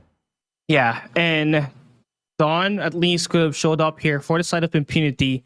And, you know, the only thing that you can really highlight here for Impunity is, even though they're a 4-man squad here, they're really trying to finish this game up. Sportsmanship has to be there. They did not forfeit the game, even though they're down by 1 player. So Impunity, despite this loss, really tried to give it their all, but not really enough, as Broke Boys Club just ended up with a very dominant victory here. We just got a update that there are 2 players from the side of Impunity who are unfortunately sick. So you got to respect at the very least that there's Yeah. some fight from these boys. It's on a sick day. They're going out there, 4 players, not pulling the DQ over their heads, not giving up just yet. But you know, sometimes the question needs to be asked, you know, to what ends? You know, the means are there. Yes, they do not want to give a easy DQ, but at the same time, nothing's going to change even if they do show up. Yes, we see the heart, but sometimes the coach just needs to throw the towel in and not let those noses get broken. Yeah, and you know, not just that. The mental game here for this 4 players that is playing currently for Impunity, well, obviously that momentum that they've been trying to emphasize are seriously going to be removed here, since this is going to be a crushing loss for them. You're playing a 4v5. 2 of your other players are not going to be playing since they have some things to attend to as they're sick right now, right? So Yeah. eventually it's just better to forfeit at this point in the game, but they do not want, you know, to like violate any of the rule book here. So I do believe that if you forfeit, like you lose some of like the rewards percentage, or I guess. I think you just need to see all of your series through, because I don't think Garena is going to be, you know, that unreasonable. If you are sick, you can take the day off work. Unfortunately, this is work for the boys. You can't expect them to perform even when they are, you know, medically unable to attend the tournament, right? So it's just a tad bit interesting that Impunity has continued to fight these fights and chosen to continue with the series as a whole. As it is, there was no hope for them to overcome Broke Boys Club. Based on the statistics that we have on our side, they were going to struggle either way. But with 4 players, I'm not too sure what they want to prove. But if what they want to prove is that they've got the heart, then we need to see some sort of magic, some sort of tremendous plays. Give me 1 round. Give me 2 rounds. You just have to start with the first blood, make this an equal 4v4. You're on the attack side here. You stun Josh. Now this is the perfect time to get that kill, and there we go. 4v4, they put the bomb down towards the A side. Fantastic start by Impunity, and Nova's going to take that quick plant coming on through. 7 cannot find that equalizer just yet. Nice. And Teffy's attack from the back puts down 7. Static clears him out. It's a 3v3. No way, you have to step things up there with this shotgun. You have the best advantage in terms of this close range combat. Gurking holding off the insides. No way there for the flank, making this a 2v2 situation. Static and Youngjae having 2 snipers each. Everybody has a sniper for Broke Boys Club at the moment, and they're trying to clutch this one up. Static takes Gurking, and this is going to be a 2v1. And Static finds that double, getting this defusal, giving Broke Boys Club their first round win. Smashes the kneecap of our 7K as he takes that final scope, 1-0. But it was a valiant effort from the side of Impunity for sure, turning that into a 4v4 before taking that plant. And that's going to be imperative round after round. That has to be the focus of Impunity. Thin the numbers down before they try to play the objective, because it's going to be a decently easy retake for Broke Boys if at all Impunity goes in for a rushed plant. Yeah, Static here on the mid-map holding down the overpass. Z-Man on the tunnel spots no way shuts him down with the R9D. I tell you, that gun hits like a freight train. Absolutely, as Gurking finds Youngjae as well. This is a numbers advantage now to Impunity, who were on the back foot. They have to circle around, and they find this A bomb site slowly on the approach, as well as player number 4 and 3, Static and Josh, backing each other up over at the flyover. They need to find this access as the bomb gets planted on through. No grenades being tossed on it. The access with the tacticals needs to be solid, but Static finding no way gives them that equalizer. Josh getting that kill with that LCAR-9 as well. Opens up 7 to get inside of the reactor. It's going to be a 2v1 situation here. All down to Teffy to try to clutch this one up. He's caught a CBR4 to play with, but he's getting teamed up here by Broke Boys Club. Static with the punch. Delivers the killing blow. The bell rung, and Static takes away this round number 2. A valiant effort from the side of Impunity that almost went their way. Unfortunate that the final conversion was with the boxing gloves, and melees are always going to give you the one-up in an S&D, especially with those CQCs. Static giving them the second round. Impunity, let's see if they can walk away with a quick trick around this B rotation this time round. You're going to have to rely on your long-range capabilities here if you're trying to take on Broke Boys Club, who's got Youngjae at this generators. They get stunned immediately, so they try to back away, but Youngjae says no, otherwise he takes one down, takes down Teffy. and a couple of more players coming along the way towards this B side for Impunity, but they're slowly trying to slow it down, maybe play for some information before they go and attack. Gurking holding this grounds really well, but Josh on the approach. Spots out No Way. Easy scope. R7K taken out of the equation. No Way still alive and kicking with the KRM in hand. Connections not found, but Young J with the shot onto Gurking makes this into a 1v4. No Way with the shotgun. Let's see if he can clutch this out. I think it's got spotted here Oh by Young J already. It's being approached by two players. Whoa. No Way with the shotgun finds the double. Fantastic plays. Flicks around. 180 is the perfect connection. No Way says yes to the yes way. Bomb in hand. Circles around. Good trigger discipline from 7. Hears him loud and clear. As No Way tries to reposition now. Static out in the open in the sniper's nest. He cannot find that engagement just yet. It's going to be 7. Let's see if a mistake is made here. Static for the spot. And No Way, unfortunately, finds no clutch. Static, perfect hold there at the control. Second floor with that scope. Basically lines up the guy at the tunnels. No Way had a double kill there. I think he had almost had the chance to take down 7, who's over towards the ramps, but couldn't really get that timing and spot that information. So that's still going to be Broke Boys Club ending up with another win. 3 consecutive wins for them here. They tried to play it slow earlier, and they're still doing the same here, looking to play for a retake as Impunity puts the bomb down towards A. Good rush towards A, and the quick plant from No Way! Josh with the perfectly timed sticky, and the plant does not get executed. Gurking picks it right back up, puts the bomb down on the ground, and the pressure is on. Josh takes an easy one onto Teffy. 2 more survivors for the side of Impunity, but unfortunate for them because Broke Boys Club just know their way around here. Gurking trying to make some plays here for Impunity. Oh, yeah. Still gets his away with his life. Josh now looking to try to create a rotation. Young J on the other end wins this 1v1, and they are able to sweep this one through. Another clean slate for Broke Boys Club. 4-0. Impunity, despite the bomb plant, couldn't really defend the bomb. Once again, guys, the 2 players from the side of Impunity are unfortunately not feeling well. They could not join the game today. Valiant effort from the rest of the players from the side of Impunity, but I don't know what they're trying to achieve because this is a no-go. As long as they keep putting in their best effort, though, let's see if they can manage to pull away at least a couple of rounds. That would surely gain the team a tad bit of respect out there from the fans. Now they're looking to play more passive approach here. 2-2 split. 2 players holding down that sniper's nest, but Broke Boys Club trying to triddle the net through. And you can see 7 trying to spot some information. Doesn't spot any player just yet. Gurking gives away his position. Had to as he got spotted out. Let's see if or not this is going to save him. That bomb has been spotted. Information gets sent back to the rest of the players on the side of Broke. Teffy finds a quick one. Josh taken out. 1 sniper down. 4v4. Everything's equal. A winnable round for Impunity as they change their strats. A pinch play here by No Way. He has to convert his skill onto 7. But no, 7 gets away with his life, and No Way still looking to try to lock it down. He spots 1. And Broke Boys Club looking to try to hold the fort here at this B site. Young J holding down with the sniper. To spot this information onto Gurking, takes him down, making this a 3v3 situation.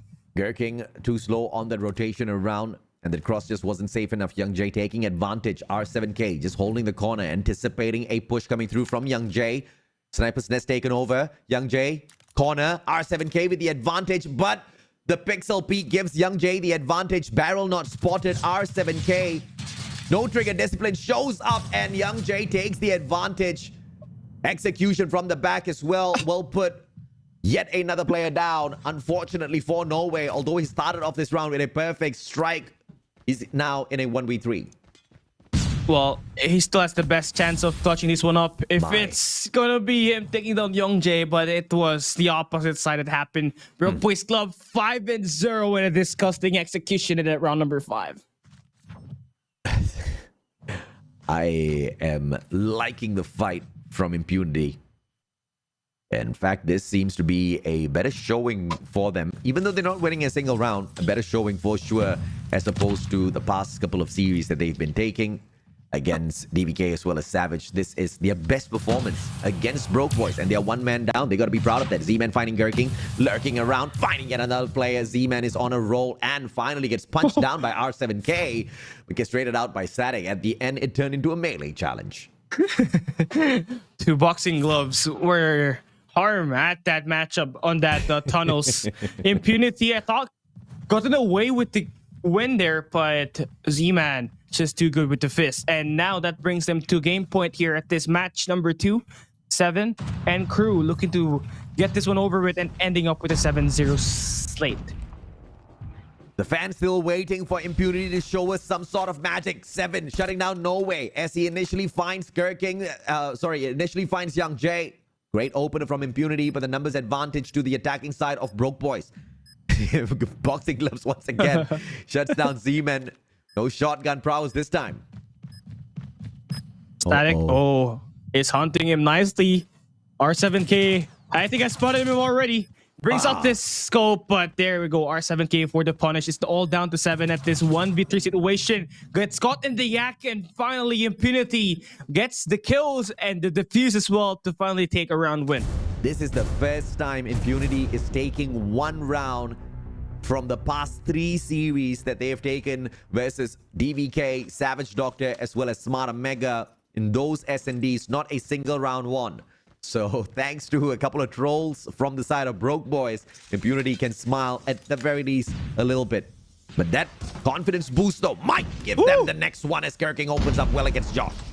And that's a great opening there, making this a 4v4 situation. You also put the bomb down as well.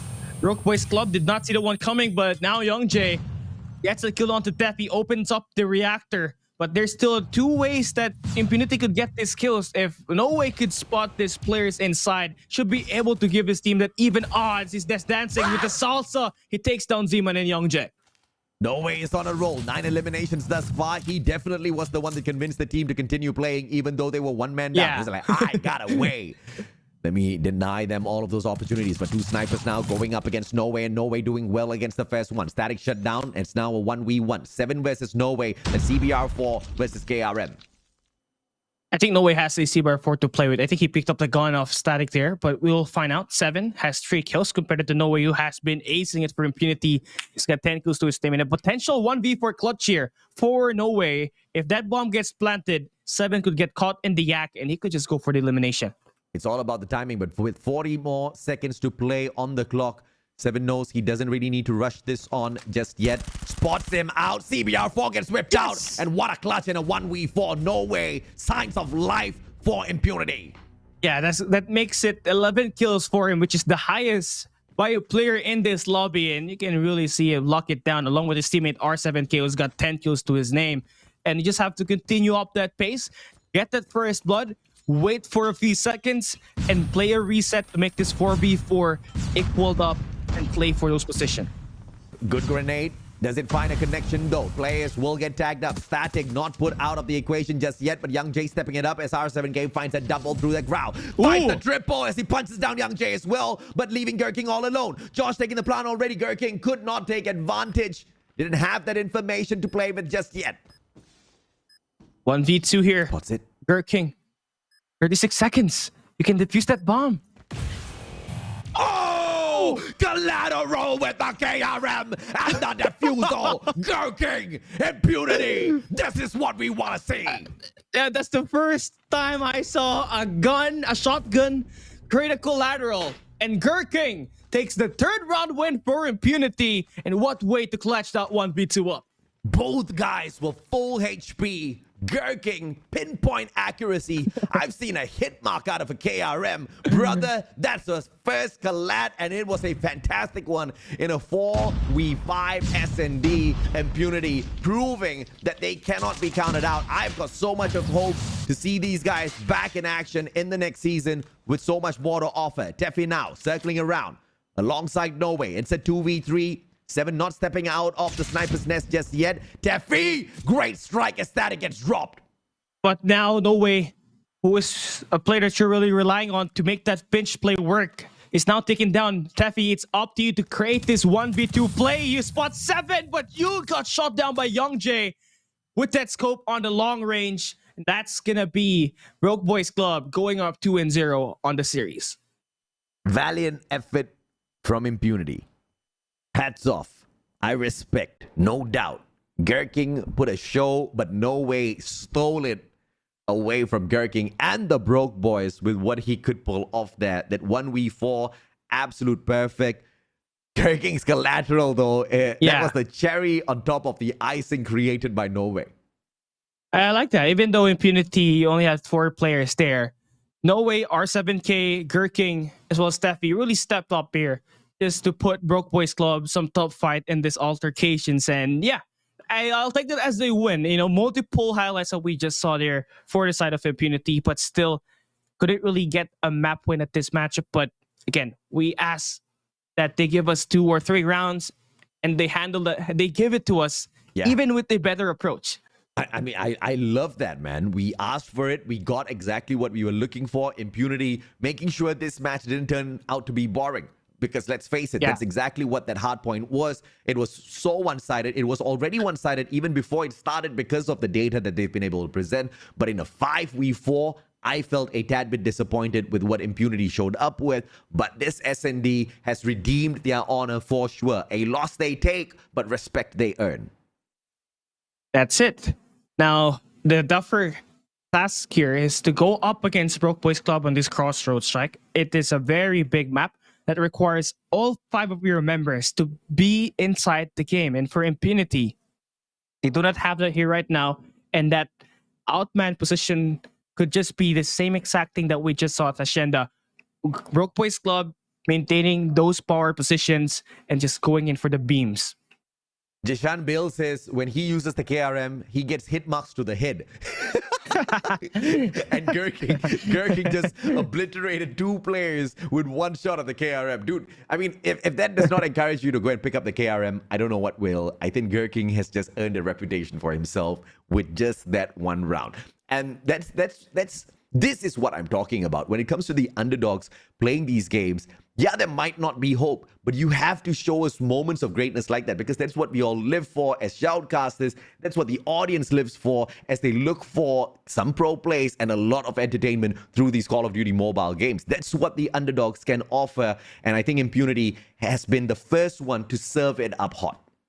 Yeah, and I love that from this team, you know, fighting even though they're outmanned. And if your shotgun is not getting the 1-shot kills, I think it's maybe time for you to copy the loadout code by Gherkin inside of that game. You can copy that as you go for a replay. Yeah, absolutely, man. And if you guys are wondering, wait, I can copy his loadout code? Yes, you just look at the bottom right side of the screen. You will see a bunch of numbers and letters. That combination, you want to take a screenshot, throw it into your own loadout, and you get the loadout of Gherkin, the king of KRM at this point of time himself, right? But of course, that's just that one showing. Let's not overhype the guy. But if he shows up strong one more time in this control match where there is a clear one-sided approach now from the side of Broke Boys towards this attack, because I think they're going to get super aggressive in a 5v4. Obviously, the attention is going to go to their side as well as the advantage.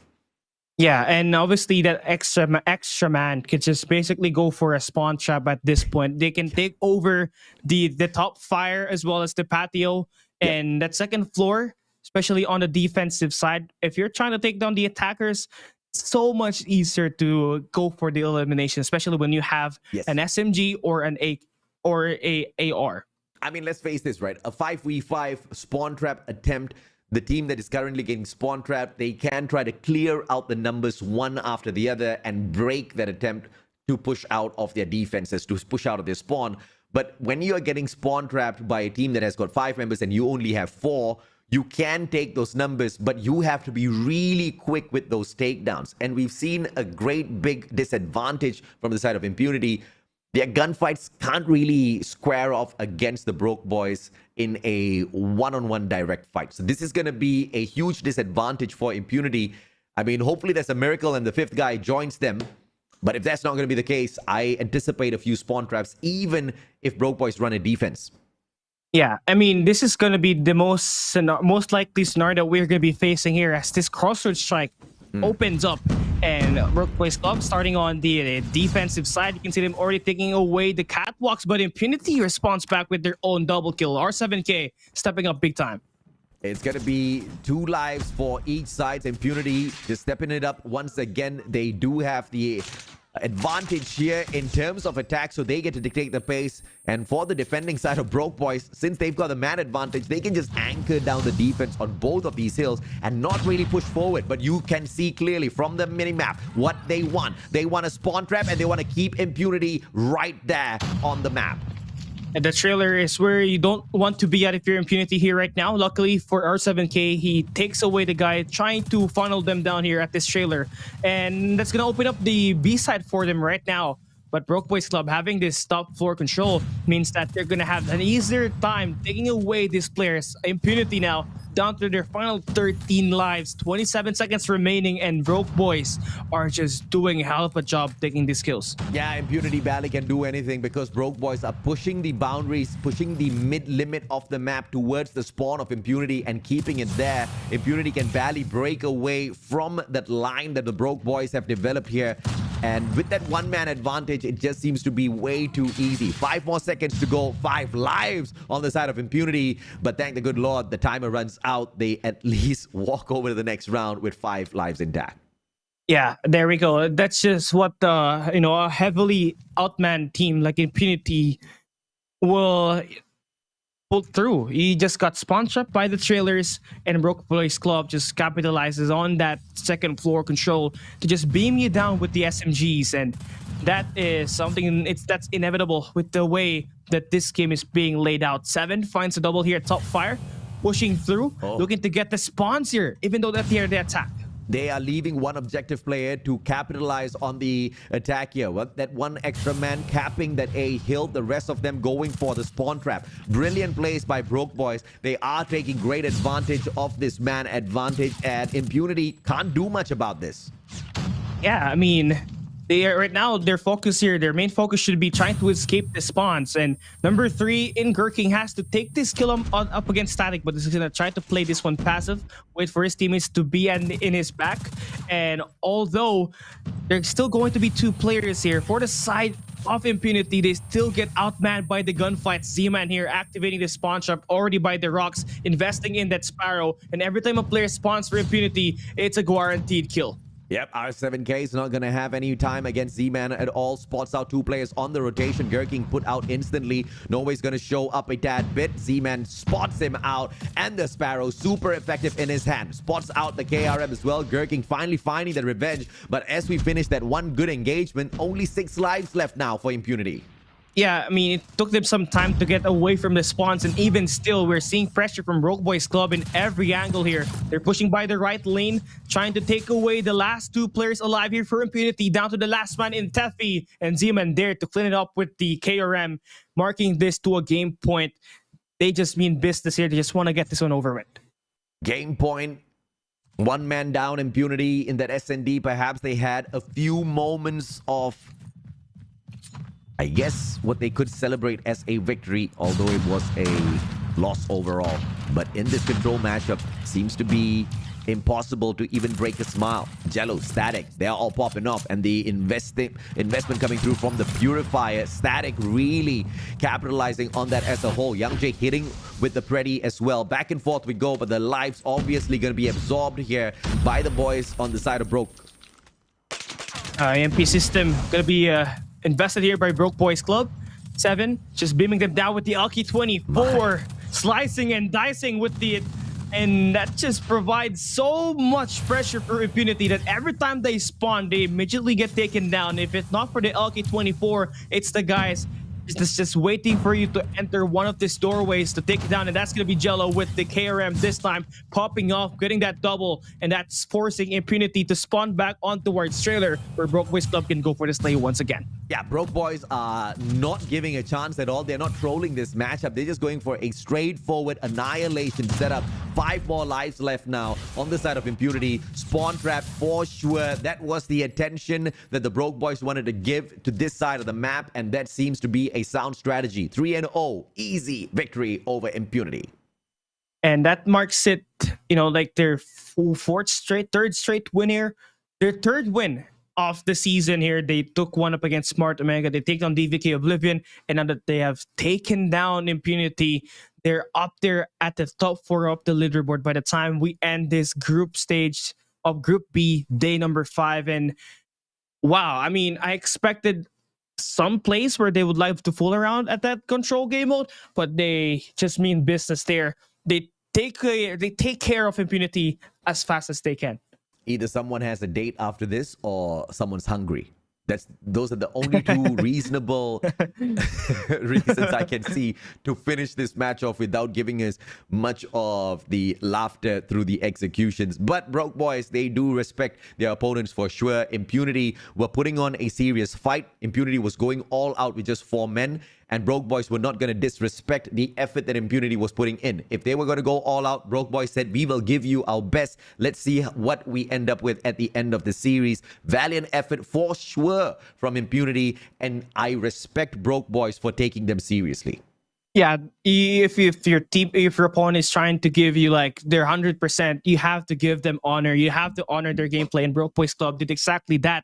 7 was popping off with LK24 being that MVP here at this game. I believe he had like at least a 5 spree before he got taken down there, and that's just gonna be almost a 3.0 KD for him, just like 0.1 away. And well, Broke Boys Club with this win, they just have to continue to win the next series so that they qualify for the playoffs. Gherkin couldn't really pop off this time around with the KRM in a map as big as Crossroads Strike. You need to be very accurate with where you point the nozzle of that KRM, and if it is pointing through the wrong direction, if you're out in the open, you need to depend on your movements. Z-Man was super slick out there on the battlefield. He was slipping, sliding all his way around the players of Impunity, and his KRM plays were just so much more better. In a tight space, of course, like Meltdown earlier on, Gherkin could have had that one up on them, but this time it was pretty much to the side of Broke Boys with their own shots as well as gunfights, really outshining Impunity. As anticipated, it's a 3-0, but I did not expect a great push coming through from Impunity, even though they started this whole series off down 1 man. Yeah, and the S&D was really the most core memory for me here for this matchup. I mean, a 1v4 there by No Way, a 1v2 clutch by Gherkin. That's all you could ask for a 4-man squad that's trying to take down a team that has a complete squad in this competition, right? And for Broke Boys Club, props to them. Although they fooled around in like the initial rounds of this S&D, they took them seriously at the end and finished them with honor. And we saw towards the very end that the players on the side of Broke Boys really putting out the hustle, because Impunity was starting to wake up a tad bit. Yeah. But when they got a little cheeky, when they tried to slow things down, Gherkin really made them wake up. That double of the KRM was a thing of beauty for sure. And here is the last clip here for Teffy. Almost took that kill onto 7, but Youngjae was able to like take him down. But if he had won that kill onto 7 and backed away, it could have been a 1v2 clutch for him as well. But here at this control, same thing as what we saw from that Hacienda hardpoint, basically a one-sided game here. Spawn traps were initially initiated by Broke Boys Club, and everybody was just really popping off. 7 with that LK24, Jello, Z-Man, Fennec gameplay for them. And that's going to be that game for today. Your MVP here goes to Youngjae with an average kill of 14 and a 4.67 KDA ratio. My goodness, this guy really knows how to put on the hurt with a 4.7 KD average. What? Cali, how? I don't know. That's the highest so far that we have in the competition. 4.67 as the MVP of the game. Says a lot on how much he takes care of his lives and play more tactical in a way compared to his other teammates who just rush in there and barge their way and head in. This guy knows how to take enemies down at the long range and play passive as well. I was about to highlight how he hit the 3.3 KD on that control match, but I guess I might as well not talk about that because the 4.67 is so much more impressive. Youngjae blowing my mind right now with his stats. But of course, we have got some serious questions for the boys on the side of Broke as well. 5 series thus far, and they've dropped the ball on 2 against 2 Titans, West Point Mamba LOWKINGS as well as EZR BOOKY. They've met Smart Omega. They shocked Smart Omega. They've met DVK, the closest one I can say who are in the run against them for the knockout stages spot. But I wonder how their mental state is moving further down the line as they have got 2 more series to complete. Yeah, I mean, they already have dealt with like the toughest team in the competition. Now it's just all about finishing this group stage on a high note by taking down the lower 4 at the leaderboard. You're gonna have to try to take away Savage Doctor, and I believe it will be Savage Doctor at the final day. As well as the and E8 Nova, and unfortunately will not be able to get an interview, but here is a wrap-up of our today's schedule. Donut Day and the left teams always getting the better edge. Absolutely, man. And of course, Broke Boys, I'm pretty sure they can bring out that performance against E8 Nova, because E8 really hasn't stepped up too much for us to, be impressed with what they bring to the table. But Savage Doctor have shown us signs of life. Savage Doctor have shown us that they have brought in the improvement that we have been looking for as well. In fact, they performed pretty decently against Smart Omega. Let's see if they can find the conversion against the Broke Boys later on as well. If you really look at the numbers, if you really look at the data, of course, it leans towards the side of the Broke Boys making it through to the knockout stages, but you never know. Someone might just stand them up. Yeah, and here is our standings to end the day here for Group B. WPM LOWKINGS stands undefeated at the number 1 spot. Easier Bookie there at the 2nd. Now, the biggest question here is who takes that number 3 and that number 4 spot, because anything really, it can go either 3-way here, because DVK Oblivion has shown their truest potential and might make a run for that number 4 spot.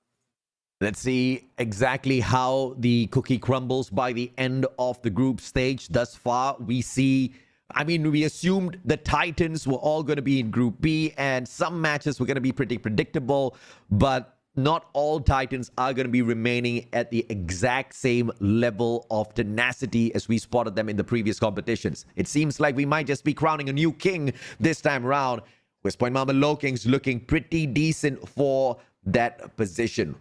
With 15 map wins thus far, they are going to be looking to extend that a tad bit more in the next few play days. But of course, as we continue the journey, tomorrow is going to be a break, followed by the following one on Tuesday as well. We will be coming back on Wednesday, Cali, with more of Call of Duty Mobile. And although we're now at the late stretch of our competition, there's still much more to unravel, as we still don't know who is going to advance to the playoffs. The number 3 spot and the number 4 spot for Group A and Group B still undecided. On that note, ladies and gentlemen, boys and girls, thank you so much for joining us. My name's AJ. I'm the Mustachio down here with Cali Gaming on behalf of production as well. Good night and goodbye.